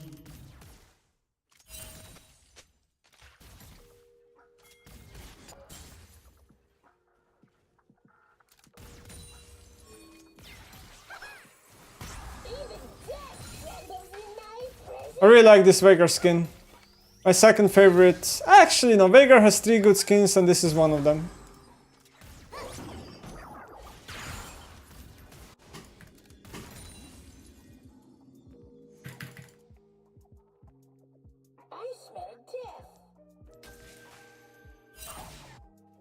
I'm not sure where the Zoe is. There she is. An ally has been slain.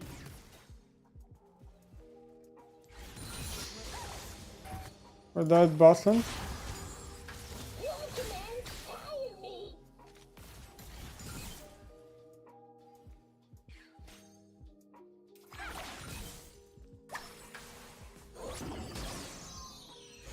The things I do for the cannon. I didn't lose it. Nice.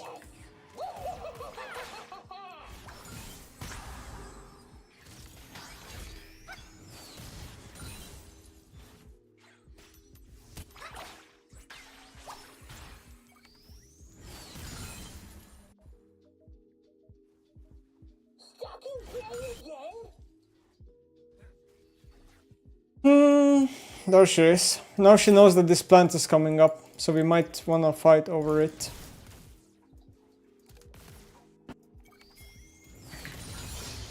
Oh, I actually did jargon. Oh, that's not too good.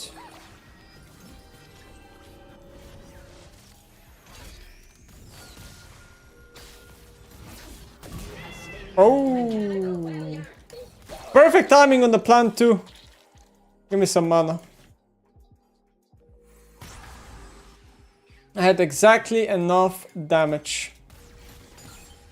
So here we need to push in the wave. I could consider staying long here because Zoe has no TP and just got clarity or whatever it's called, clairvoyance, clarity for the mana. I think that's what I'm gonna do. That's what I'm gonna do.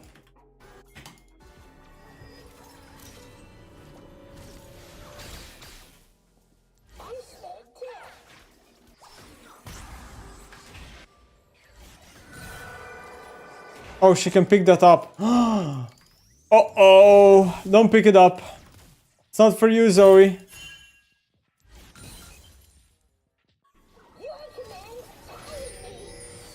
Okay, she didn't recall. I cannot let her pick this up.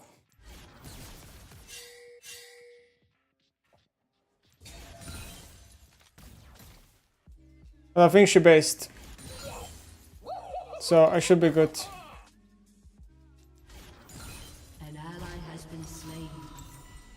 Soon gonna have Protobelt. I feel like we're losing bot lane to Seraphine. I'm using TP, I'm bored. If I haven't used my TP once in 7 minutes and a half, like that is just not good, you know. So I'm gonna go ahead and use it. I wanna put it on cooldown for once.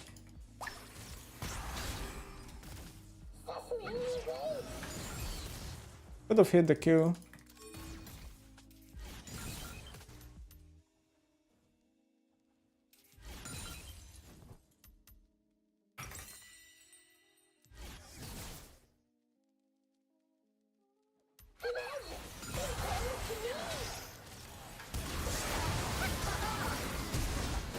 No.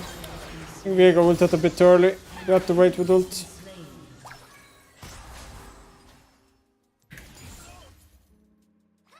Mana, you see the mana chat? That's what I talked about earlier. The mana is just horrific with this Yeah. build.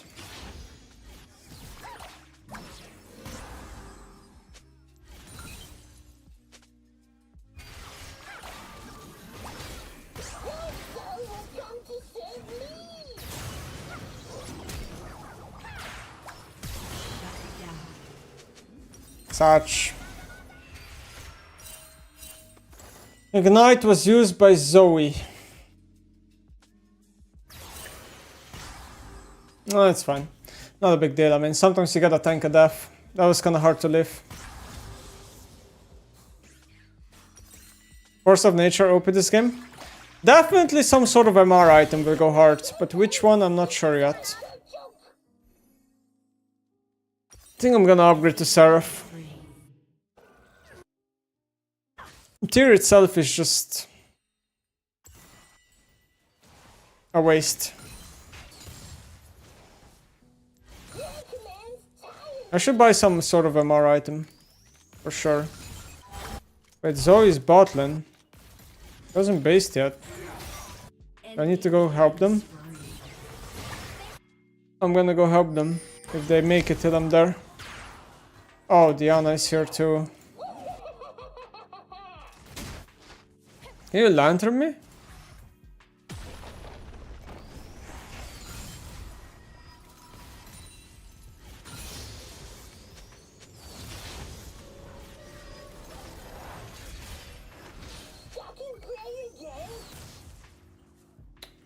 Damn it. Okay, at least I found Seraphim. Casting recalls is super important.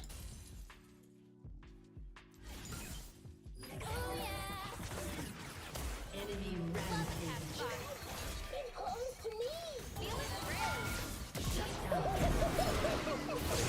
Am I dead? You know what? I'm gonna die to Blitz. I'm just gonna go ahead and die to Blitz. It has to be worth it.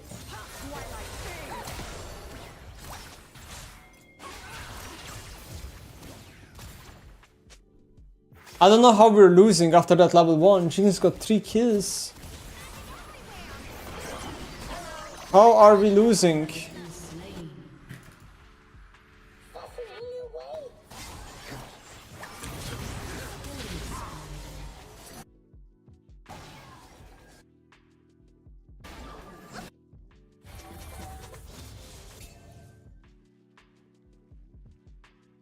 What about the best item in the game? No. Definitely not. It is a good item though. An ally has been slain. The best AP item in the game is actually just Magi, unironically. But people don't realize this. It's just a super conditional item.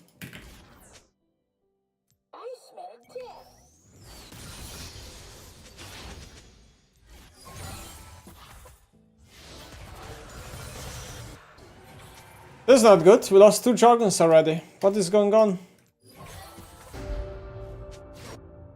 Now we're dying with...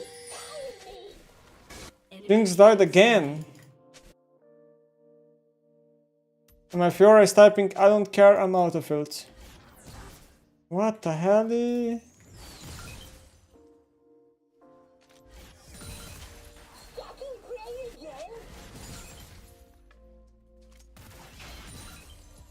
My trash just stole my cannon.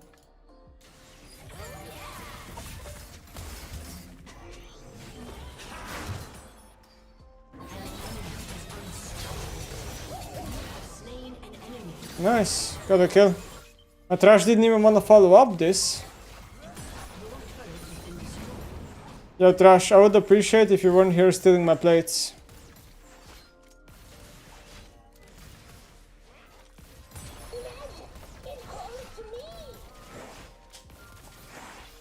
He's just stealing all my plates.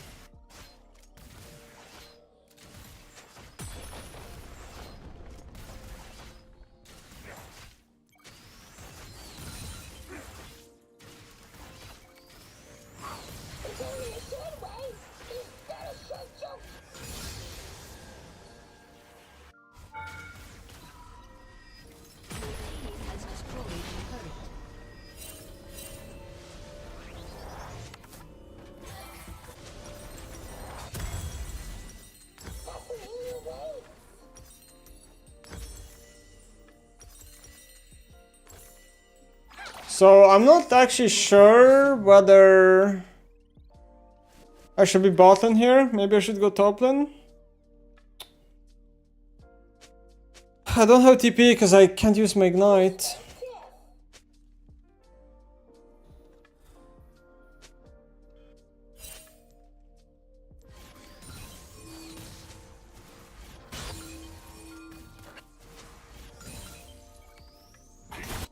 Enemy rampage.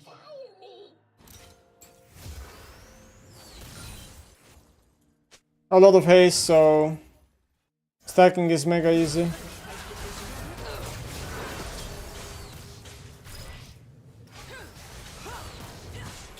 That's so sad. 2 items versus 1 item. I have no counterplay. Come on. Maybe if I landed my cage.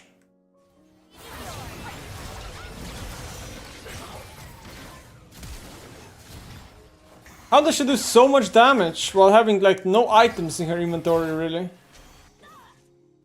Oh no.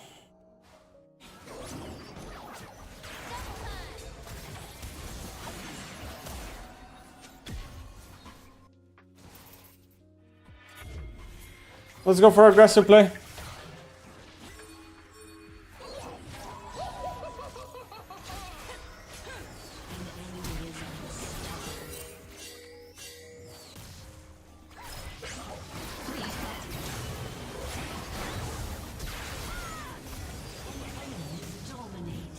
Okay. There is no aggressive play because only Viego is following me.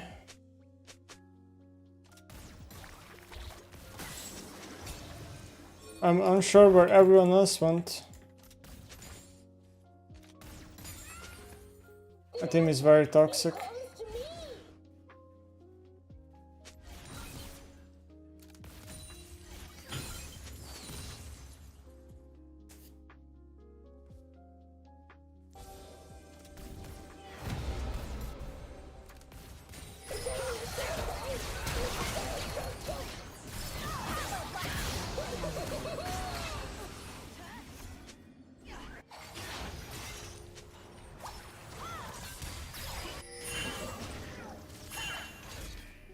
Oh crap.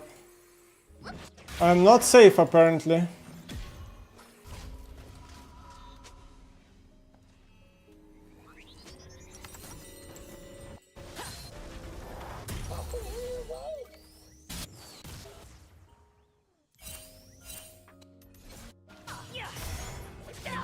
Top lane or that, I have to go top lane. An ally has been slain. Out to mute, my chat can't take it. I'm not even reading what they're saying, but my Twitch chat is losing their minds.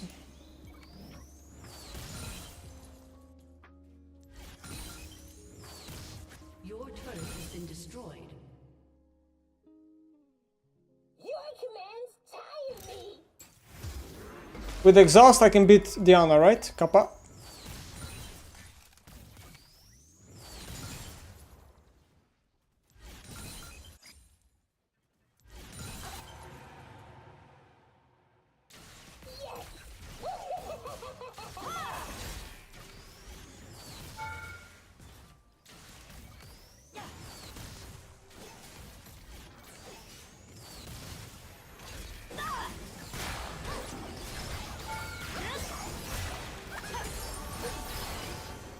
Worth it. Team has destroyed a turret. Worth it.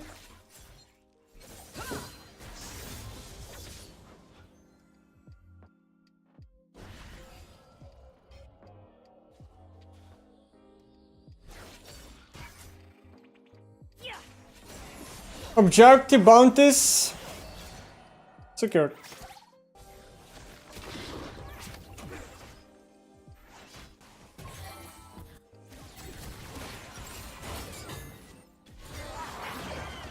Engaged.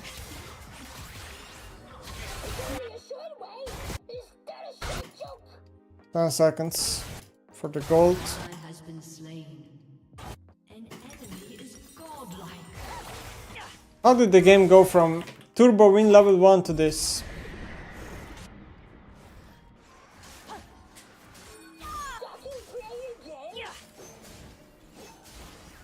turret has been destroyed.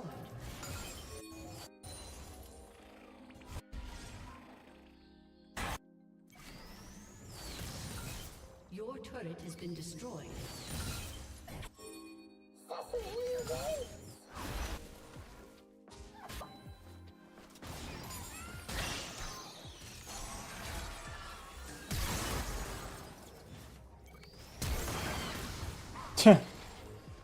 Okay, bro. We're good.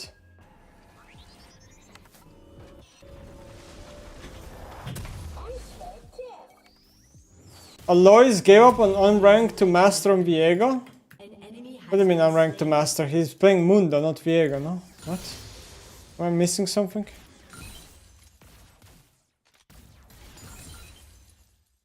Your commands tire me.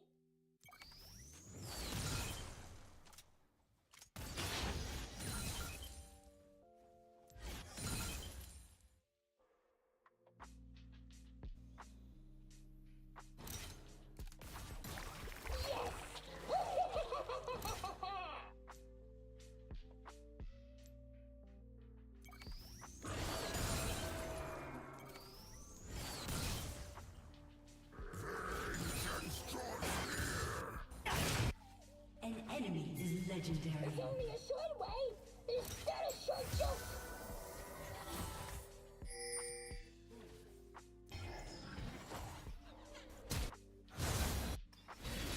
An enemy has been slain. An enemy is legendary. Fucking player, James.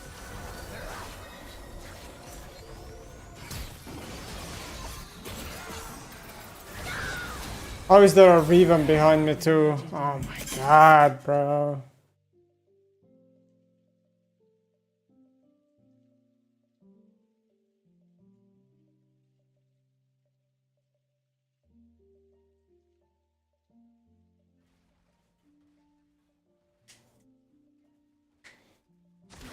I think my team gave up on playing, right? It's just impossible to play.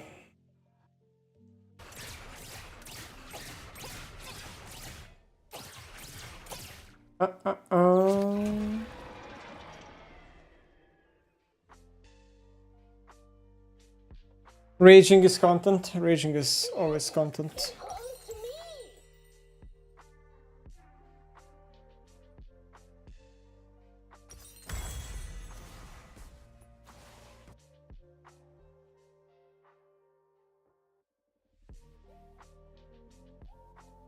Even now, your loved ones suffer.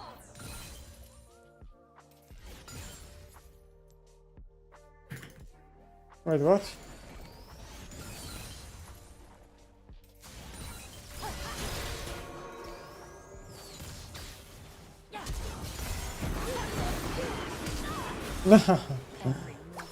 Yeah, lovely. Enough. This ain't no fun. This ain't no fun. My team is noobs. Killing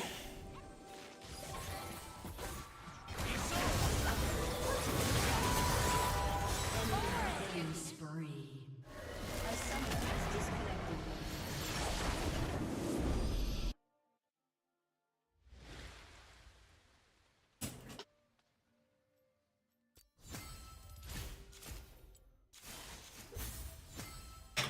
That shit sucks.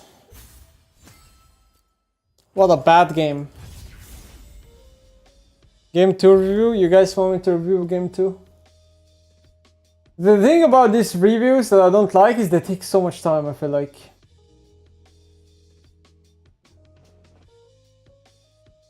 I feel like they take so much time.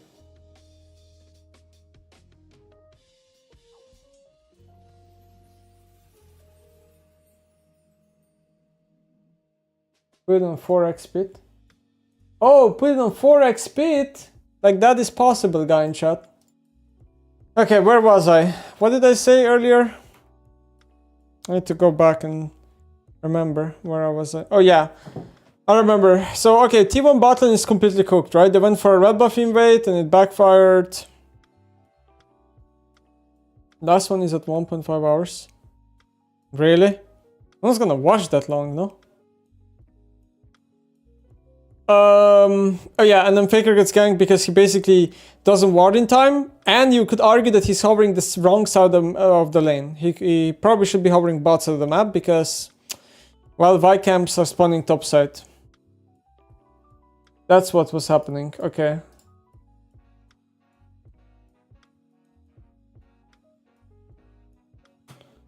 Da-da-da.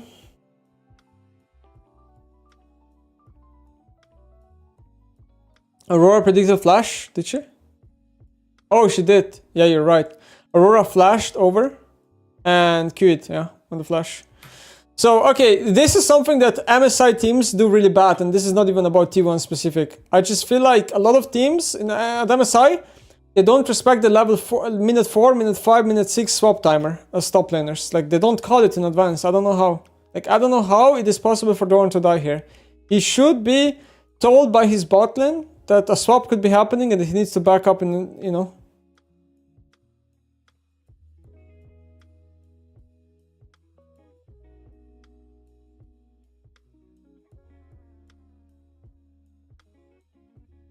So now we have a swap situation. I guess Dragon is not going to be taken by any team.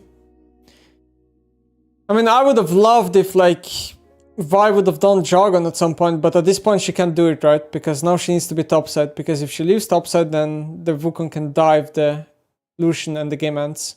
So you need to be topside as a jungler to protect the dive that could be happening.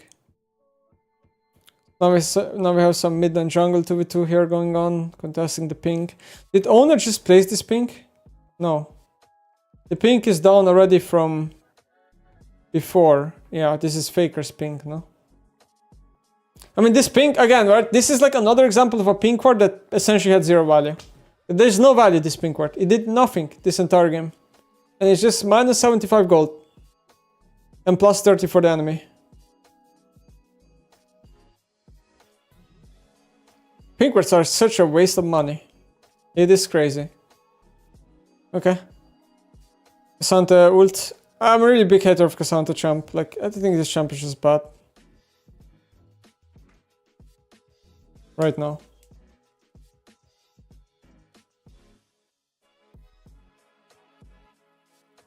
Faker.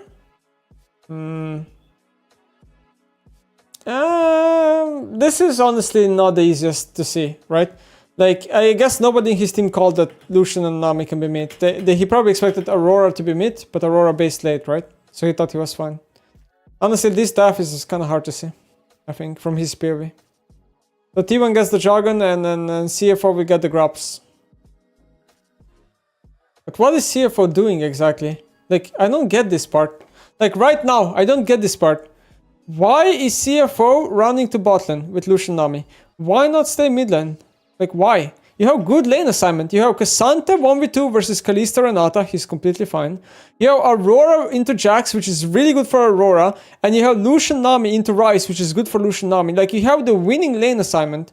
Why would you send Lucian Nami bot here and break this lane assignment? I don't understand. I don't think it's good. So now Lucian Nami gets bot and they're getting Dove. Ah, imagine if Cassandra was here. Just imagine if Cassandra was actually here and Lucian Nami would be pushing the mid wave and Ryze wouldn't have a move. Cassandra would never be Dove. Ever. Because it's Cassandra with Chain West. Not sure how ward this dive is. I mean, T1 ends up also dying on some members. I don't think this dive is super worth for T1. Kalista is completely out of the game. If you look at items right now, Kalista versus Lucian, I mean, it's just, you know, she's just out of the game. For the next, like, 5 minutes at least. They couldn't die 1v4 Cassandra, you sure about? It wouldn't be a 1v4, bro. It's basic macro. If Lucian stays mid, Ryze cannot move.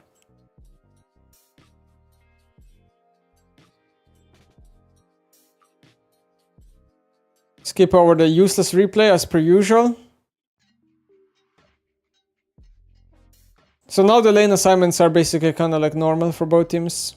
Soul lane versus soul lane, bot on mid lane.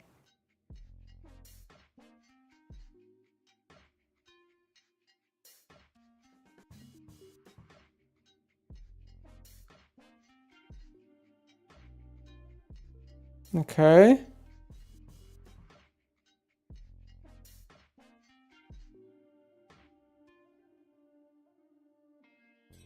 Okay. How does this happen exactly?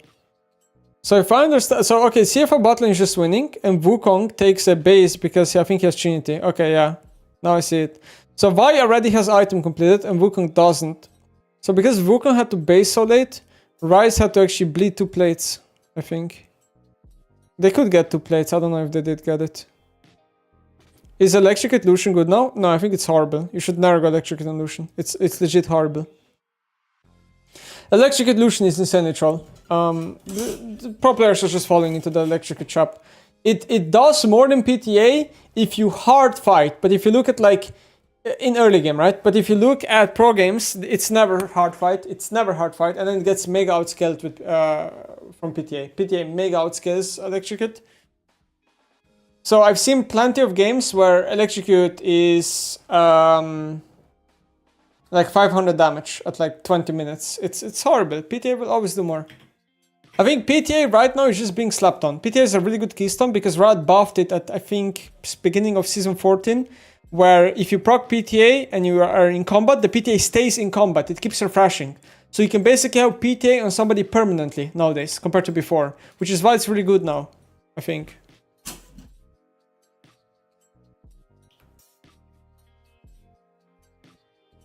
Ryze aggressive ult into Aurora. Okay. Do I think Electrocute Nami was good back then when it interacted with Lucian? No. It lost to Ahri even back then. Ahri was always superior.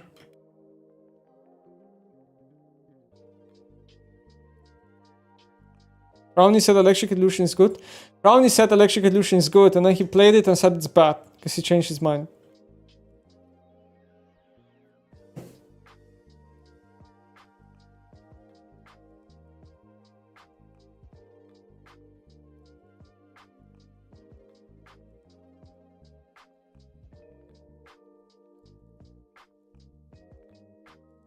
"20 seconds for Cho'Gath. The Nami ult is unnecessary, but I guess they're just hard forcing. I mean, this is still fine, right? Even though they burnt Nami ult, they just out-sustain insanely hard. Lucian, like Kalista Renata is just such a massive anchor for T1 at this point. Like, they're just bleeding and bleeding and bleeding and being useless, and now Vi got a free Cho'Gath. But I think this is troll. Wait, let me go back. Why is Aurora mid here? Okay. Like right now, in my opinion, should Aurora be mid here? Actually, this is fine. This is fine.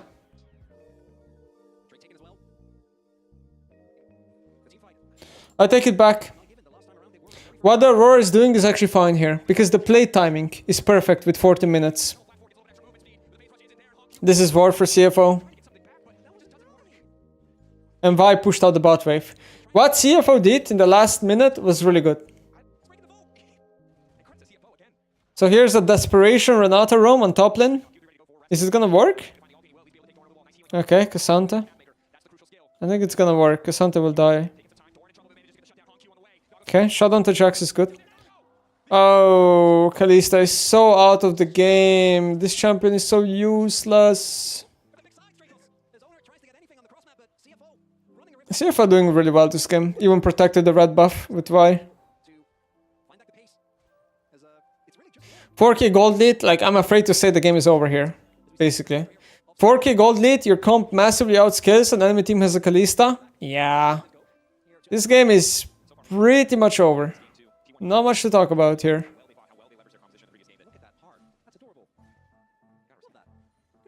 Why is Kalista so bad now? I mean, it got nerfed like 5 times.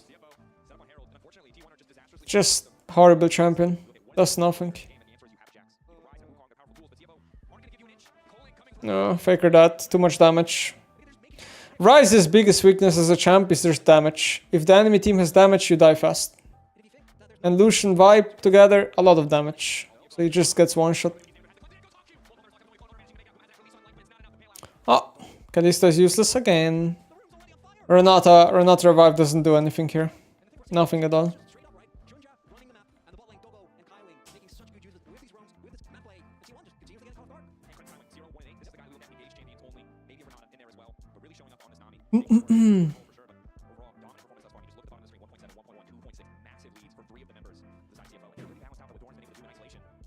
Bring back Fimbulwinter Rise?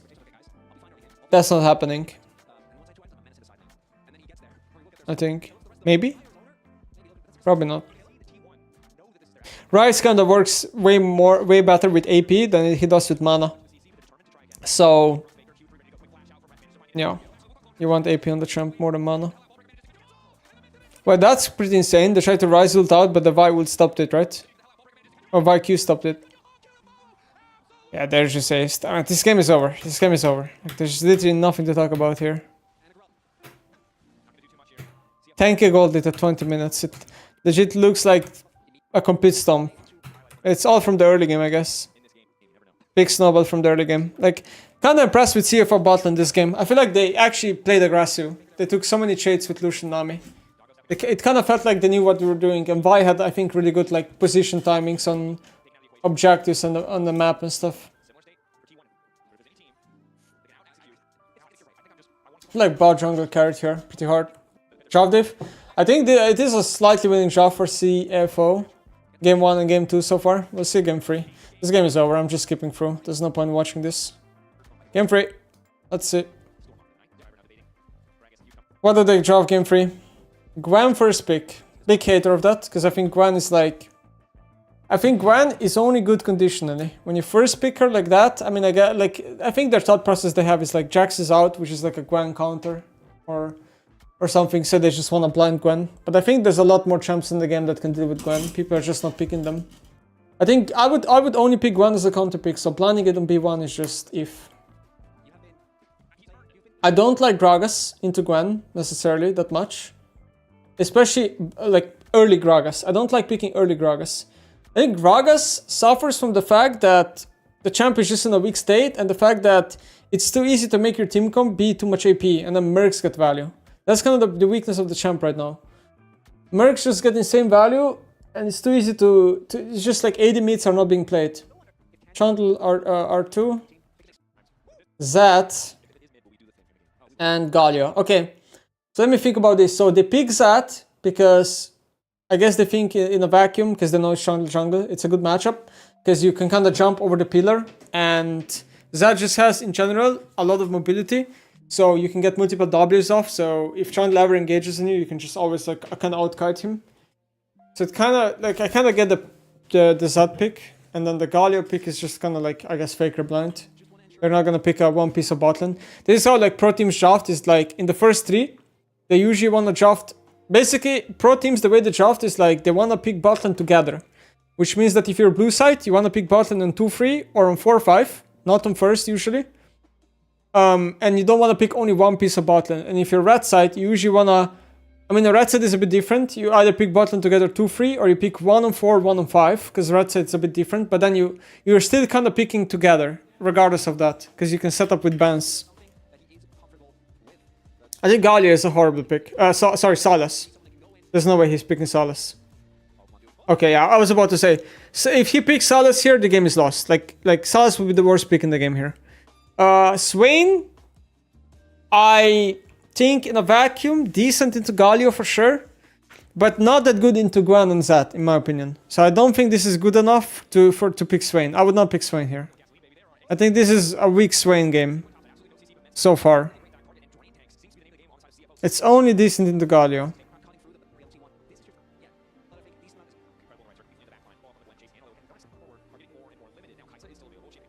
I actually wonder if Galio jungle is viable. I just thought about it. But I'm not sure. Kai'Sa. I don't like Kai'Sa blind. It's gonna get slammed in lane. It's a Caitlyn blind instead. Caitlyn. Insanely risky in my opinion. I can kind of see it working, but also insanely risky. I guess the strength of Kate here is that you're gonna get counterpick support, so you're probably gonna have a winning matchup. But I just think like Caitlyn is just a champ where one thing goes wrong and all of a sudden you're out of the game.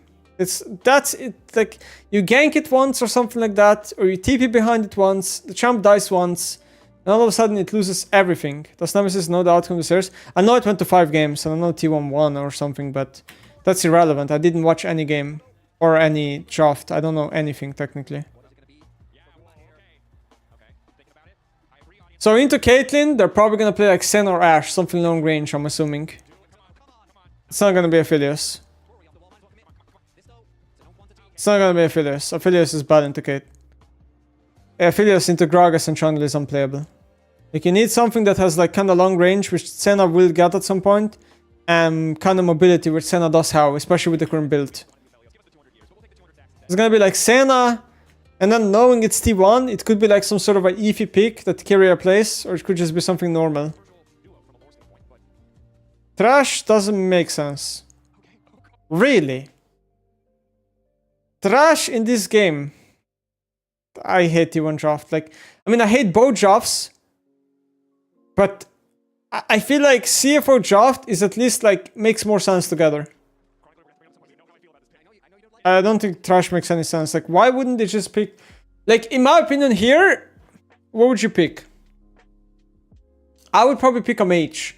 As much as triple AP sucks, I think a mage does insane here. If you just pick a mage, I feel like you're hardcore chilling.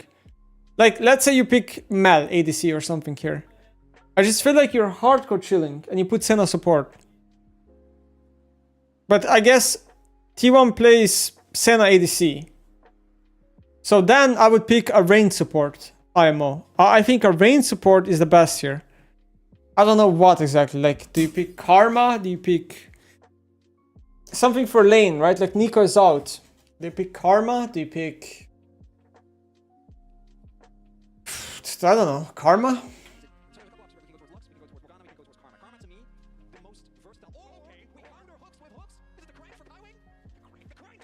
I mean, yeah, this is what can happen, right? They can go Blitz. What? Okay, they can go Blitz, right? This is like the weakness. You pick like Karma or Seraphine or something range and they go Blitz. Yeah, that's the weakness of the draft, right? But that is life. You outscale. That is life. That sometimes you gotta take these matchups in pro play. Now, Braum, as much as I don't like it for the 2v2, I think Braum here is bad for the 2v2. But for the game, it's good. Because the Braum passive hard counters this entire top set.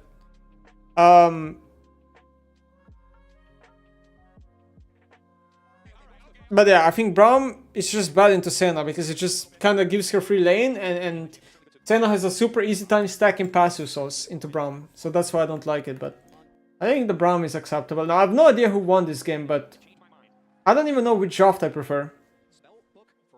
They're both so all over the place. It's kind of hard to say, but I would say maybe I'd prefer T1s. I don't know. It's just so hard to say. Let's see the game.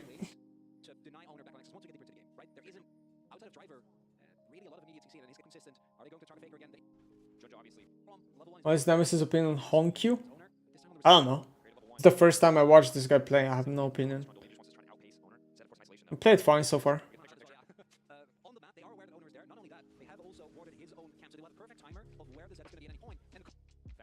Okay, let me talk about level 1. So CFO late invades.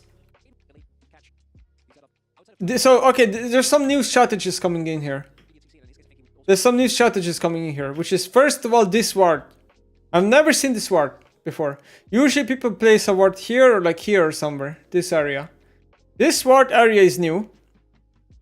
I think the reason why this ward area they place it is because you see them coming in earlier. If you place a ward here or here, you see them here. But if you place a ward here, you'll see them here. So basically, this kind of makes sense. This is a good ward. If they're not standing in the bush, then they can clear it. This is very interesting. But might have to copy this ward spot. But yeah, so T1 obviously from level 1 just predicts that they will late invade and split map because one team has Caitlyn and Gragas and Trundle Braum level 1. T1 cannot fight level 1. It's impossible. So Owner will just accept that the map is being split and Kyria and Gumayushi are gonna play weak side. Now this is also interesting. They stand in a way where they expect to be cheesed with the Braum passive, so they just trade. I don't know, does T1 get XP here of the minions? No. This is so massive for CFO. Senna got no XP of the minions. This is... Poof! Brutal for T1, actually. You missed XP and you're getting map split. There's a chance you even get Dove level 3 this game. Okay. I like the Swain. I think the Swain runes are good, like Conk Sorcery. Can they get Dove here? I think Chandler will just stay and wait for the dive. Exactly what I wanted to say. It's exactly what I wanted to say. And Senna is just that. And the game is brutally over here. Wow. I mean, this is just, yeah, disgustingly bad draft, no? If you get split map level 1 into dive and you have no counterplay. This is a massive Senna weakness as well. Senna is so weak early. She's so fragile. Super worth. 2 for 1. So worth it. So worth it. Look at the wave. Oh my god, this is brutal for the wave. This is... Is this game just over? Like, unironically, I don't want to be that guy, but if this happens in a scrim game, you pause and you ask for a remake. Owner looks for a dive. Is this dive not possible? I guess owner had no W. Oh, Gragas flashes the W perfectly. Okay. And then the Braum is top lane. And the Caitlyn swaps. Why? Actually... Never mind, this swap timer is actually good. No, hold on. I thought the swap timer would be bad, but the waves are synced up perfectly. Legit, perfectly timed waves. Because CFO manages to get the freeze on top lane, and the Gragas manages to lose nothing by TPing to bot lane.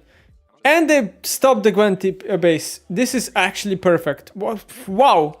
That is impressive. Is this game just over? Like... Look at bot wave. Look at top wave. Gragas is now level 5. Kate Braum are freezing. And T1 has no sums. They're just gonna get ganked because it's actually just such a perfect swap. Because Chandel has topside camp spawning too. So Chandel will finish his clear and then fight on the freeze that is top lane. Guys, this is beautiful macro. This is one of the best macro I've seen so far at MSI this game. This is legit perfect. I feel like you can't play it better. I feel like T1 has a hard chance of dying here. Okay, Lantern, but that doesn't matter. Like, look, you Lantern, but it doesn't matter because now they still can't play and the lane is still frozen. It's completely frozen lane state and Chandel could just regang them. And Gragas is doing beautiful on the bot lane.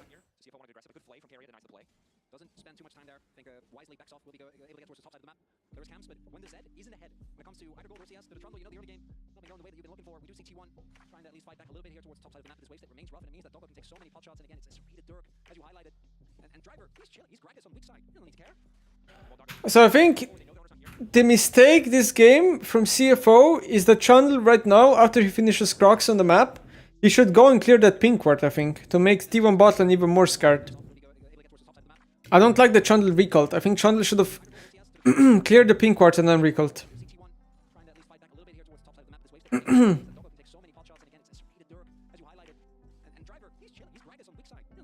It's so crazy. Like, this is such a good early game. 1k gold lead at minute 6 is impressive in pro play.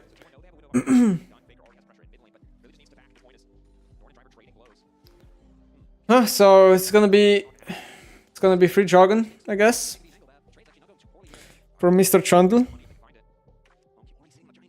Not sure what is this honky guy building? Rider first item? Okay.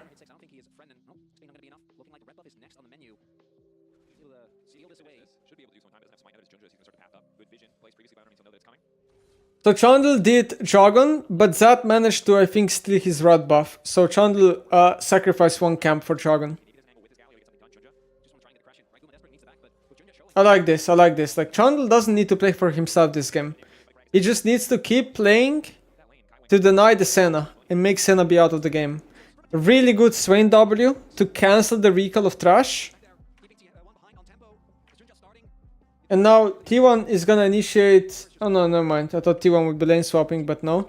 It's just gonna be Trash with the TP.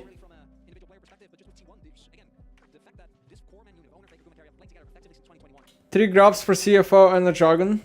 Hardcore chilling.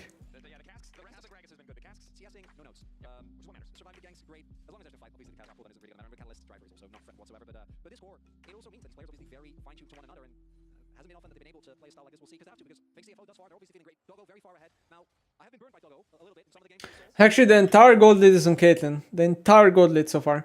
But okay, speaking of Caitlyn, she's trolling her build. The Caitlyn is trolling her build. Because she's buying Berserkers before first core item. This is troll. Massive gold waste. Caitlyn does not utilize attack speed as a stat very well. You should not be building a lot of attack speed on Caitlyn in general. Going Berserkers, ultra troll. It's like basically playing Samira and buying Berserkers. It's ultra troll. Or playing Jean and buying Zerkers. But Jean is actually less troll because he gets a lot of AD from Zerkers. So even though Caitlyn has 1k gold up, her gold lead is not actually that big over Senna because her build is troll. If she actually just went tier 1 boots with collector components like pickaxe, she would be way stronger. You won't tell Kate? I don't think it's that good, but it's viable. I think collector is generally a bit better on Kate.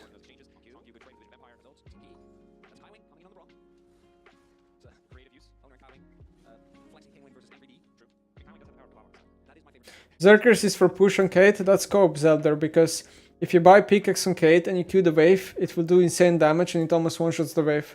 You don't need to have Berserkers for push. You actually push faster with AD because of Q.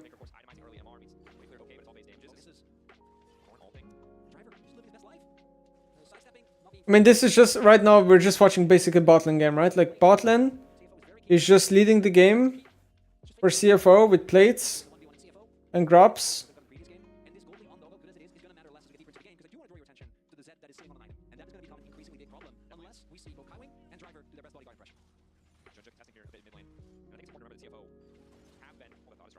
First shot Caitlyn is probably better, yeah, than Lethal Tempo. Most likely, it's still better. I remember I used to play it.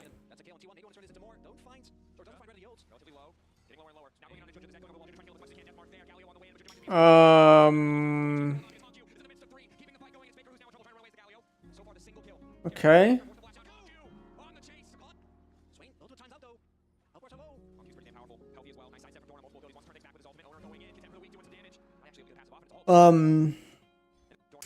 What should I say about this fight? Let me see it again. So CFO is contesting. Bot is super close fight. Gragas flashes, Gwen flashes, Gragas has to base.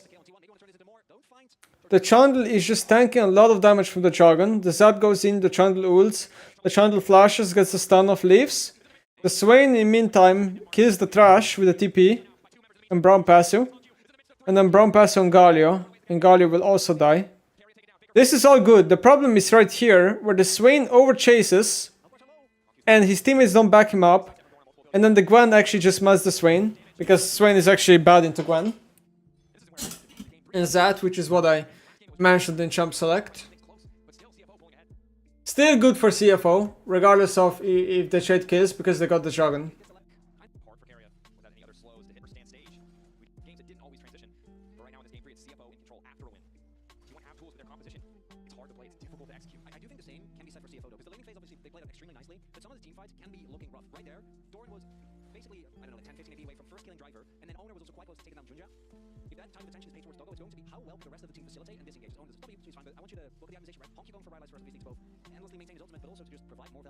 So Herald up in 5, top tower is like 1 HP, they could easily brute force top tower.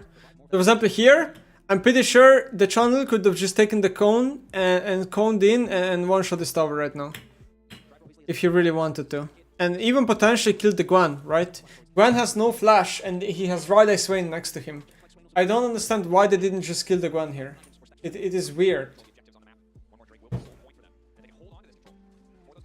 There should be probably free Jargon. I mean, Swain is pretty strong in a fight right now, if a Herald fight breaks through. The Gragas TP'd for nothing? Yeah, for nothing. The Gragas TP'd too early. He needs to do reactive TP here.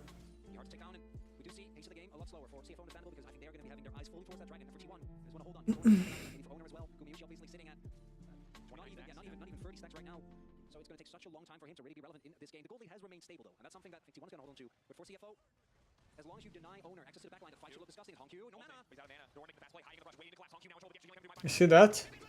Oh. Good kill. Doran just completely over chases into Rada, into tower. He got baited by Swain having no mana. But the ult is still active, so he gets perma-slowed.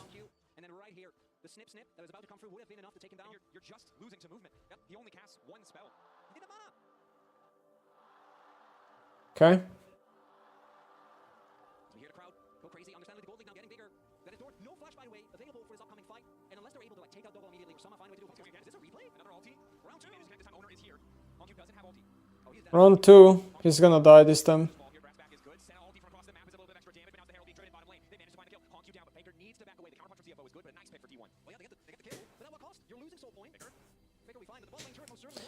I mean, Swain dies, but gets the wave, and they get the Jargon, and they get bot tier 2. This is completely fine. Kill for Gragas. I don't like what this Gragas is doing, though, at this game. And I don't get it, like, I think this Gragas could become useless, because I think his build and Keystone is not that good. I mean, what is he building second item? I don't get it. Roa, Lucidity, what's the second item?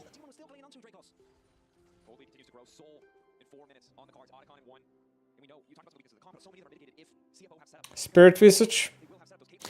I don't see why. My personal take is that building Tongue Gragas is trolling. Gragas needs to be built AP because it's the only way the champ can be useful. Tongue Gragas is cosmetic, it does not tank well compared to other tanks, and it does not enough damage compared to other tanks because there's like lack of like percent damage, and it also doesn't necessarily have bigger utility than other tanks.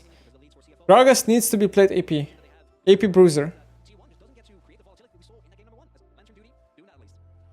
So going raw Lucidity, okay. Even though HP stacking is not that good into Gwen. Okay, but then second item, just go like Cosmic or something, I don't know.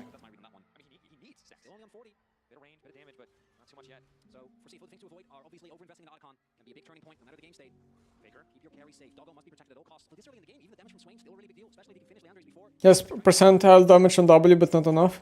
Yeah, it's very little. Very, very little.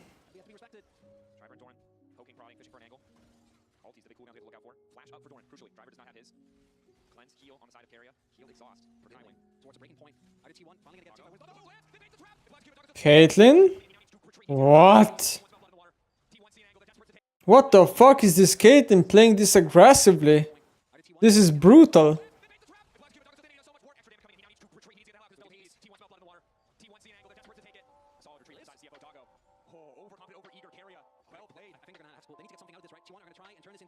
One minute for Sol.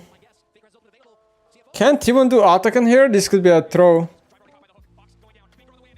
I feel like this could be a throw. The Gragas plays too fast. Like Atakan is tanky HP and the Gragas goes in and gets hooked.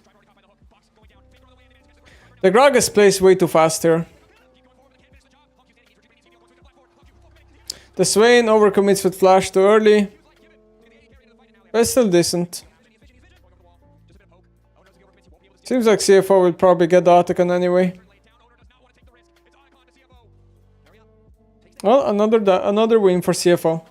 All they need is to just base right now, get the Dragon, and the game is over. Okay, Dragon. Chan lost a lot of health already.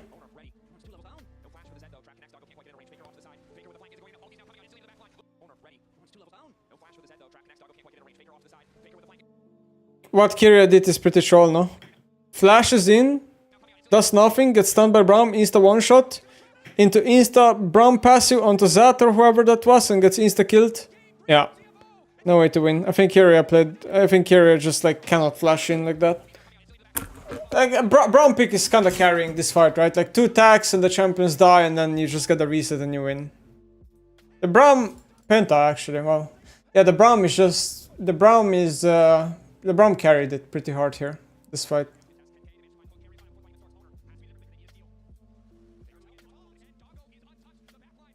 Nice Zonia by Swain. I think they're too ahead at this point. 6k gold lead and the soul. T1 doesn't have damage to win fights anymore.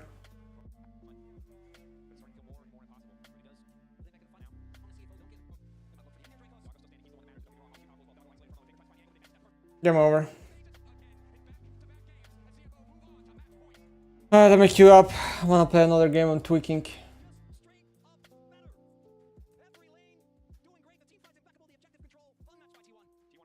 I just finished God of War Ragnarok and it was very good. If you get downtime again and want to play a story game, I would recommend. Yeah, I played God of War Ragnarok not too long ago. It was really good as well. Really enjoyed it. Game 4.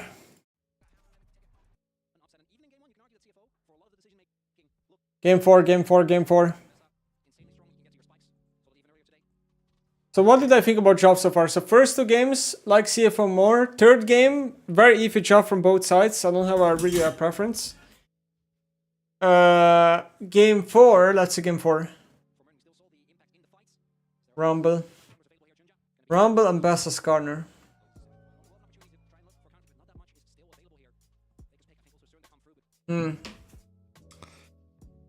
I guess Galio is out, so they pick Rumble, right? Because people usually don't pick Rumble if Galio is open. Matching a Bessa against Rumble, I would say it's probably okay. Because you have to match it with something. The Skarner pick is awful.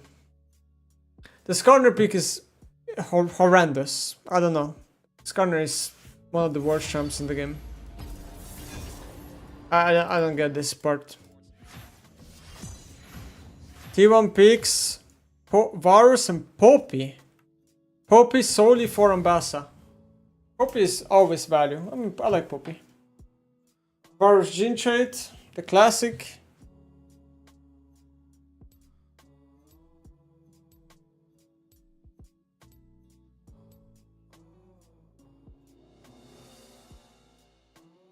Am I missing something? This team picked Poppy and this team is banning Nocturne Lee Sin. Why?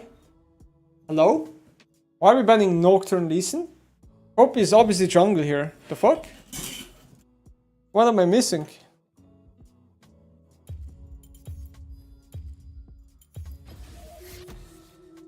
Is Poppy not going jungle? Nautilus support.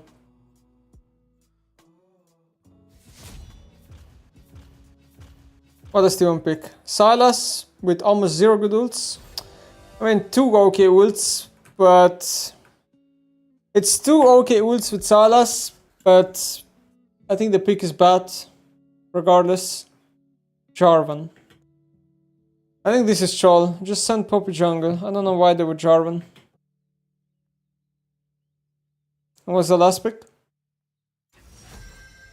Has to be something big. Hasadin? Cassiopeia?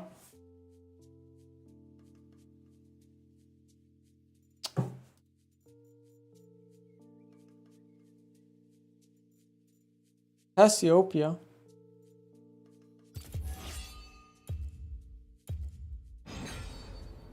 Well, the way I see it is, even though Cassiopeia in a vacuum, okay, into Sylas, I don't like Cassiopeia too much into Jarvan and Varus. This is gonna be lethality Varus.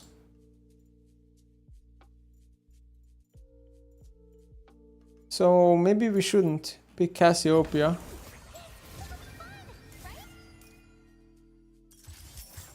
Spellbook Zoe.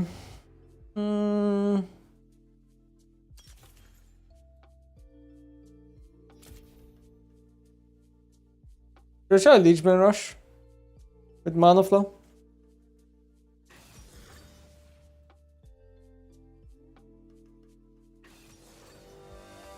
Oh, enemy picked TF. Enemy team picked TF. Okay. Well, I think I'd probably prefer T1 Shaft. I feel like Poppy has the same value here, and I think Jarvan and Rumble should do fine here too. But it's not a big draft win. I just don't like Cassiopeia here. Can't he pick something better. Like, can he pick Zilon? Like, Zilon would go crazy here. It would make like all these champs have no damage. Vladimir is kinda equally weak to all things Cassiopeia is weak. Vladimir, I think, is a bit stronger champ. Like ideally it's something with escape, but there's not much with escape open anymore on mid lane at this point. Yeah, I'm not sure. Let's play a game. Turn up the music.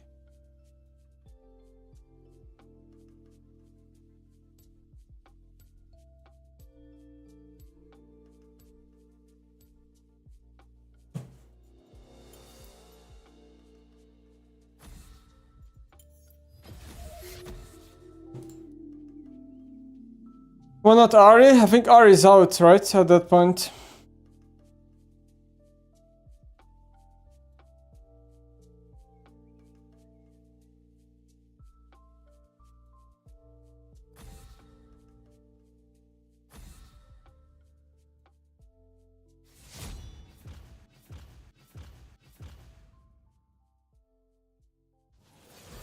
See if a comp wins. I think you underestimate Skarner with Cassiopeia and Besta sustain. But Skarner is a garbage champ. Garbage champion. And Poppy completely counters entire CFR team comp. Is how I see it. Ari was open, but Team Faker lock Salas probably what made him not want to play it. I think Ari is insane here. I would pick, I mean, Ari into Poppy.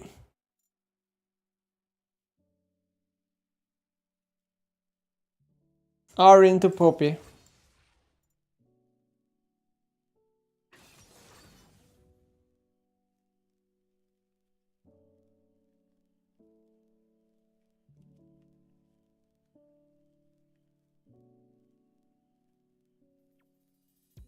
It's disappointing to see you be so critical of their jobs and build. I mean, there's a reason they play in MSI and you play in Lost Ratones. I think you're incredibly stupid.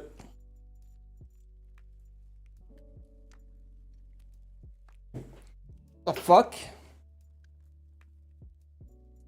Vladimir and Akshan.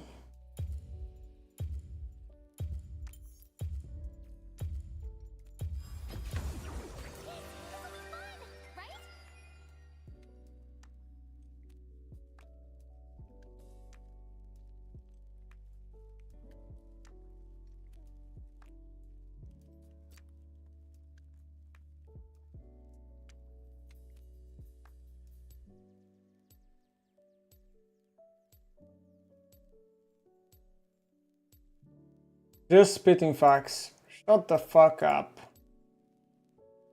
You a moron. You a moron.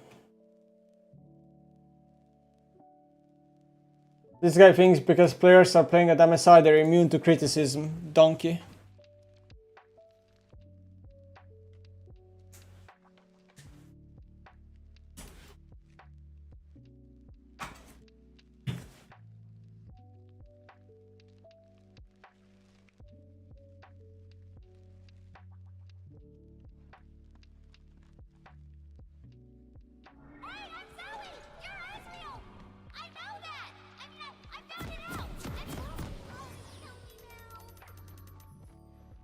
I always chose one chicks over pros for builds. No. That is complete cope. That is complete cope. One chicks are oftentimes just as bad at building as pro players. Welcome to Summoner's Rift. I should figure out a new game, one that mortals can play without dying. 30 seconds until minions spawn.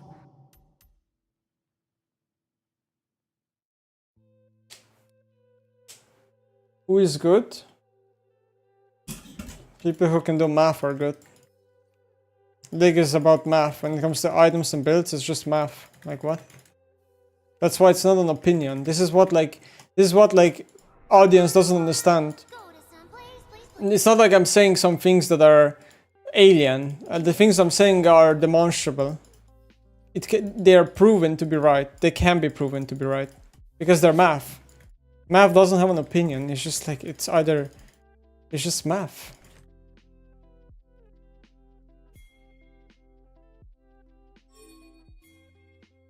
Do not look into the eyes of a god, or fly into its ears.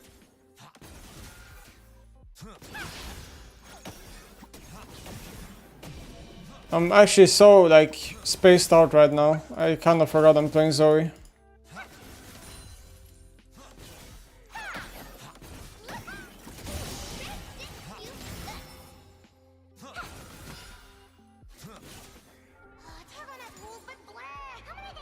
I'm getting rage baited by chat, so I don't know what I'm doing now.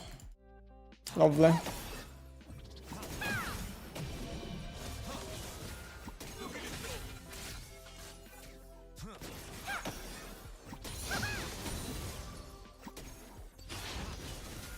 First blood.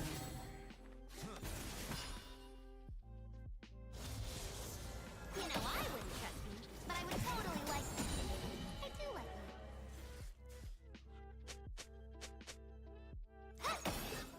Oh, darn it!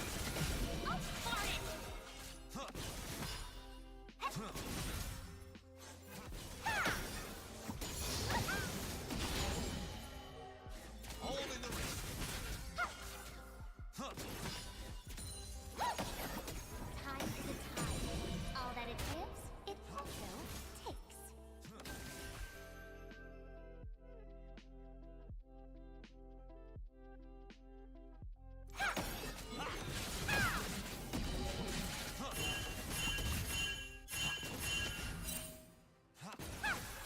What the fuck? I'm just getting pinged for nothing. I have a ward and he's pinging me. Never loses, because Zoe changes her mood. Now I'm obviously like losing focus because of it. I'm actually getting so triggered. It's unbelievable.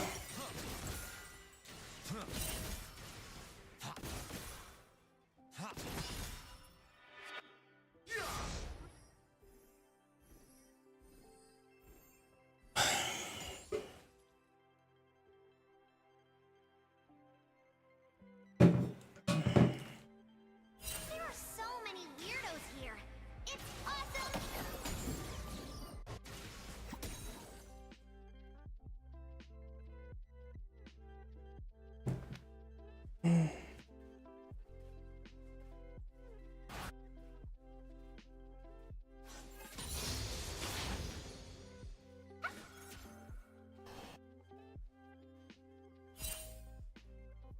La la la loo, la la loo.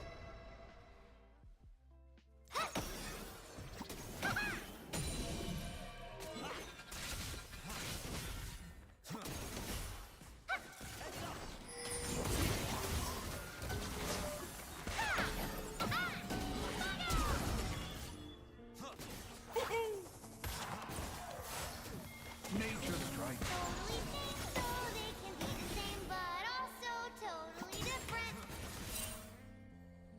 I'm too tilted to play this game normally. It is what it is.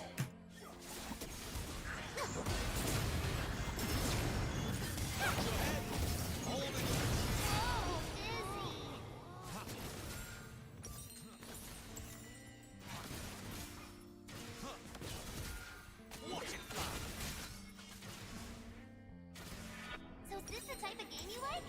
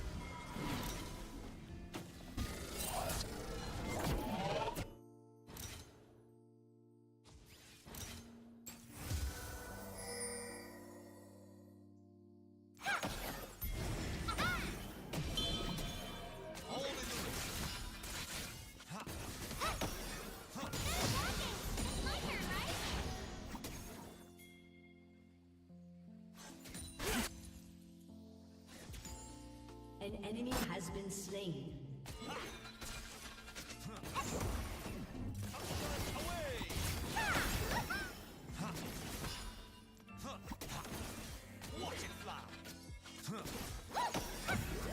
Starlight is an expression of something inside bursting to get out.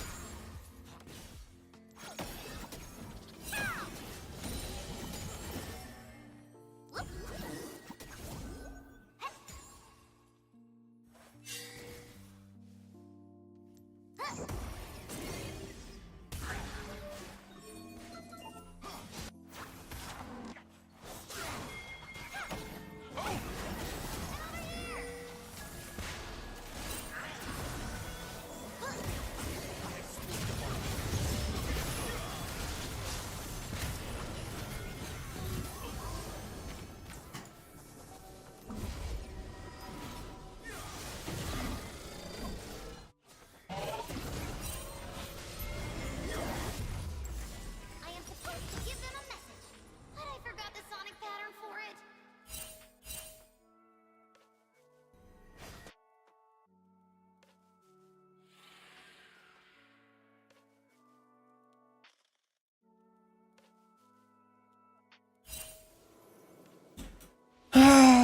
Whatever.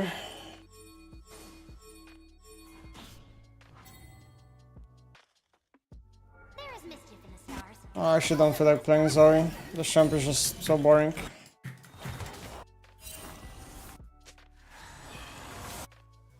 Just boring, honestly. Way too outdated. So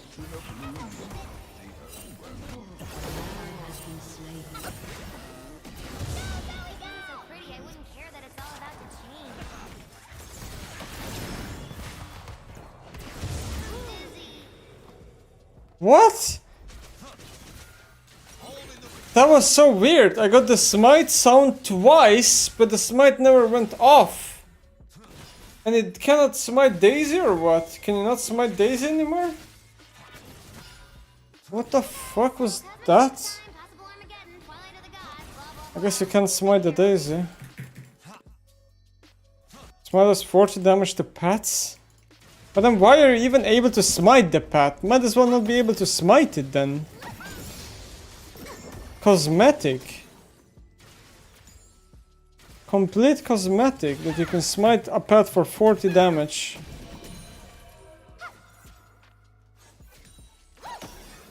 I hope this world survives. I like it.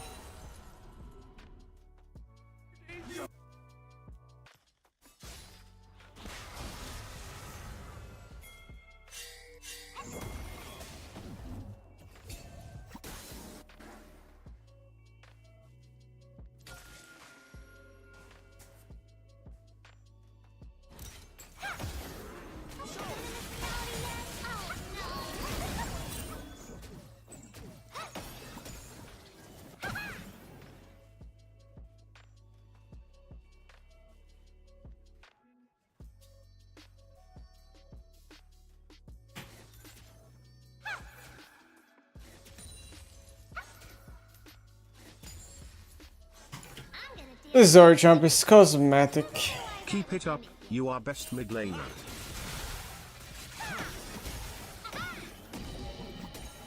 Thank you.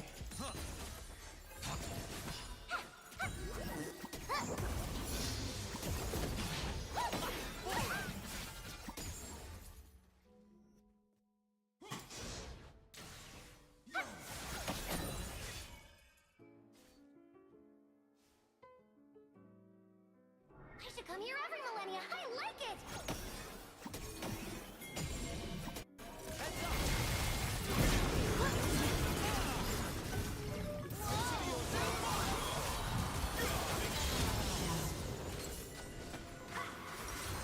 Great.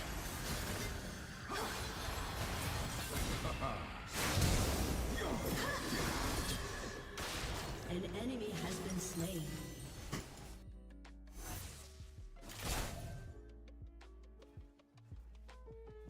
I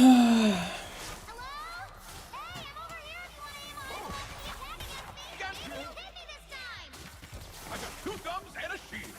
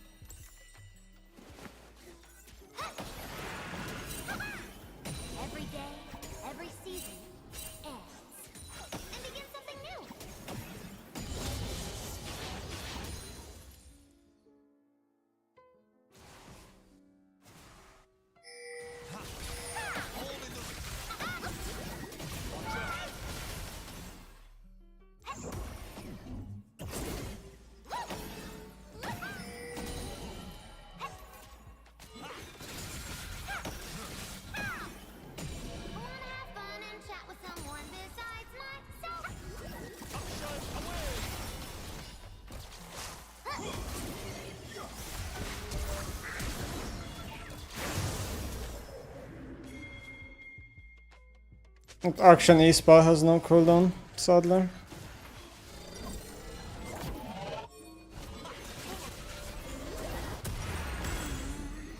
What do boys Zero cooldown spell.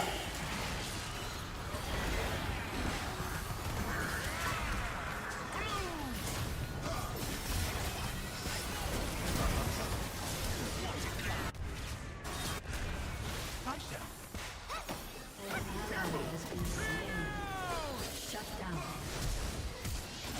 An enemy has been That's why we buy Lich Bane. An enemy has been slain. Turret plating will soon fall.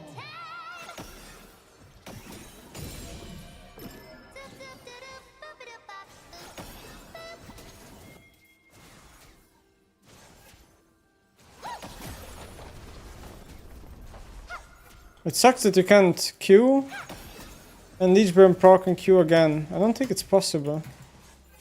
That really sucks. I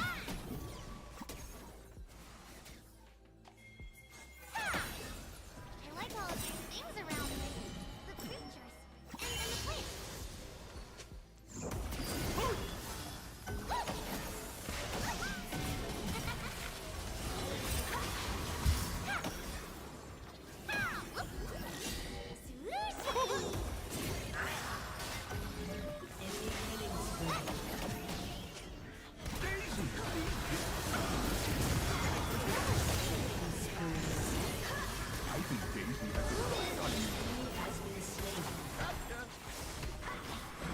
A little spawn and that.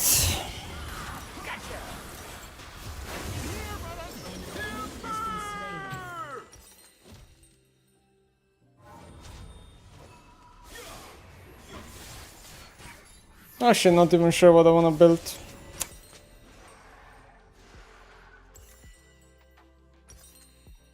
I bring a message for you all. A Kind of the problem with Lich Bane first. Your secondary item is whatever anyway.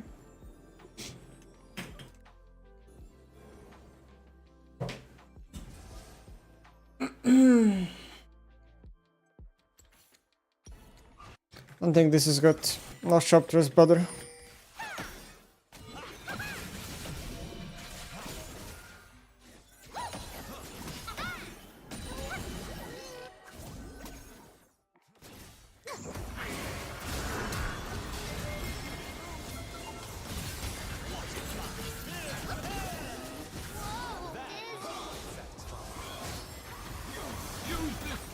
Whatever.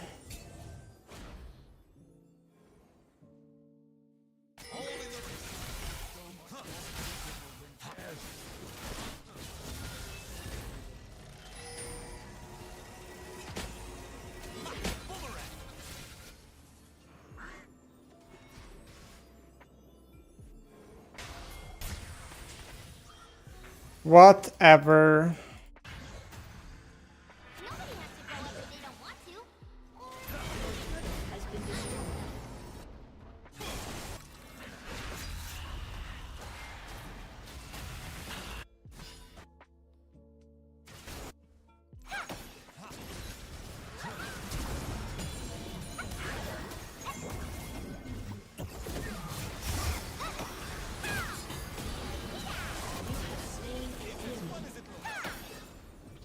Goodbye, my new friend!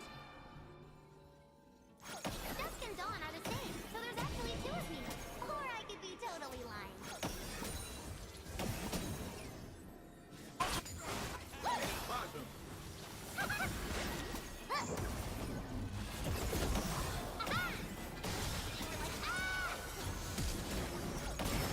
An ally has been slain.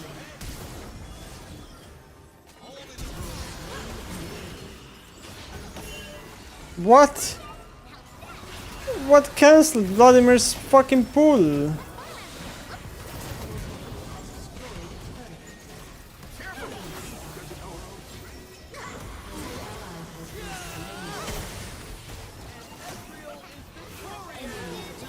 Oh, come on. Triple kill. I don't even know what cancelled the fucking pull, man. How does that even happen? Shit's unfair.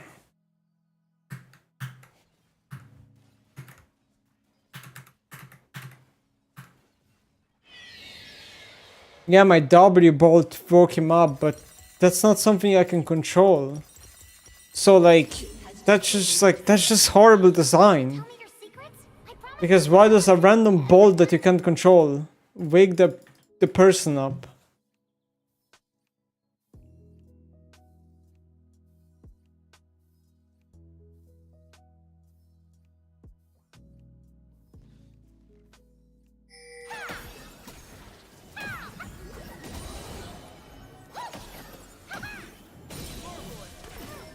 This is a pretty chill reality.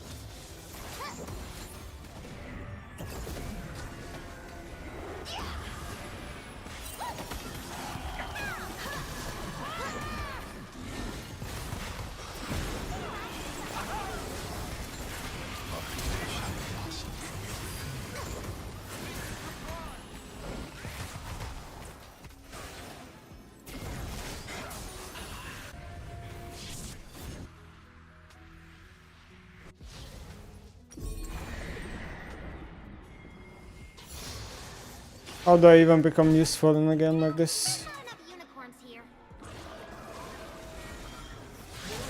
has been destroyed.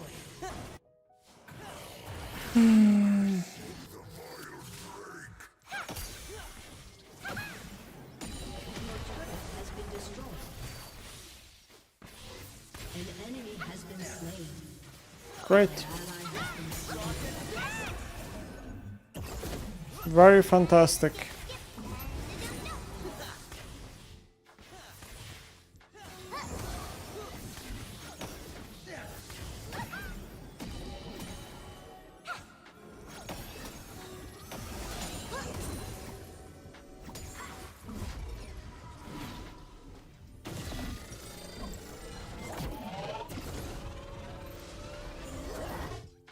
We don't try to understand the sense it doesn't make, so we're trying to share that with Guess I'll just spam CDR and E-bot. I don't see any other hope for me.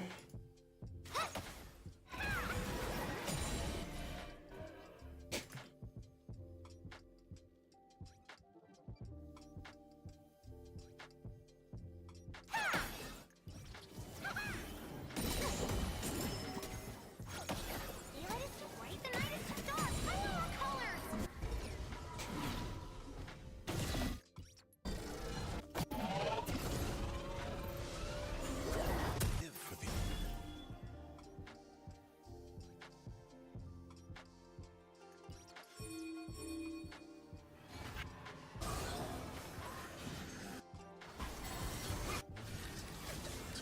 Anybody want to go to that HD liquid? Hello? Hello?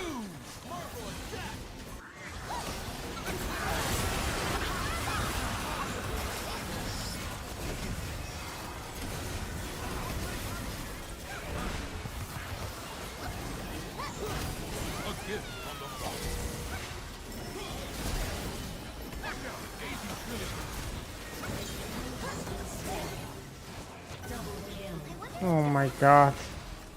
When the jargon breaks the sleep. It's just such a bad feeling, man.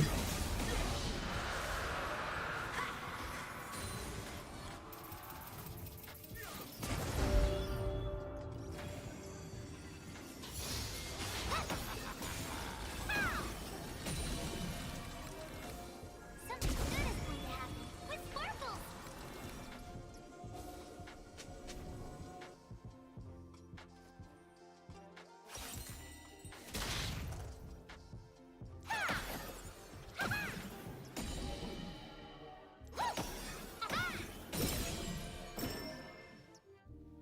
Whoa. Very useful jobs. I took it. Givings. Appreciate that. While I wait, I will stay happy.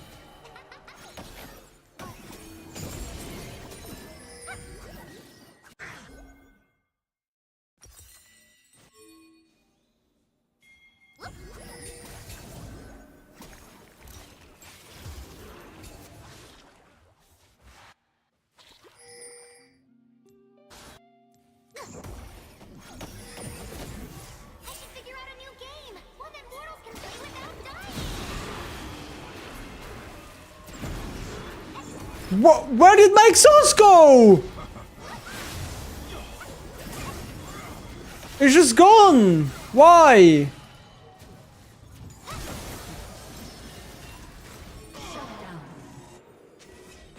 What the fuck is this video game? I wanna go to some place.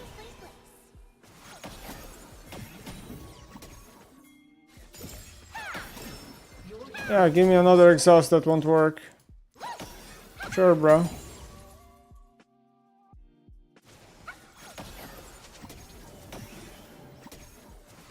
Your team has destroyed a turret.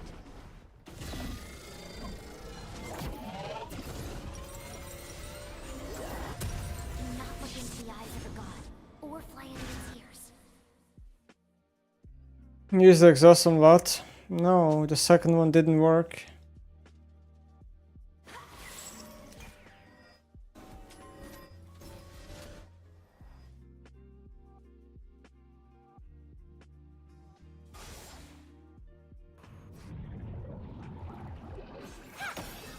Kevin has rules with flag. How do we hang out anyway?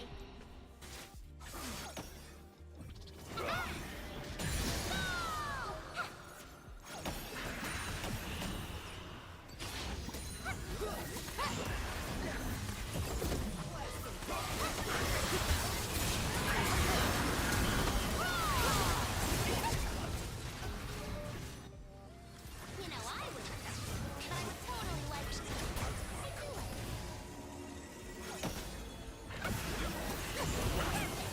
Watch out! Daisy Stampede!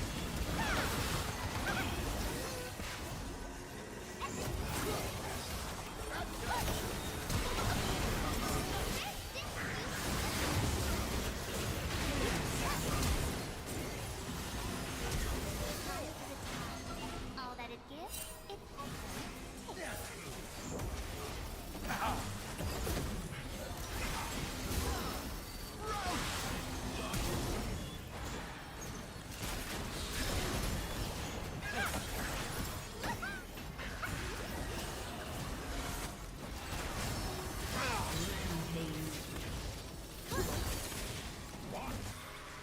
Trickster never loses because Zoe changes.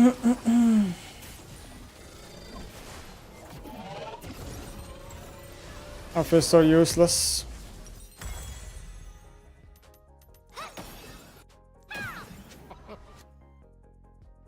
I feel insanely useless.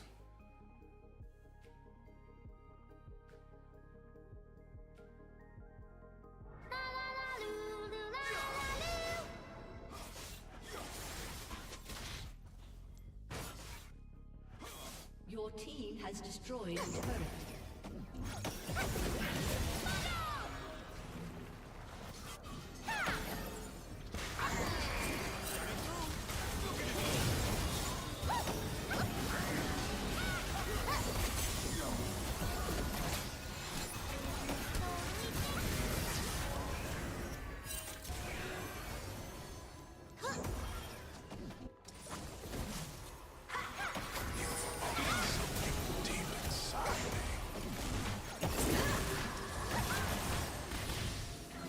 This is a root, man.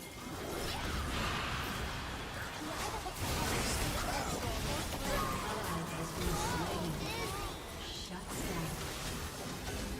Enemy double kill. Yuck.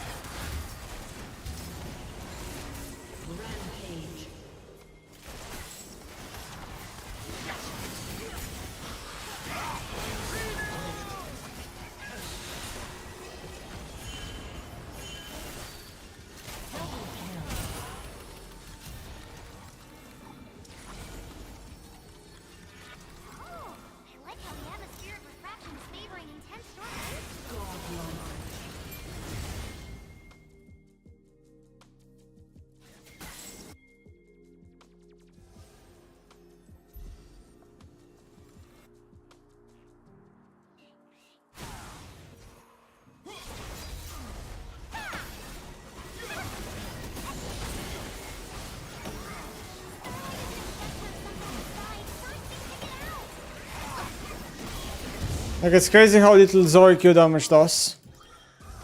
I think it's crazy. This ability is like 0 damage.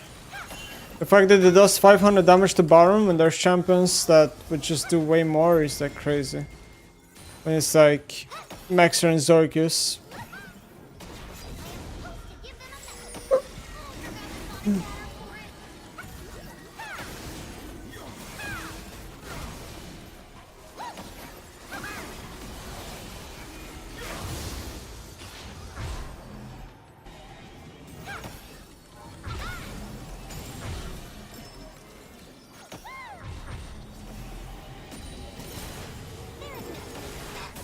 Also gas clouds. Counter ones. What? My exhaust just disappeared, man. Oh, ha, ha, ha. It's so bugged, bro. This is the last time I'm playing this dog shit buggy character. Why did we break the sleep?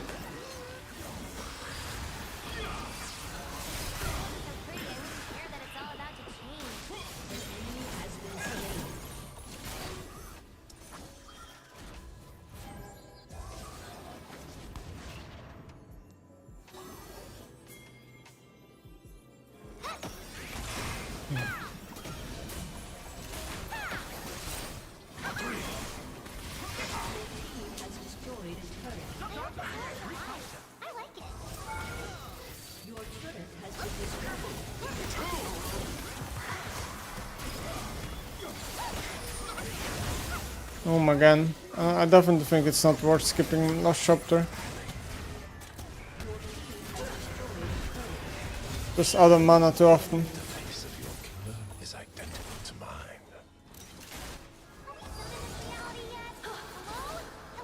But that's why we have clarity.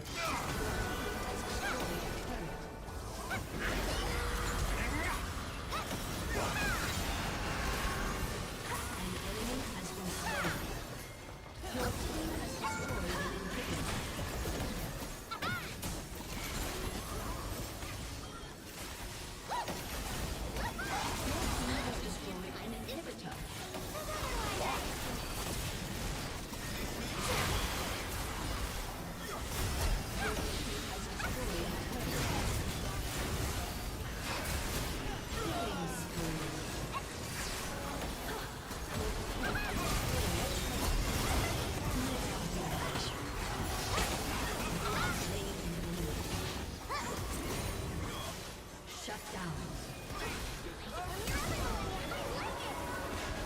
A summoner has disconnected.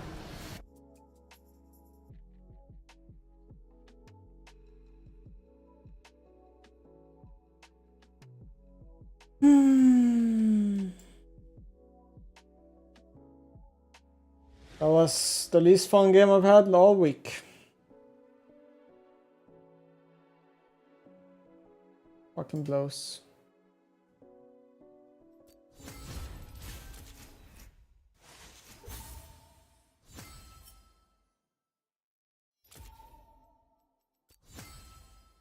Bro, this client. This client is on my nerves.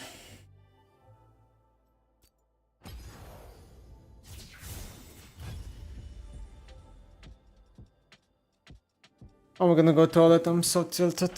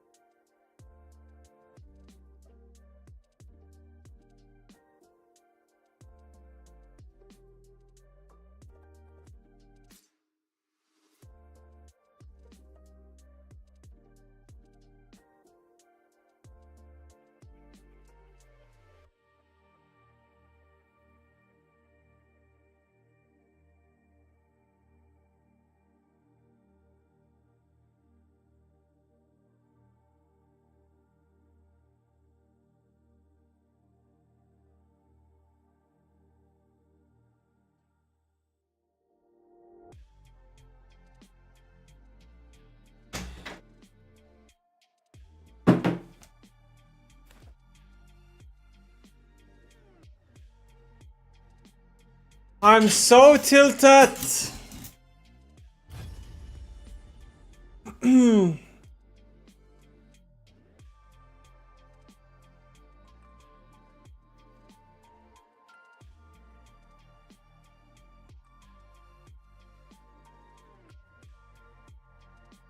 Um,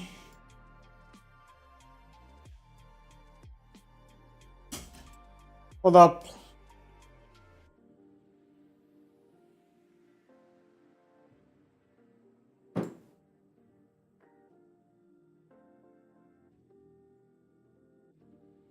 Um,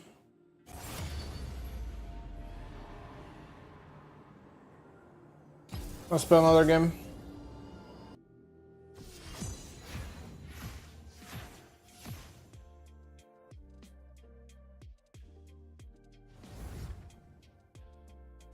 Who's online on Twitch right now? Sally? What is Sally doing? He's playing Arena.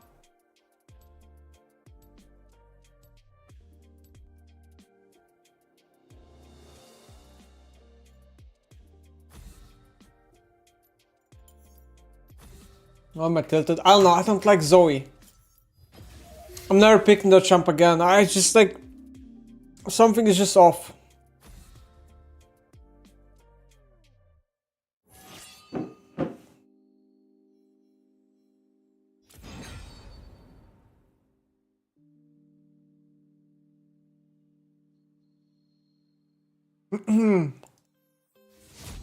It's a cooling patch, he has headaches, really?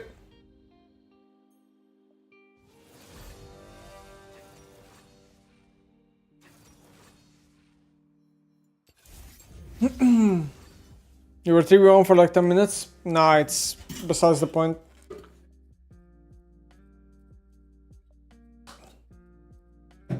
I'm playing with the same Zealand as before or what?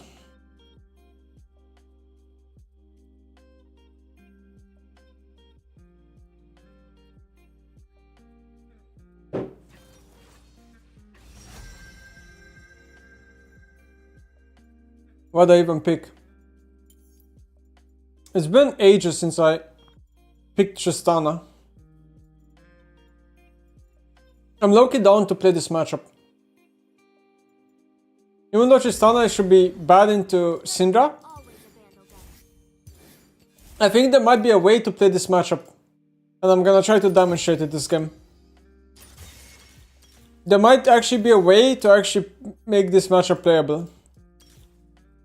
Which is kinda crazy, I know. But I'm gonna try to pull it off this game.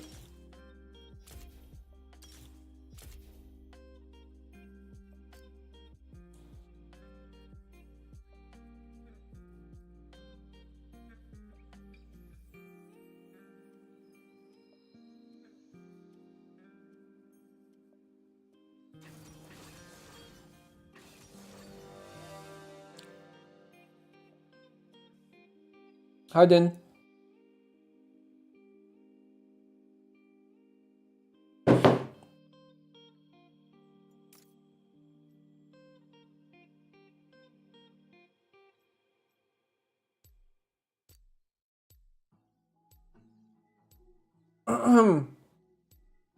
Okay. Yasuo Vekas bot. Our comp is all over the place.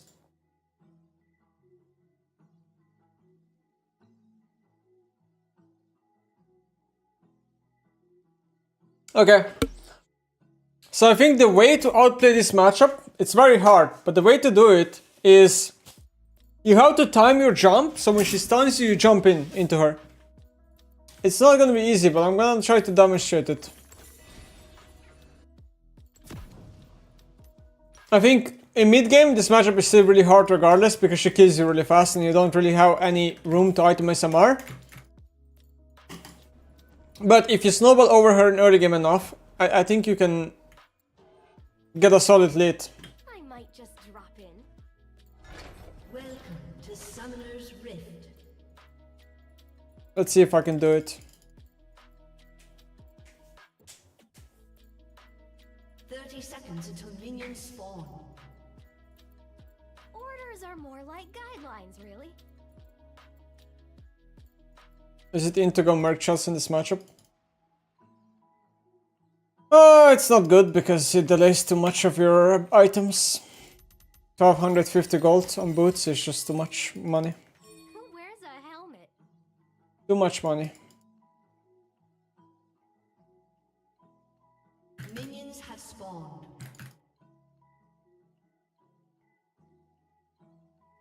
Alright. Let's try to do this. Let me get in there. I'm gonna get a ward here for the Jax because he's begging me for a ward. And the ward is gone. But at least we know she's gonna start Raptors. I dare you to dare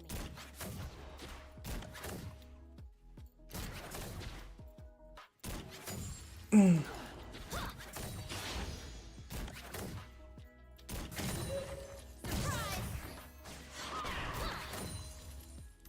It's hard to find the timing to all in her.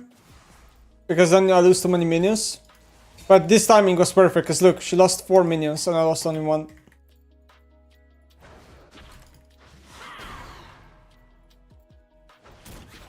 Sometimes outnumbered, never outnumbered.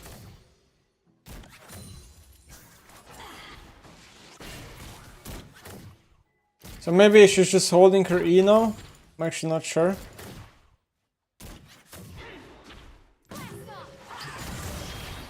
Ooh, her E was super late. Oh, big damage.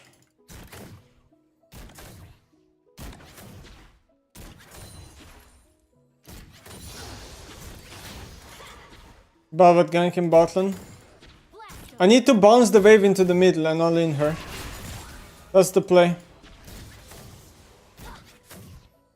So push in this wave and make the wave bounce. She has no potions. That's the play. Winners Double don't kill.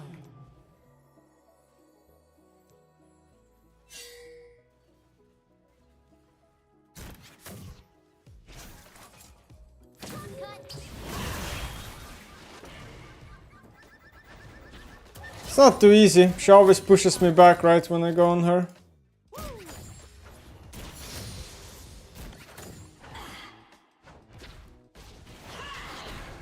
And 10 CS up right now, which is huge, I would say. Bring on the bad guys. She lost on the minion here.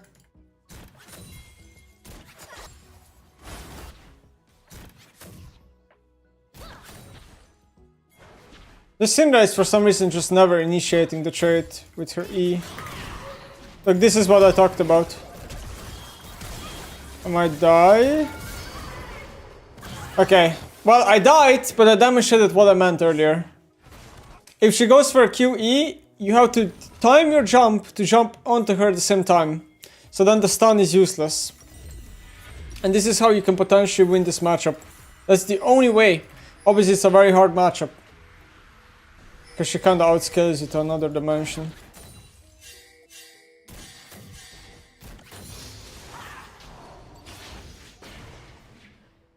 Like now she's not using her E.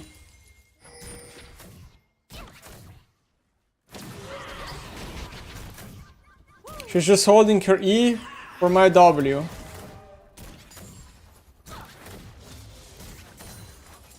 Maybe we should shoot. I'm losing a lot of minions here and there because of Tristana E explosion that you can't really control. An enemy has No rotating top, not worth. Roaming is so hard these days on mid lane, I feel like. We've got this. an enemy has been slain. Yeah, my bad for trying to jump on you.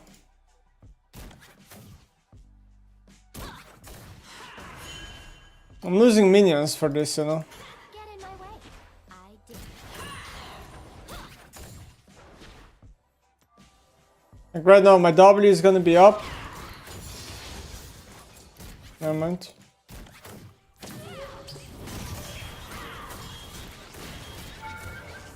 Took a tower shot, maybe it wasn't worth it. She's about to be level 6. And she can burst me soon. Syndra flash, no flash. The thing is, she's about to be 6, so I can't do much. I need to auto-attack a lot, so I lifesteal with cool and D-blade. I got about 7 health per hit.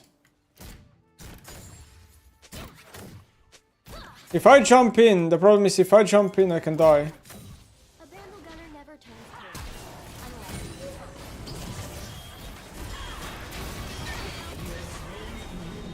Unless Oh my god. Whew! It couldn't be closer than this. I'm gonna base. Kinda forgot to account for Shen ult.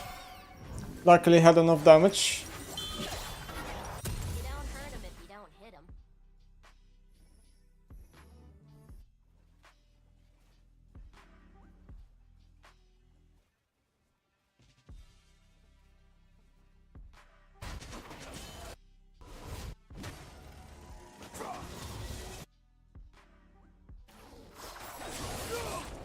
Rampage. I think Syndra still no flash, and I have Bio Sword. Right now my damage is crazy. If I manage to get a timer, you're gonna eat me. Ah, so annoying.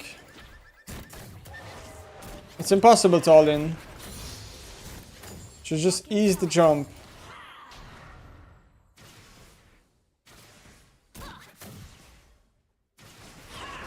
Shut down. Okay, buddy.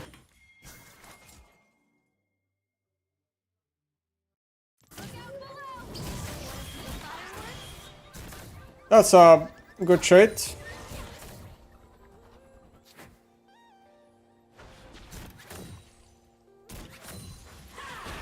I have to drop the cannon. I have no choice.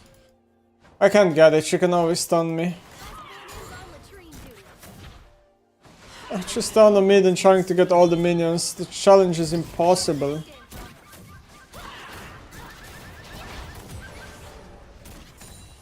Damn, she's so low. War stories don't write themselves. Ja. Just on E.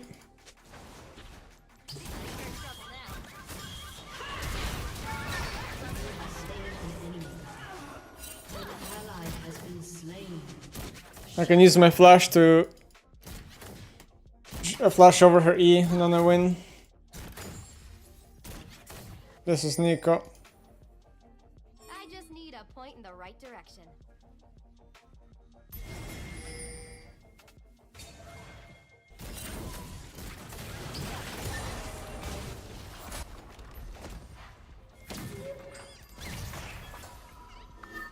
Alright, base time. I'm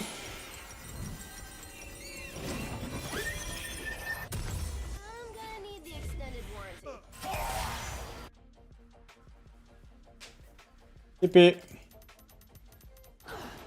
Next base is on Yuntal and then I get boots as well. Her flash should be up now. I got the jump off. Should be a slightly winning trade for me. So yeah, if you ever play Tristana Syndra matchup, guys, this is the only way to win it. She needs to try to go for the stun. And you jump over it. Like this. Jumped over the Belvet W. Input buffered it.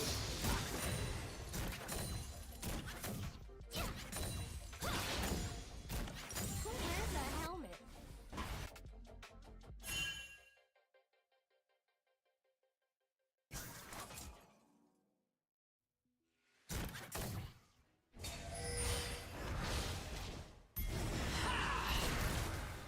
Let me get in there.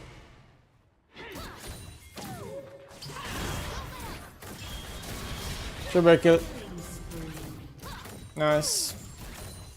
Making this guy dizzy. Very good, very good.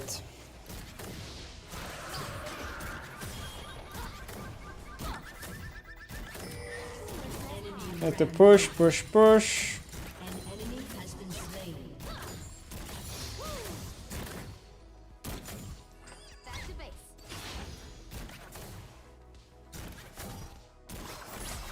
I was like, there's no way Velvet is 0 HP in front of me. That is sussy! Okay. Yuntal. Now I could go Mercs. It's super...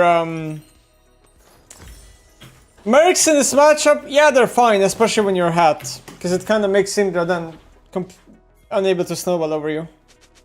But... ideally, you usually can't really afford to buy them. Never outgun. This is just a bit unrealistic because I'm actually kind of ahead now. An enemy has been slain.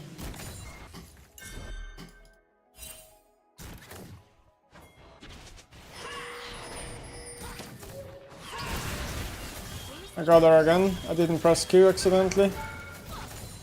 Okay.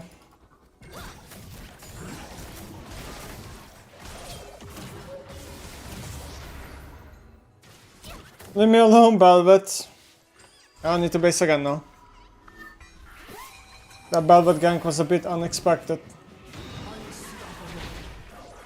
Winners don't duck.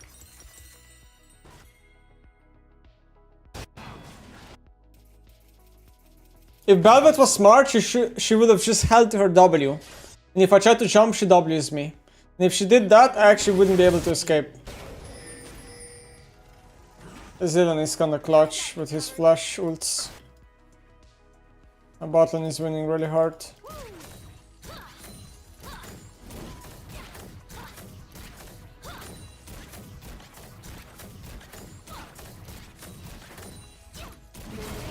destroyed a turret.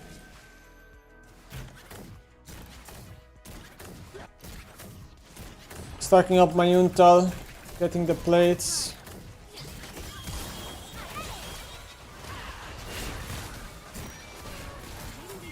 You can see, even if I have Mercs, her combo still does so much damage.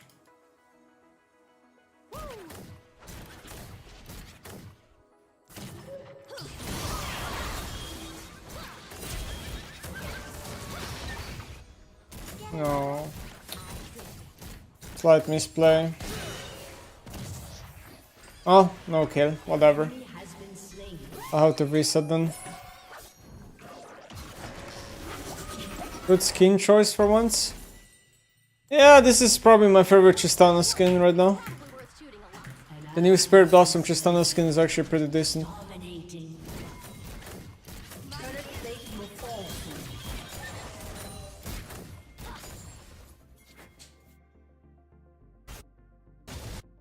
Cool 4 stacks. A button is zoning. Can I kill her? She's so defensive. I think she knows that I'm here.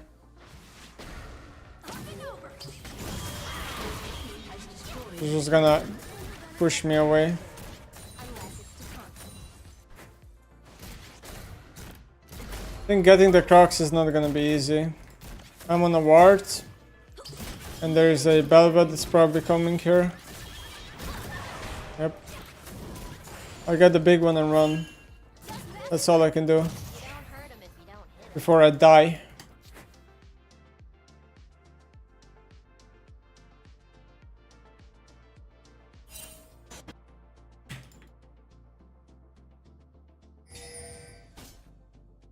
Easy peasy. Your team has destroyed a turret. An enemy has been slain.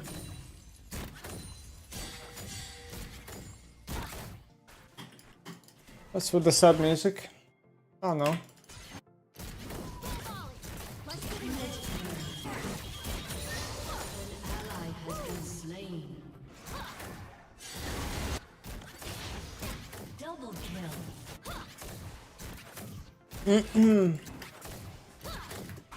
Tier 2 for free? Walking tall. For me?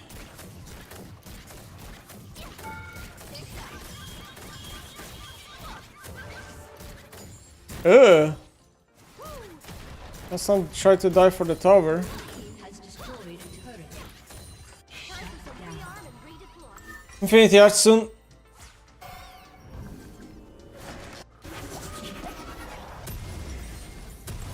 I like the look of this, baby.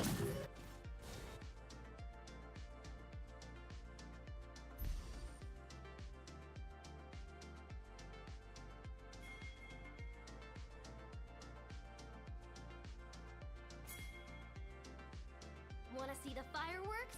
I guess our jungler isn't up, so doing the jargon won't really work. I kind of miss this down on mid, but it's not that good right now. I think mages are just too strong, and she lost a lot of kill threat with our nerf. Just need a point in the right direction.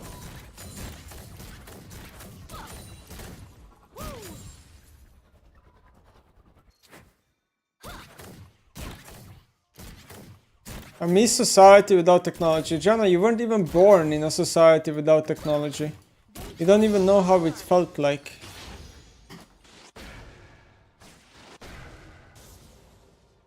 Facts.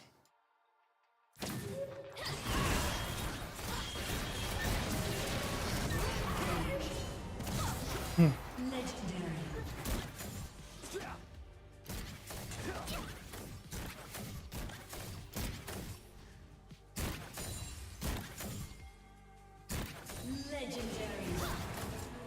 might just take it.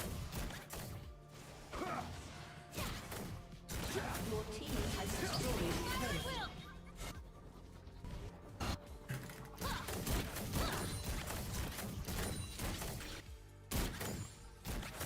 Light 'em up. Your team has destroyed a turret. The enemy has been slain. Not much to do. I think taking E-hip is kinda bad. I don't wanna do that. What's on the Nord roster? Yeah, I don't know. Probably the best roster so far by them. They just keep finding ways to somehow upgrade players. Oh! I got so much gold.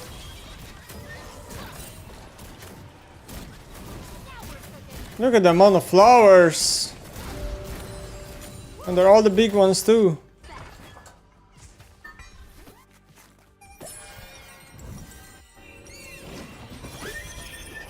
Infinity anything is pretty awesome. Zil. Going, no worry. No worry, is fun. Nice. I think I'm gonna go back bot lane because that's where all the flowers are at. I need to collect them. Let me get in there.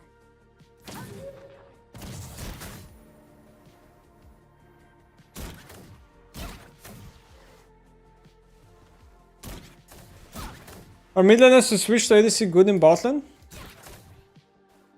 I dare you. Depends, I guess.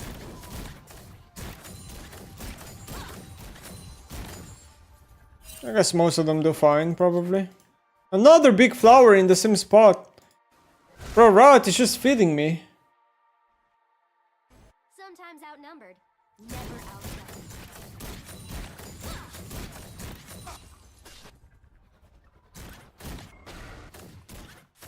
Oh. Really?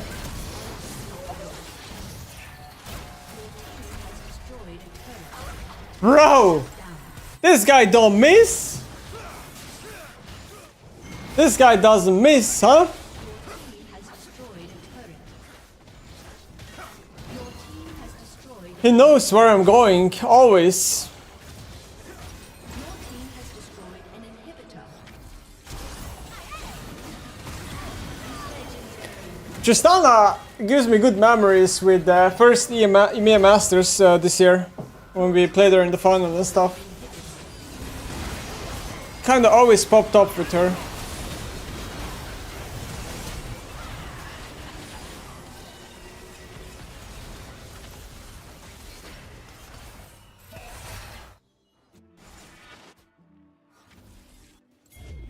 Guess I'll TP here.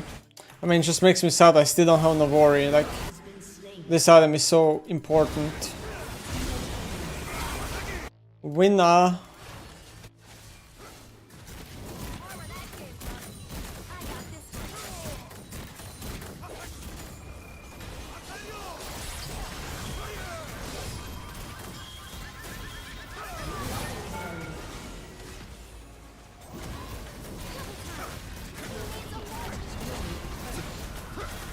GG. A summoner has disconnected. GG. GG.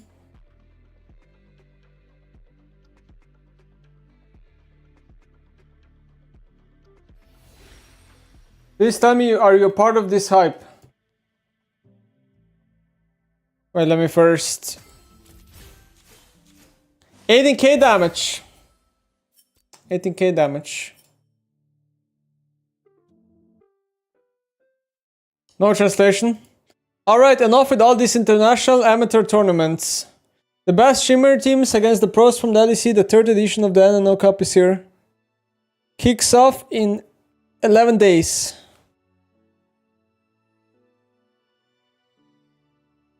I'm not a part of this now. I'm not a part of this. NNO is having a new tournament, yeah, which they will reveal the details, but I'm not a part of it. We did get invited, but I said no. The reason why it's a no is because the reason why it's a no is because like we probably wouldn't be able to play with full roster with Lost Tones, and we would have literally zero practice. Completely zero practice, so I don't see the value of playing this because the rosters on this NNO tournament, it's a lot of LEC teams or like LEC type of rosters. So I don't see any point playing it when we're all on summer vacation mode and we have literally zero practice, and I don't even think we would be able to get a full roster playing. We would have zero scrims playing this tournament, you know, and then it's like, is there even any point playing? Is how I kind of see it. I think the timing is just not great, sadly. The timing of this tournament is a bit... it's obviously not easy for them because they need to find the timing where nothing is happening, but right now it's like MSI, summer vacation, and then NSC is gonna start again. I don't know. Like the timing is just off, you know, for me. But it's also not easy for them to find a good timing, so I don't know what the perfect solution here is.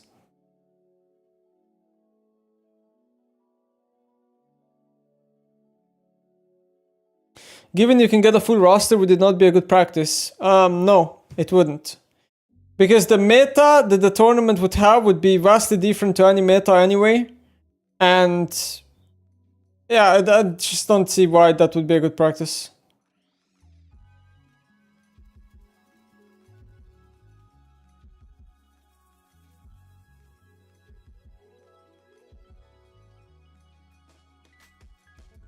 Any Zard players in chat want to explain why I don't see Nemesis build Horizon? I'm guessing it isn't optimal for his build, but I always build it and it seems OP, just curious.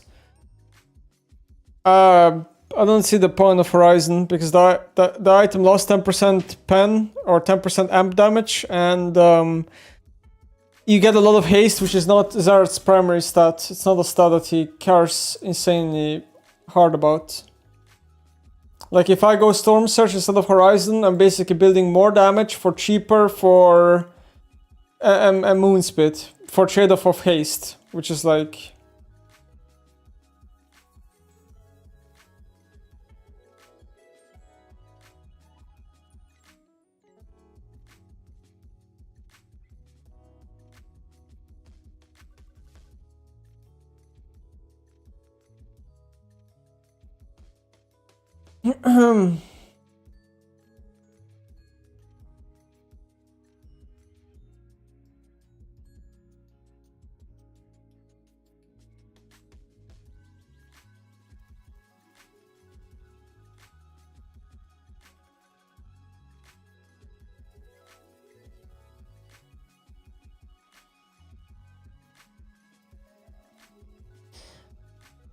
would you build it on Mel? Horizon Focus? No. Cosmic Drive is better on her.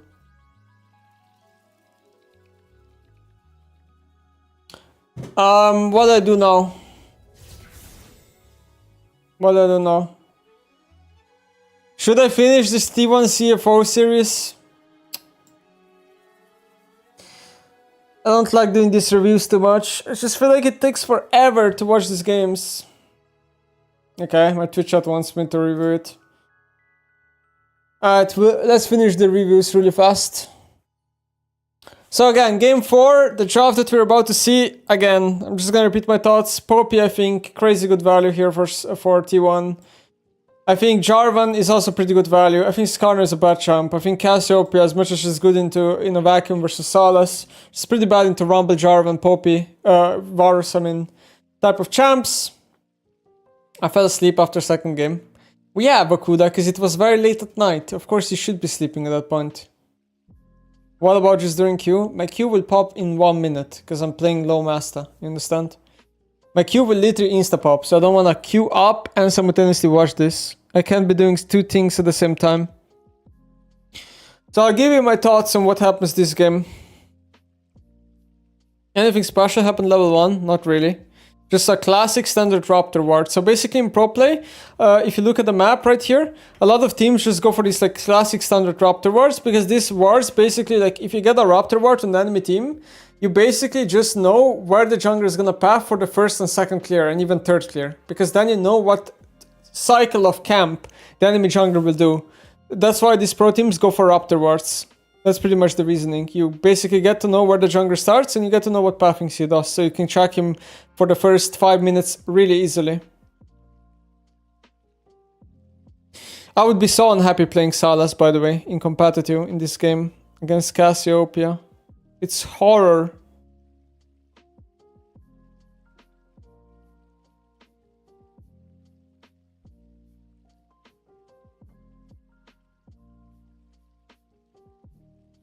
One thing you have to be careful with Cassiopeia in this matchup is you cannot be burning your entire mana pool at level 2 already. Like you can be like 40% mana or whatever.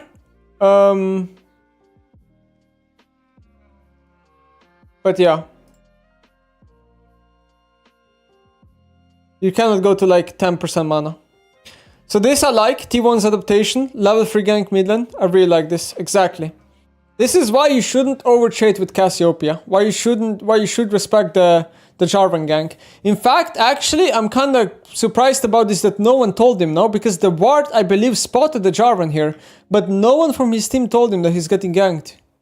If I'm not completely crazy here. Because the Cassiopeia could start kiting down here earlier into Skarner, essentially.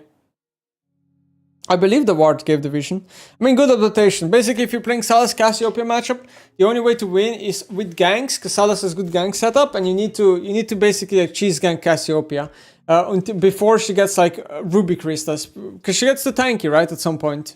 Yeah, I mean, it's just good adaptation now. I'm not sure what's happening top lane. It's okay, Faker smurfing. I think Faker just... The replay obviously ruins it, but I think Faker just saw, oh, top lane has slow push. Oh, if I TP a minion and dive on Basta, she loses like insane amounts. And it's worth to do. This is really good.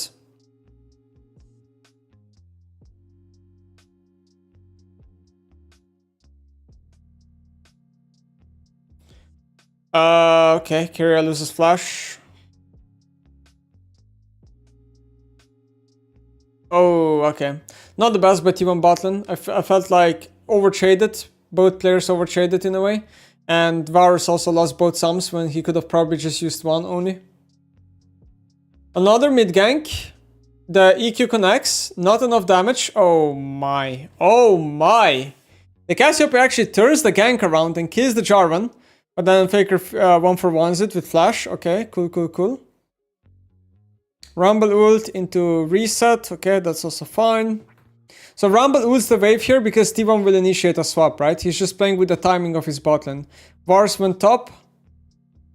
CFO is gonna pick up a dragon. So one thing that you have to understand is that Skarner is a really slow champion at doing dragon early on. If he doesn't receive any help on the dragon, he usually takes, I believe, like 40 seconds or something to solo the dragon, something brutal. So this is why on Skarner, a lot of times it's not worth doing the dragon early, because you simply are just inactive on the map for too long. So Ambassa just gets dough for free here, I guess, because, I mean, one of the reasons is against Skarner. See this? Like, Skarner spends so much time doing Jargon, he's not in time to defend top, nor he's in time to dive bot lane. So even though T1 loses a Jargon, like, the amount they're getting out of it is just insane. I mean, Faker here dies for literally no reason whatsoever. T1 got a lot of plates top lane, and now they're gonna base and go top again. So Ambassa is going to continuously struggle here in the lane swap situation. I think Rumble is a bit happier with the ultimate. And Ambassa is also building a Mar, so Varus is even better against her. Do pro teams really have no better champ to pick than Ambassa into Rumble? I swear there has to be something better to pick.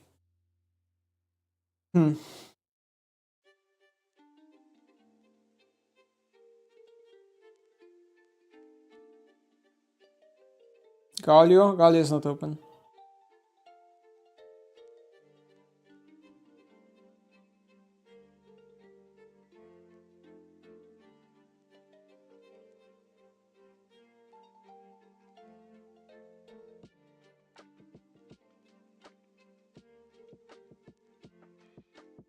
Okay.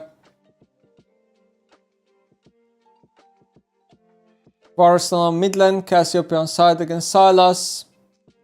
That's a Poppy TP spellbook, every support is playing it. Skarner caught in the river, has to flash.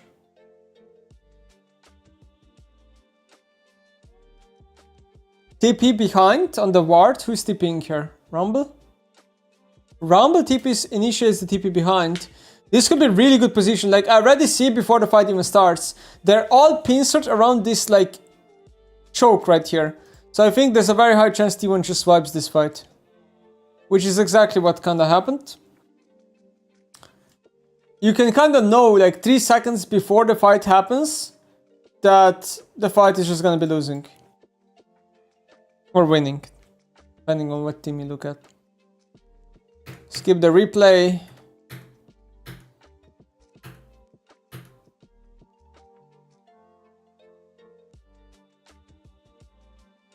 Okay. That is a pretty cool dive, honestly. Wow, very well executed. They perfectly synced up the CC.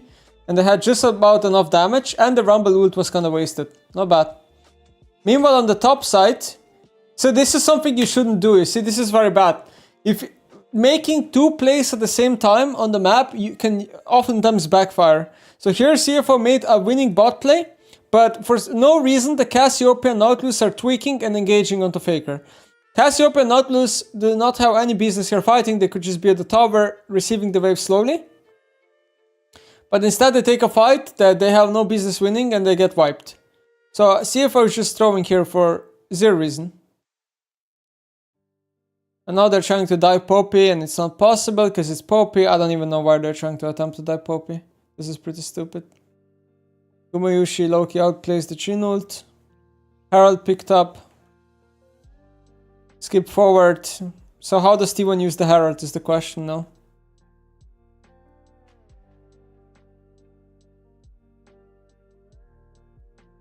So it's just another Dragon setup here. T1 has the initial positioning. And they're also 5k gold ahead, so they should be very favored to win the fight, right? Like, a lot of their champions are on power spikes. And Poppy ult alone should be able to just, like, they could just Poppy ult someone out and then force the fight. Which is exactly what I talked about. And why Poppy has such an insane value this game. So Ambassa gets ulted, now they can just go in.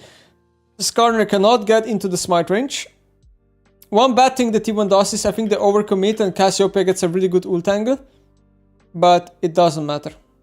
It doesn't matter, they get wiped. I think this game is over already at this point. 7k gold lead at 20 minutes. This is kind of similar to last game where the game just over really fast.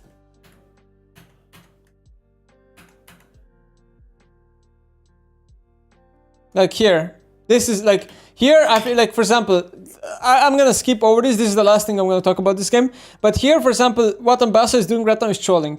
The Ambassa should just realize, or like this whole team, CFO, they should realize, oh, this Dragon is uncontestable. Just give them the 3rd Dragon, we fight the 4th one, we're 2 behind. Let's go top lane and get some farm. No. Ambassa TPs to the Dragon with some fucking desperation here in a fight that is not winnable. And they bleed even more top and bot waves for it. I mean, this game is just over. Next. I'm skipping to the last game. Last game draft. Do not skip this game. I mean, I'm not gonna watch a game where there's like 8k gold lead at 20 minutes. If T1 doesn't close out the game, then GG.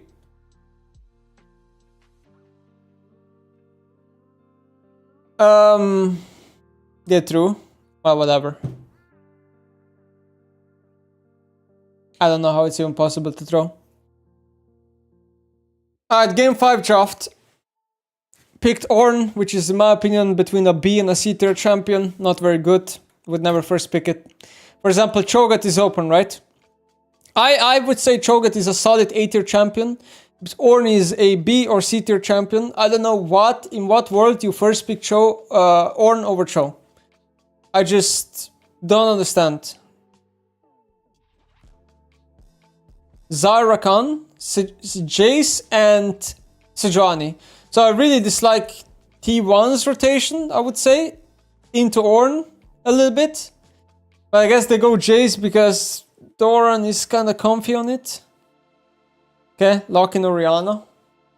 I'm not really a big fan of T1's draft so far from what I'm seeing. Like Zyra Khan is solid.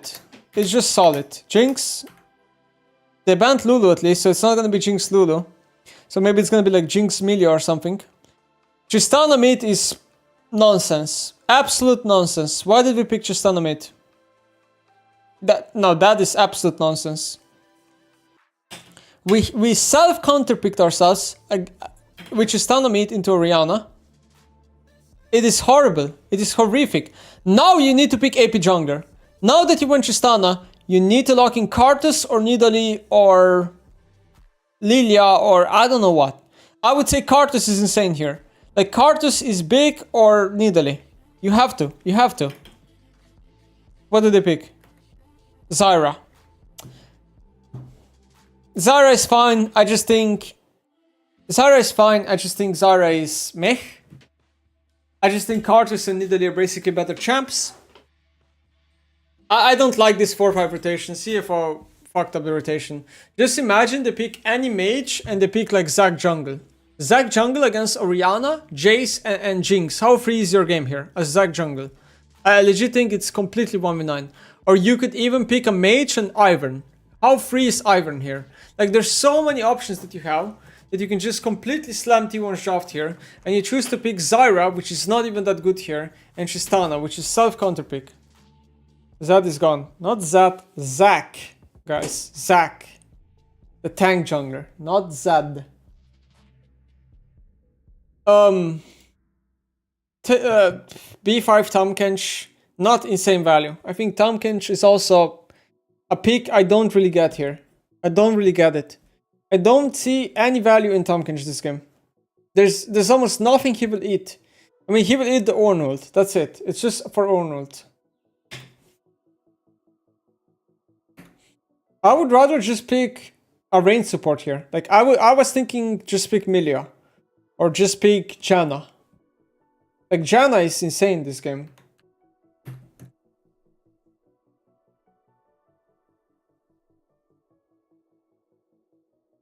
So what exactly is going to happen this game?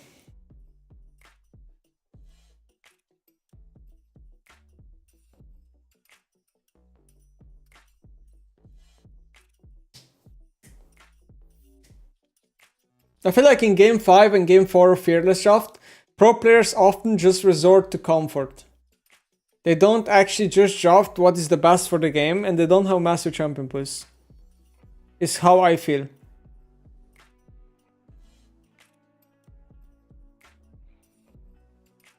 Okay. Breaker got some good shades.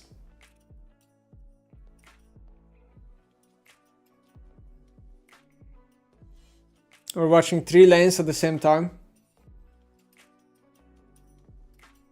Like right now, I'm kind of confused. Like looking at mid lane right now, focus on mid lane.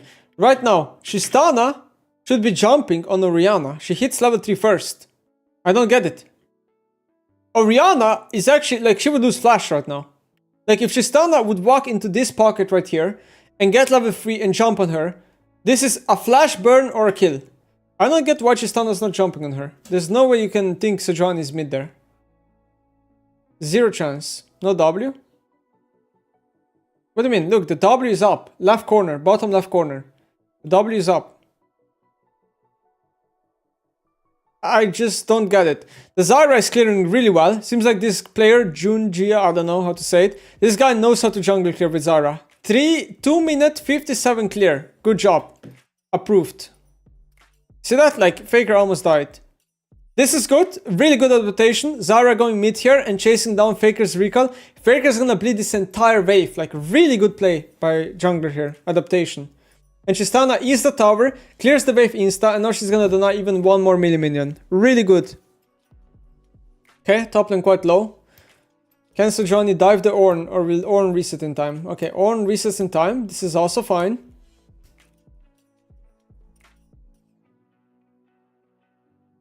I mean, so far I like what I'm seeing by CFO in early game. But T1 is ahead somehow. How is T1 ahead? Top lane. Oof. Top lane is 340 gold ahead somehow. Okay.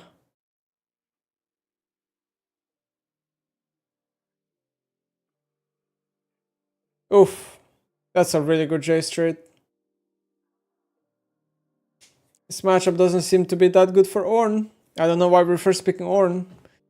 I don't get it. Like, what's the value? Just first pick Cho'Gath. Okay. Not too bad, not too bad. Okay, Faker chunked again. Not too bad. Tristana obviously troll building. If you look at the items, Scout Slingshot. Super troll building.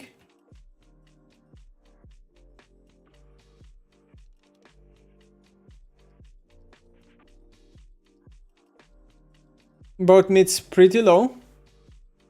I think Tristana is probably hitting 6 first. Yeah, this is not something that should really happen, right? Doran getting a solo kill like that, I don't know. Not something that should happen. Zyra is gonna take the Jargon. Or can T1 contest this? So first of all, the Jargon gets pulled too far and it resets. So it regened about 400 additional health here. Else it would have been a lot lower. Okay, they had double smite with Rakan, right? Double smite, Rakan and Zyra. They just smite it together and they disengage. Rakan almost dies for no reason, but manages to live. Okay, Doran flashes the second part of Ornn ult. Jinx tried to flash an auto, but it didn't work.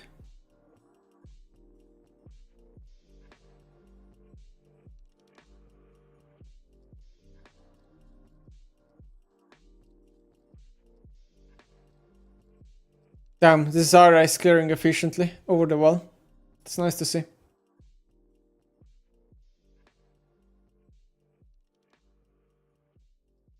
Sejuani is... What is happening here exactly? Let me actually read the situation. So Rakan comes out of base. Sejuani goes to grabs instantly. Zyra is on red buff. Sejuani starts the grabs, finishes one. Rakan is spotting her. Zyra is coming in. Tristana TPs. The Sejuani overstays and doesn't die. Wow. Kinda lucky. That's kinda lucky. Meanwhile, in bot lane, Ornn is 1 level down already. Getting blasted in the 1v1. Tristana gets solo killed because this matchup is horrible. And building Scout Slingshot makes you lose even harder as Tristana, because he would have BF Sword on this timer if he didn't buy it. I think Tristana flashing for Sejuani would be worth it. I think Tristana wouldn't read Sejuani. That's the thing. I think she would be out of range. Okay. Zyra toppling gank. Ornn is bleeding. Oh, this Zyra champion is useless. Like, this, again, something I don't understand. If you pick Zyra into Sejuani, you should be naturally having a TS lead with tempo advantage because your jungle camps are faster. And you clear a lot faster. The fact that we're at minute 10 and Sejuani has more CS than Zyra is a problem. It's a problem. It should not happen. It is a problem. Tristana is absolutely useless right now. Still no BS sword. You miss Zara route and it's pretty sleeper. Yeah. Zara, if you miss Zara, the champ does like half less. And yeah, I don't know. I don't like Zara. I don't think she's good. She's just an overrated jungler. The only good thing she does is clear spit. She has nothing other than clear spit as a strength. Like damage wise and ability wise, she's just a worse Karthus.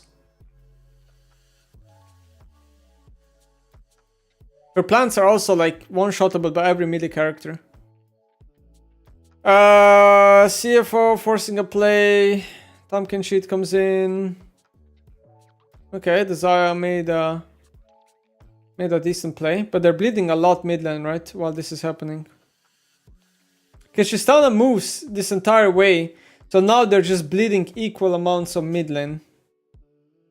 And T1 has one more grab as well.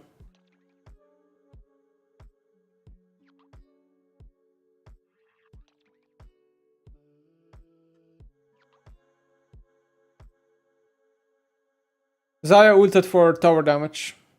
Because the tower was amped up. I mean, Ornn is struggling in this 1v1. He's struggling.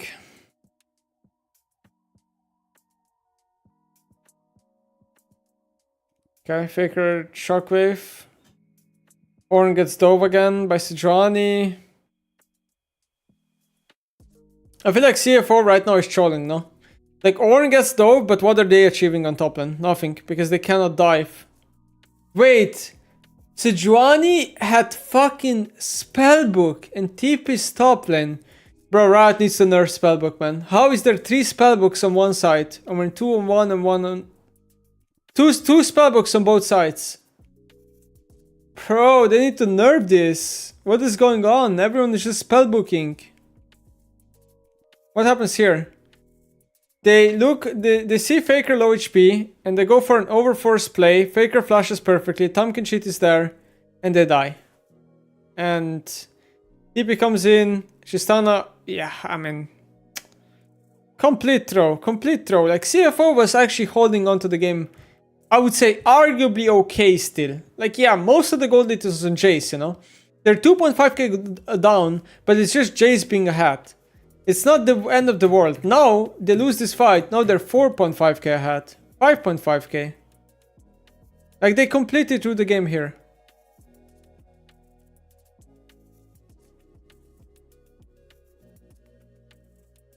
At least a good kill on Faker. And they get bot set camps. This is good. But meanwhile, Jace is just destroying the whole tier 2 tower top. Oh, no. Oh, no. T1 had really good teamwork, yeah, with the Dragon. Jinx finishes the Dragon, and then Ornn TPs, Sejuani TPs with Spellbook. I mean, here the suicide for tower. The problem is that, like, it's gonna take too many items for CFO to come back into this game. Tristana will essentially be a useless champion to 3 items this game. And that's like 4,000 more gold, if not more. Like 5,000 more gold. Like, she's just not getting there anytime soon, right? And look at that. T1 just got both tier 2s on the side lane. So they have massive gold swing. And they're getting all the camps on the exit, so Zara can farm.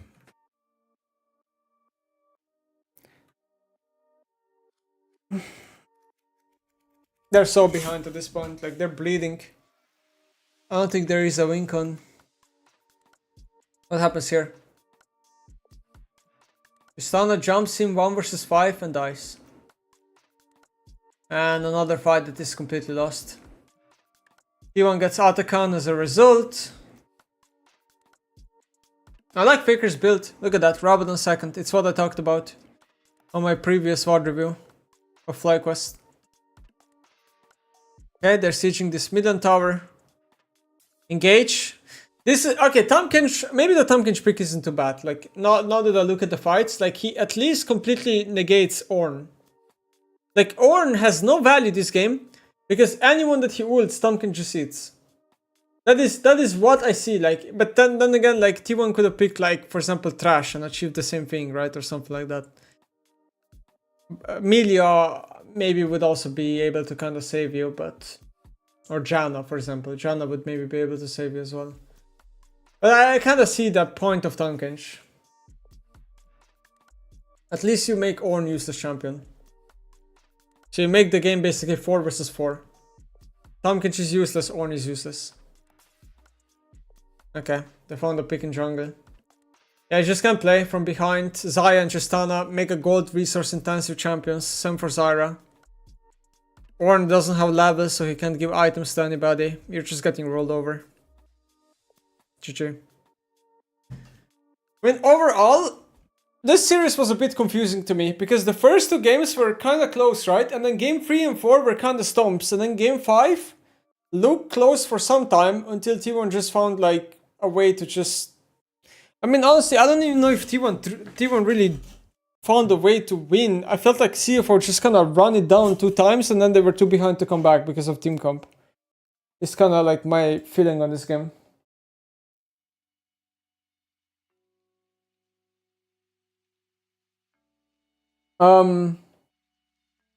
Let's watch the Lost Atones video now. This is another thing I haven't seen yet. The LR video. Reckless and Bows. Reckless Google questions. Basically what we're gonna be doing, me and Reckless, today is we're going to be answering Google's most asked questions about Google's most asked questions. Let's do it.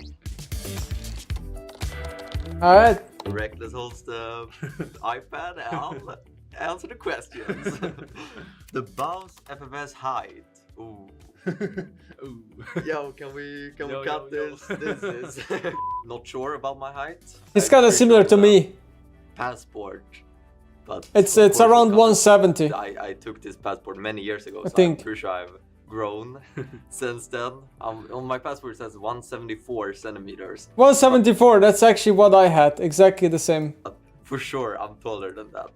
Hopefully. It's literally exactly like me, so I believe that. Oliver build. Okay. The build is it used to be Cosmic Drive into Protobelt, but I think right now Protobelt Rush into Cosmic might be better. He should actually swap his build order. As I innovated AP Volibear build. And not really innovated, like I'm not the first one to do that, of course. Basically what I do with Volibear, there's 3 boss is just yapping. stats on the Volibear. It's AP, there's AP, health and CDR. haste. Yeah, exactly. You just get any item in the game that gives AP, health and CDR. That's Cosmic Drive, Rocket Belt, and like I guess Bloodletter these days, and Rift Maker. And that's my Volibear build. The Bows of Best accounts. Ooh, I guess league accounts. I have a few. You know, what I like to do is make a new account that makes me feel better about myself, stomping noobs. Probably noobs like you guys watching right now, stuck in silver. Because when you make an account, you can smurf and make me feel a lot better about myself. No, not really. Every league content creator. I use many accounts because I want to feel like when I'm playing on my main, the Boss of S, because I have a very unique playstyle, it feels like if I play on my main account, people will like play differently accordingly. It just feels like I'm getting ganked. That's true. That's true. 100%. This is true. If people like 100%. So you are playing viewer games when you queue up on your main. Yeah, that's true as well. Switch. Do I get the pad now? All right. You got the pad. Age. Ooh, skip. Reckless age. How old is he? He's like 29 or 30. Wait. 29 this year? 29. I guess for League I'm getting old. Kind of old for League. No. But I think for life I'm still in my youth, and I kind of realized this when I moved back to Sweden, because a lot of my friends and people around me have kids now and are married and live I feel like the same as Reckless. different lifestyle to me. So many So marriages or kids. I'm like crazy. in the world doing whatever. I think I shouldn't feel stressed about anything. Just enjoy it while I can. And once it's my turn to live the family life, I guess I will do my best to enjoy. Is that something you feel like you would want to do one day? No, not in the really. future? No. The thing is, my sister has 2 kids, and I don't really want kids myself. Like her having kids is enough for me, because I get that feeling during Christmas and other family, what you call it, family högtider. You understand what I mean? Holidays. Holidays, yeah. So like Easter and Christmas, when there's no kids in the picture, it's like a family dinner, you're hanging out with people you always hang out with. But now that there's kids, all of a sudden Santa Claus is exciting, and the Easter Bunny, and I think I should enjoy this time. Can't while I relate can. I shouldn't there. feel stressed to like enter that lifestyle. You know you what I mean? shouldn't. I'm only Santa 29. Claus. If you look at it that way. I mean, you are 29. Almost. I'm speaking, you know. Yeah, I guess it depends on how you look at it. Bow's For trolling me, it is very much. hilarious. I'm only 29. Yeah. Or only 28, turning 29. This is like Anyway, complete moving cope, on. bro. For his uncle, dinosaur OPGG. age. I realized when I swapped role to support that quantity is better than quality right now because I'm learning a new role and new champs. I think just spamming the game as much as possible is more important than having high quality games. Like let's say, like I've never True. played Pike, for example, but when I played AD Carry, there was no champion I haven't played. You know what I mean? No matter what, I would have 1,000 or 2,000 games on that champion, so it wouldn't be new. But now it's like, oh, I've never played that champ. I'm learning it for the first We time. might be going off topic here, but do you feel like ADC champions is like when a new one got released? Do you feel like it was like similar and easier to learn because ADCs are more similar as champions than support? Because if For support, sure. you're like one is melee, one is range, one is skill shot, one is engage, whatever. Yeah, for Whereas sure. ADC is like auto attacks. That's why I'm impressed with solo laners because you play. Reckless about to you play the compliment same me. role, but you play different classes. You know what I mean? You can play a tank or a booster or an assassin. It's completely different play style. So now I really. He's thinking understand about that me here, It's not for so sure. easy to be like a solo laner or a jungler because the champions can differentiate so much. And I think same for support. Yeah, but AD carry it's always like. I'm ranged, I'm squishy, I did a lot of damage, I need time. This is true, yeah. It was easier. A lot of to ADCs are pick up pretty champions similar, unless you were talking about something like Zari, who's kind of unique, right? as they came because it was almost always the same. Network. Oh, I have no Oh idea. my god. What is that anyway? It's like how much I'm worth as a human being, or Yeah, it's like how good of a human being are you? No. How much money you You have? should answer that question. No, I think it's like. I mean, I would never answer this, right? Because But how do you even know? in Sweden we don't talk about this, right? But how do you even know? Or is that how much money I have? It's basically how much money you have in the bank account. If you own a house or a car or something, that gets added to it. pretty Yes, much. yes. So in Boss Sweden, knows. we don't really talk about salaries even. Yeah. Yeah. We're It's like very taboo to ask that. Yeah. yeah, we're very private with this stuff. But I mean, go. You can. It's your question. I think as a support, I am a little bit less net worth. As in Curry, I was a little bit higher. But we're getting there. I would say my curve is going up. So hopefully one day I can be like same net worth as when I was 80. PR answer. Yeah, let's move on. Twitter. I don't really use it anymore. Since Yeah, it it's a turned to good X, thing. I lost interest. I don't know why. Do you use Twitter? It's garbage.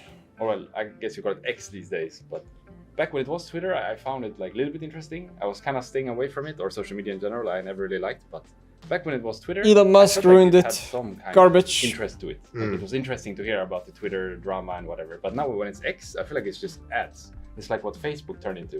Did you use Facebook back in the day when it was new? Way back, yeah. And you'd actually go there and you'd check your newsfeed and you'd get information about what your friends were doing and your family Yeah. were doing. And people would Yep. post stuff there. Now, if you go there, it's literally just ads.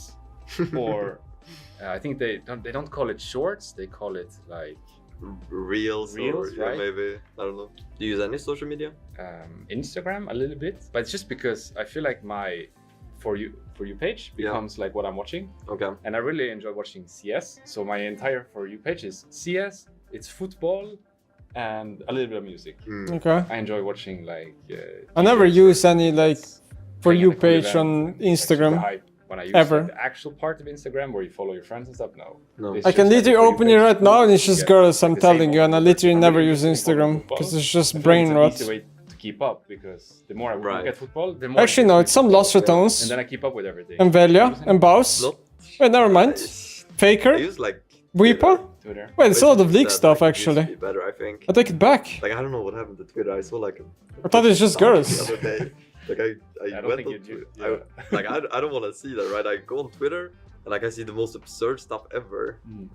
I don't It use. used to be like that, right? No, It's of course new, not. like It's that. new. Sure, I mean, whatever I else. post maybe like a tweet once in a while, but Yeah.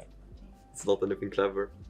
Switch Oh, again. we're switching again. Oh. More questions. More questions. Okay. Oh, sorry. Sorry, I thought that was it. Does the bows Okay, we speed it up. have autism? Wait. Okay. Oh my god. Who's been searching this, huh? Are you serious? It's from the Garen clip, I think.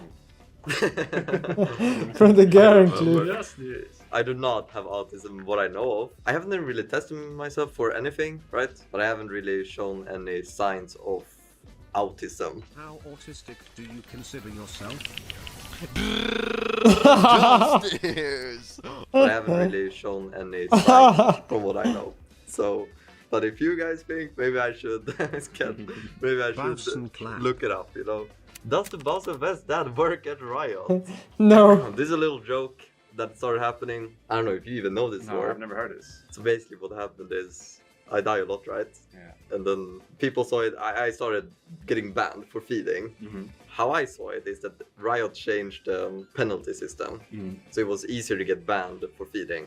Yeah. I started getting banned left and right, and then I sent like a message to a Riot employee and be like, hey, I got banned on my account, can you please look at the game and see if I really deserve to beat? And then they looked at the game and they saw, oh, okay, he's not actually griefing. Yeah. Right? So then I got unbanned. Kappa. And then I got banned again. And then I did the same unbanned.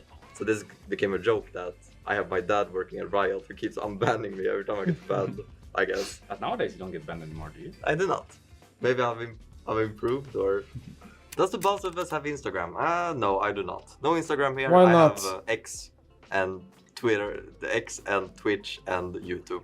That's the social medias I have. Where does the boss of us live? You want the exact address? I can show you. I live in Sweden.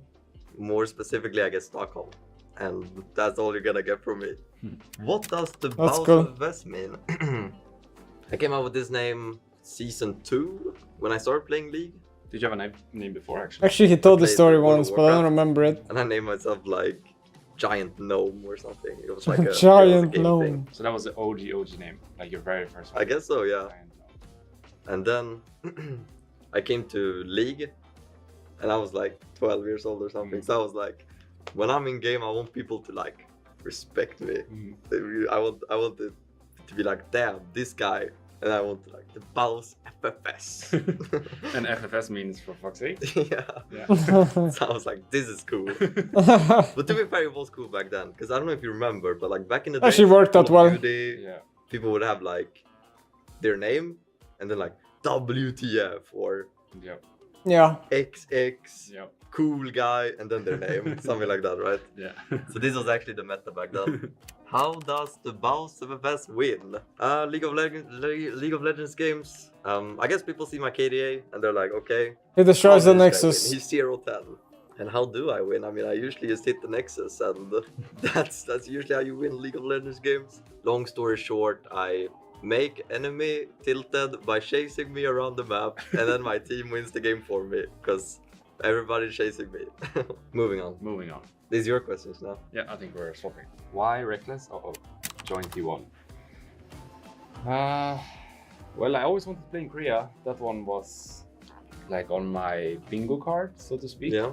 When I have been going through the years, I Bro. always thought playing Korea would be like the... I remember when Baus came to Korea in the April, and he was thinking what to name his account, and he was like T1 Baus, and I told him, yes, do it, it's so good, and then he didn't do it, I think. coolest of the cool things to do. So when I got the chance, it was a no-brainer to say no to everything else and just go. Of course, I wish I could stay longer or that it happened earlier. I think those two are kind of connected. If this happened earlier in my life, like let's say I was in my early 20s, I think I'd just stay in Korea forever. Nothing to lose. But I went there when I was 27, so it felt a bit late to commit my life completely. I was kind of burned out at this point, and I thought more so that I'll go for as long as I can, but I won't push it because I don't want to destroy myself for this. Yeah. And after a year's time, I had the Lost Returns offer, and it just sort of like lined up with where I was in my life. Thought 1 year was cool, but saying no to Lost Returns would be like a mistake, perhaps. Then you would never meet me. Exactly. Well, we met before, but yeah. Getting to play from home, Lost Returns is gonna be like a really cool opportunity, which it has shown to be. I mean, we're living the good life, I would say. Okay. Why I can switch to support. So this one is a bit more complicated because even though I've always thought about playing support and had in my mind that I would be a good support, it was more so the fact that I didn't have successful years for 2021, 2022, 2023. and me thinking that I will not get more chances in the LEC as an AD carry, especially because we had such a bad year in 2023. I was like, Isn't that the year where he was playing with for Rux? half that year before I got benched. Oh. And since I got benched in G2 as well, and the year before the Fnatic year, I played in K Corp, which was our level, ERL level. Right. I feel like people had like counted me out as AD carry.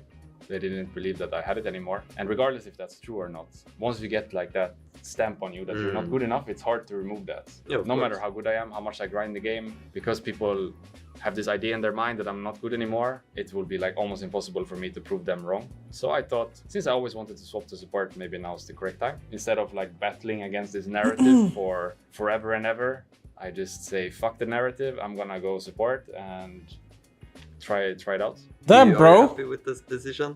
Bro, like, it's supposed to be Google auto-complete interview, but like, they're just interviewing each other right now, you know what I mean? Like, I want to go back to playing ADC. I have been thinking that maybe I want to end my career as AD carry for the good old days, so to speak. That would be banger. But I haven't thought twice about swapping, like if the decision was correct or not, because once I swapped, I got T1 offer, and then I got Los Ratones offer. So my resume as support is T1 in Korea and Los Ratones, which is like two of the coolest opportunities I've had in my career, I would say. So I actually think the opposite nowadays. If I didn't swap, I would have missed out on this. Probably I wouldn't have been here today, and I would. Oh, 7 crowny in Korea, right? So I think swapping was a really good choice. Now I have like the, how would you say, the proof of it. So happy. Next one. Why Reckless has bodyguards? Oh, that was in Paris, yeah. Because the thing is, I'm a bit scared of people in general. Like if you're in a place with a lot of people, you start like panicking. You feel like closed in. Yeah, exactly. Yeah. It's not really being claustrophobic, it's something else, but similar feeling, I would say. So when we were in Paris, there was a lot of people, and the French people are much more like close going than the Swedish people. If I met a bunch of Swedish people, actually, no one would come in my vicinity, because actually I have experienced the same kind of shock when I went to Spain for the first time, because like everyone there, they just hug you all the time and they give you kisses all the time. I was like, what the hell is going on? That's how Swedish people work. If we're on a bus together, no one's gonna sit next to me unless they really, really have to. And maybe even in that case, they might just skip that seat and stand up instead. But French people are much more close going, and it's like a cultural thing. They are used to things being this way. And as a Swedish person, I'm used to things being the other way. And with my diagnosis on top of that, I panic a little bit when I'm in a place like the Paris event was. So I just asked for people to help me give my circle of space. And after that was easy. So it was more about like getting my bubble of space. I like my bubble. I don't want people to come too close. Yeah. I'll always be your bodyguard. Every time you want. Velia is the bodyguard of the team. Alright, moving on to the next question. Is the boss Vivez a pro player? well, I'm here, aren't I? I became a pro player. Damn right you are. Year. This is my first ever split as an actual pro player. I've been part of teams back in days like the 2019 G2 run. I was technically a substitute for a team, but I didn't actually play any games, right? So this is, yes, I am a pro player, and this is my first ever year playing right now. You enjoying it? Yeah, I am. I think... But it's not only good, like not only the happy. I think the idea that I have to learn new champions, because I play League of Legends for fun. I've always played League of Legends to have fun. For me, it's a game. It's not. A lot of pro players see it as a job and they see it as like competition. I've always played League of Legends to have fun, and if I need to learn a certain champion and meta or whatever, and then I go on my free time, I have to play solo queue, and I'm forced into learning something that kind of takes away the fun of it. Yeah, I think Lost Tones, K-Droll, how he's made everything happen, and all my teammates, they make up for it a million times, because I'm really having a good time being in the team and being a pro player right now. So that's nice. There are some negatives, but positives outweigh them. Yeah. Is the boss of best? Good. Yeah. I'm the best. Yeah, he's the best. I'm the best. There's no one like me, okay? This is good. What is that? You're one of a kind, and you started your first pro game with Soloq Faker and being T1. No one is ever gonna be able to say that. Who has ever First ever professional game solo killed Faker. And 100% win rate so far, winning everything we touched. Yeah. Like actually, I don't know if there's anyone that has done this, or ever will be anyone that's done this. No matter how hard they try. I don't think it's possible. I think it's just you, yeah. GG. Thanks to you as well. Thanks to my teammates. Is the Bowser's German? I'm not German, I'm Swedish, like Reckless. At the start of my streaming career, there was a lot of, no, not a lot of, there was some Twitch streamers that were big. Special shout out to No Way For You. We're gonna be playing you hopefully in the finals. I was recorded back then. They saw me in solo queue and they were like, oh, this is the Bowser guy, he's really good and stuff. So at the start of my streaming career, I think 90% of my viewer base were Germans. Because in the German community, I got a lot of love from a few special streamers. So shout out to the German community, but I'm Swedish.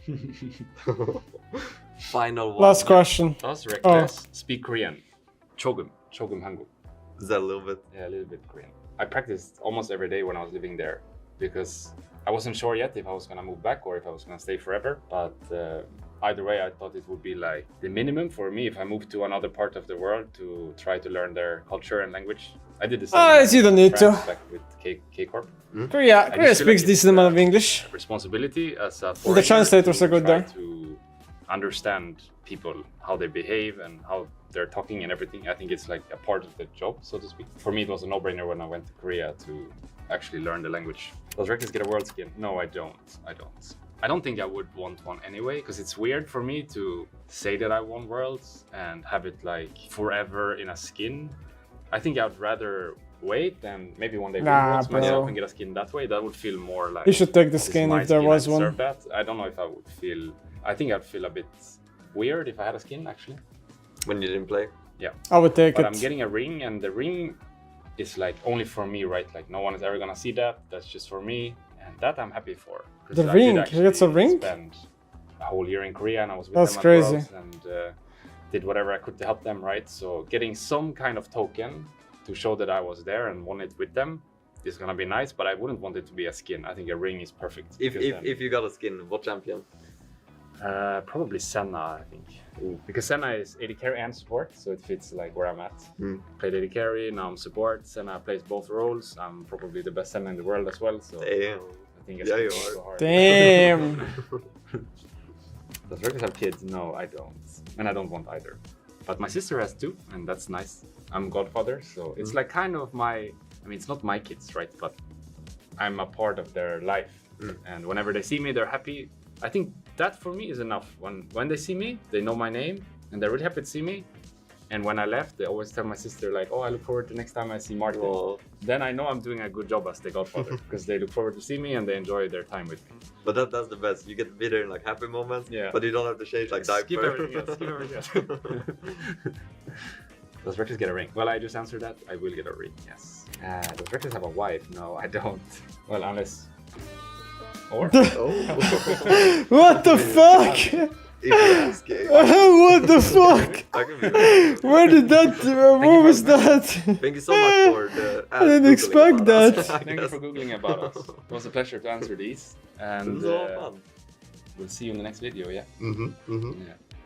Yeah. When am I doing that? Cook up in the next video. Thank you so much, guys. That's all for us. Have a good rest of the night. Bye bye. Bye bye. Bro, when do I get to answer Google's most famous questions? Poor Nemesis left with Sally. Oh no, oh no. Oh no, the YouTube comments are... the YouTube comments already see it.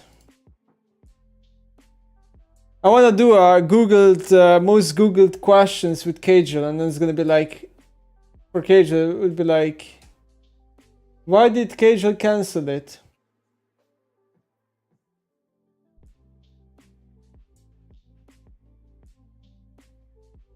Ay, ay, ay. That is crazy. That is crazy. Bro, someone tagged me into some Twitter post. Okay. Anyway, 9 p.m. guys. I think it's time to call it a day. Bowes has an Instagram, doesn't want to show it. I know his account. Okay, Stalker, calm down, buddy. Calm fucking down. Like, what?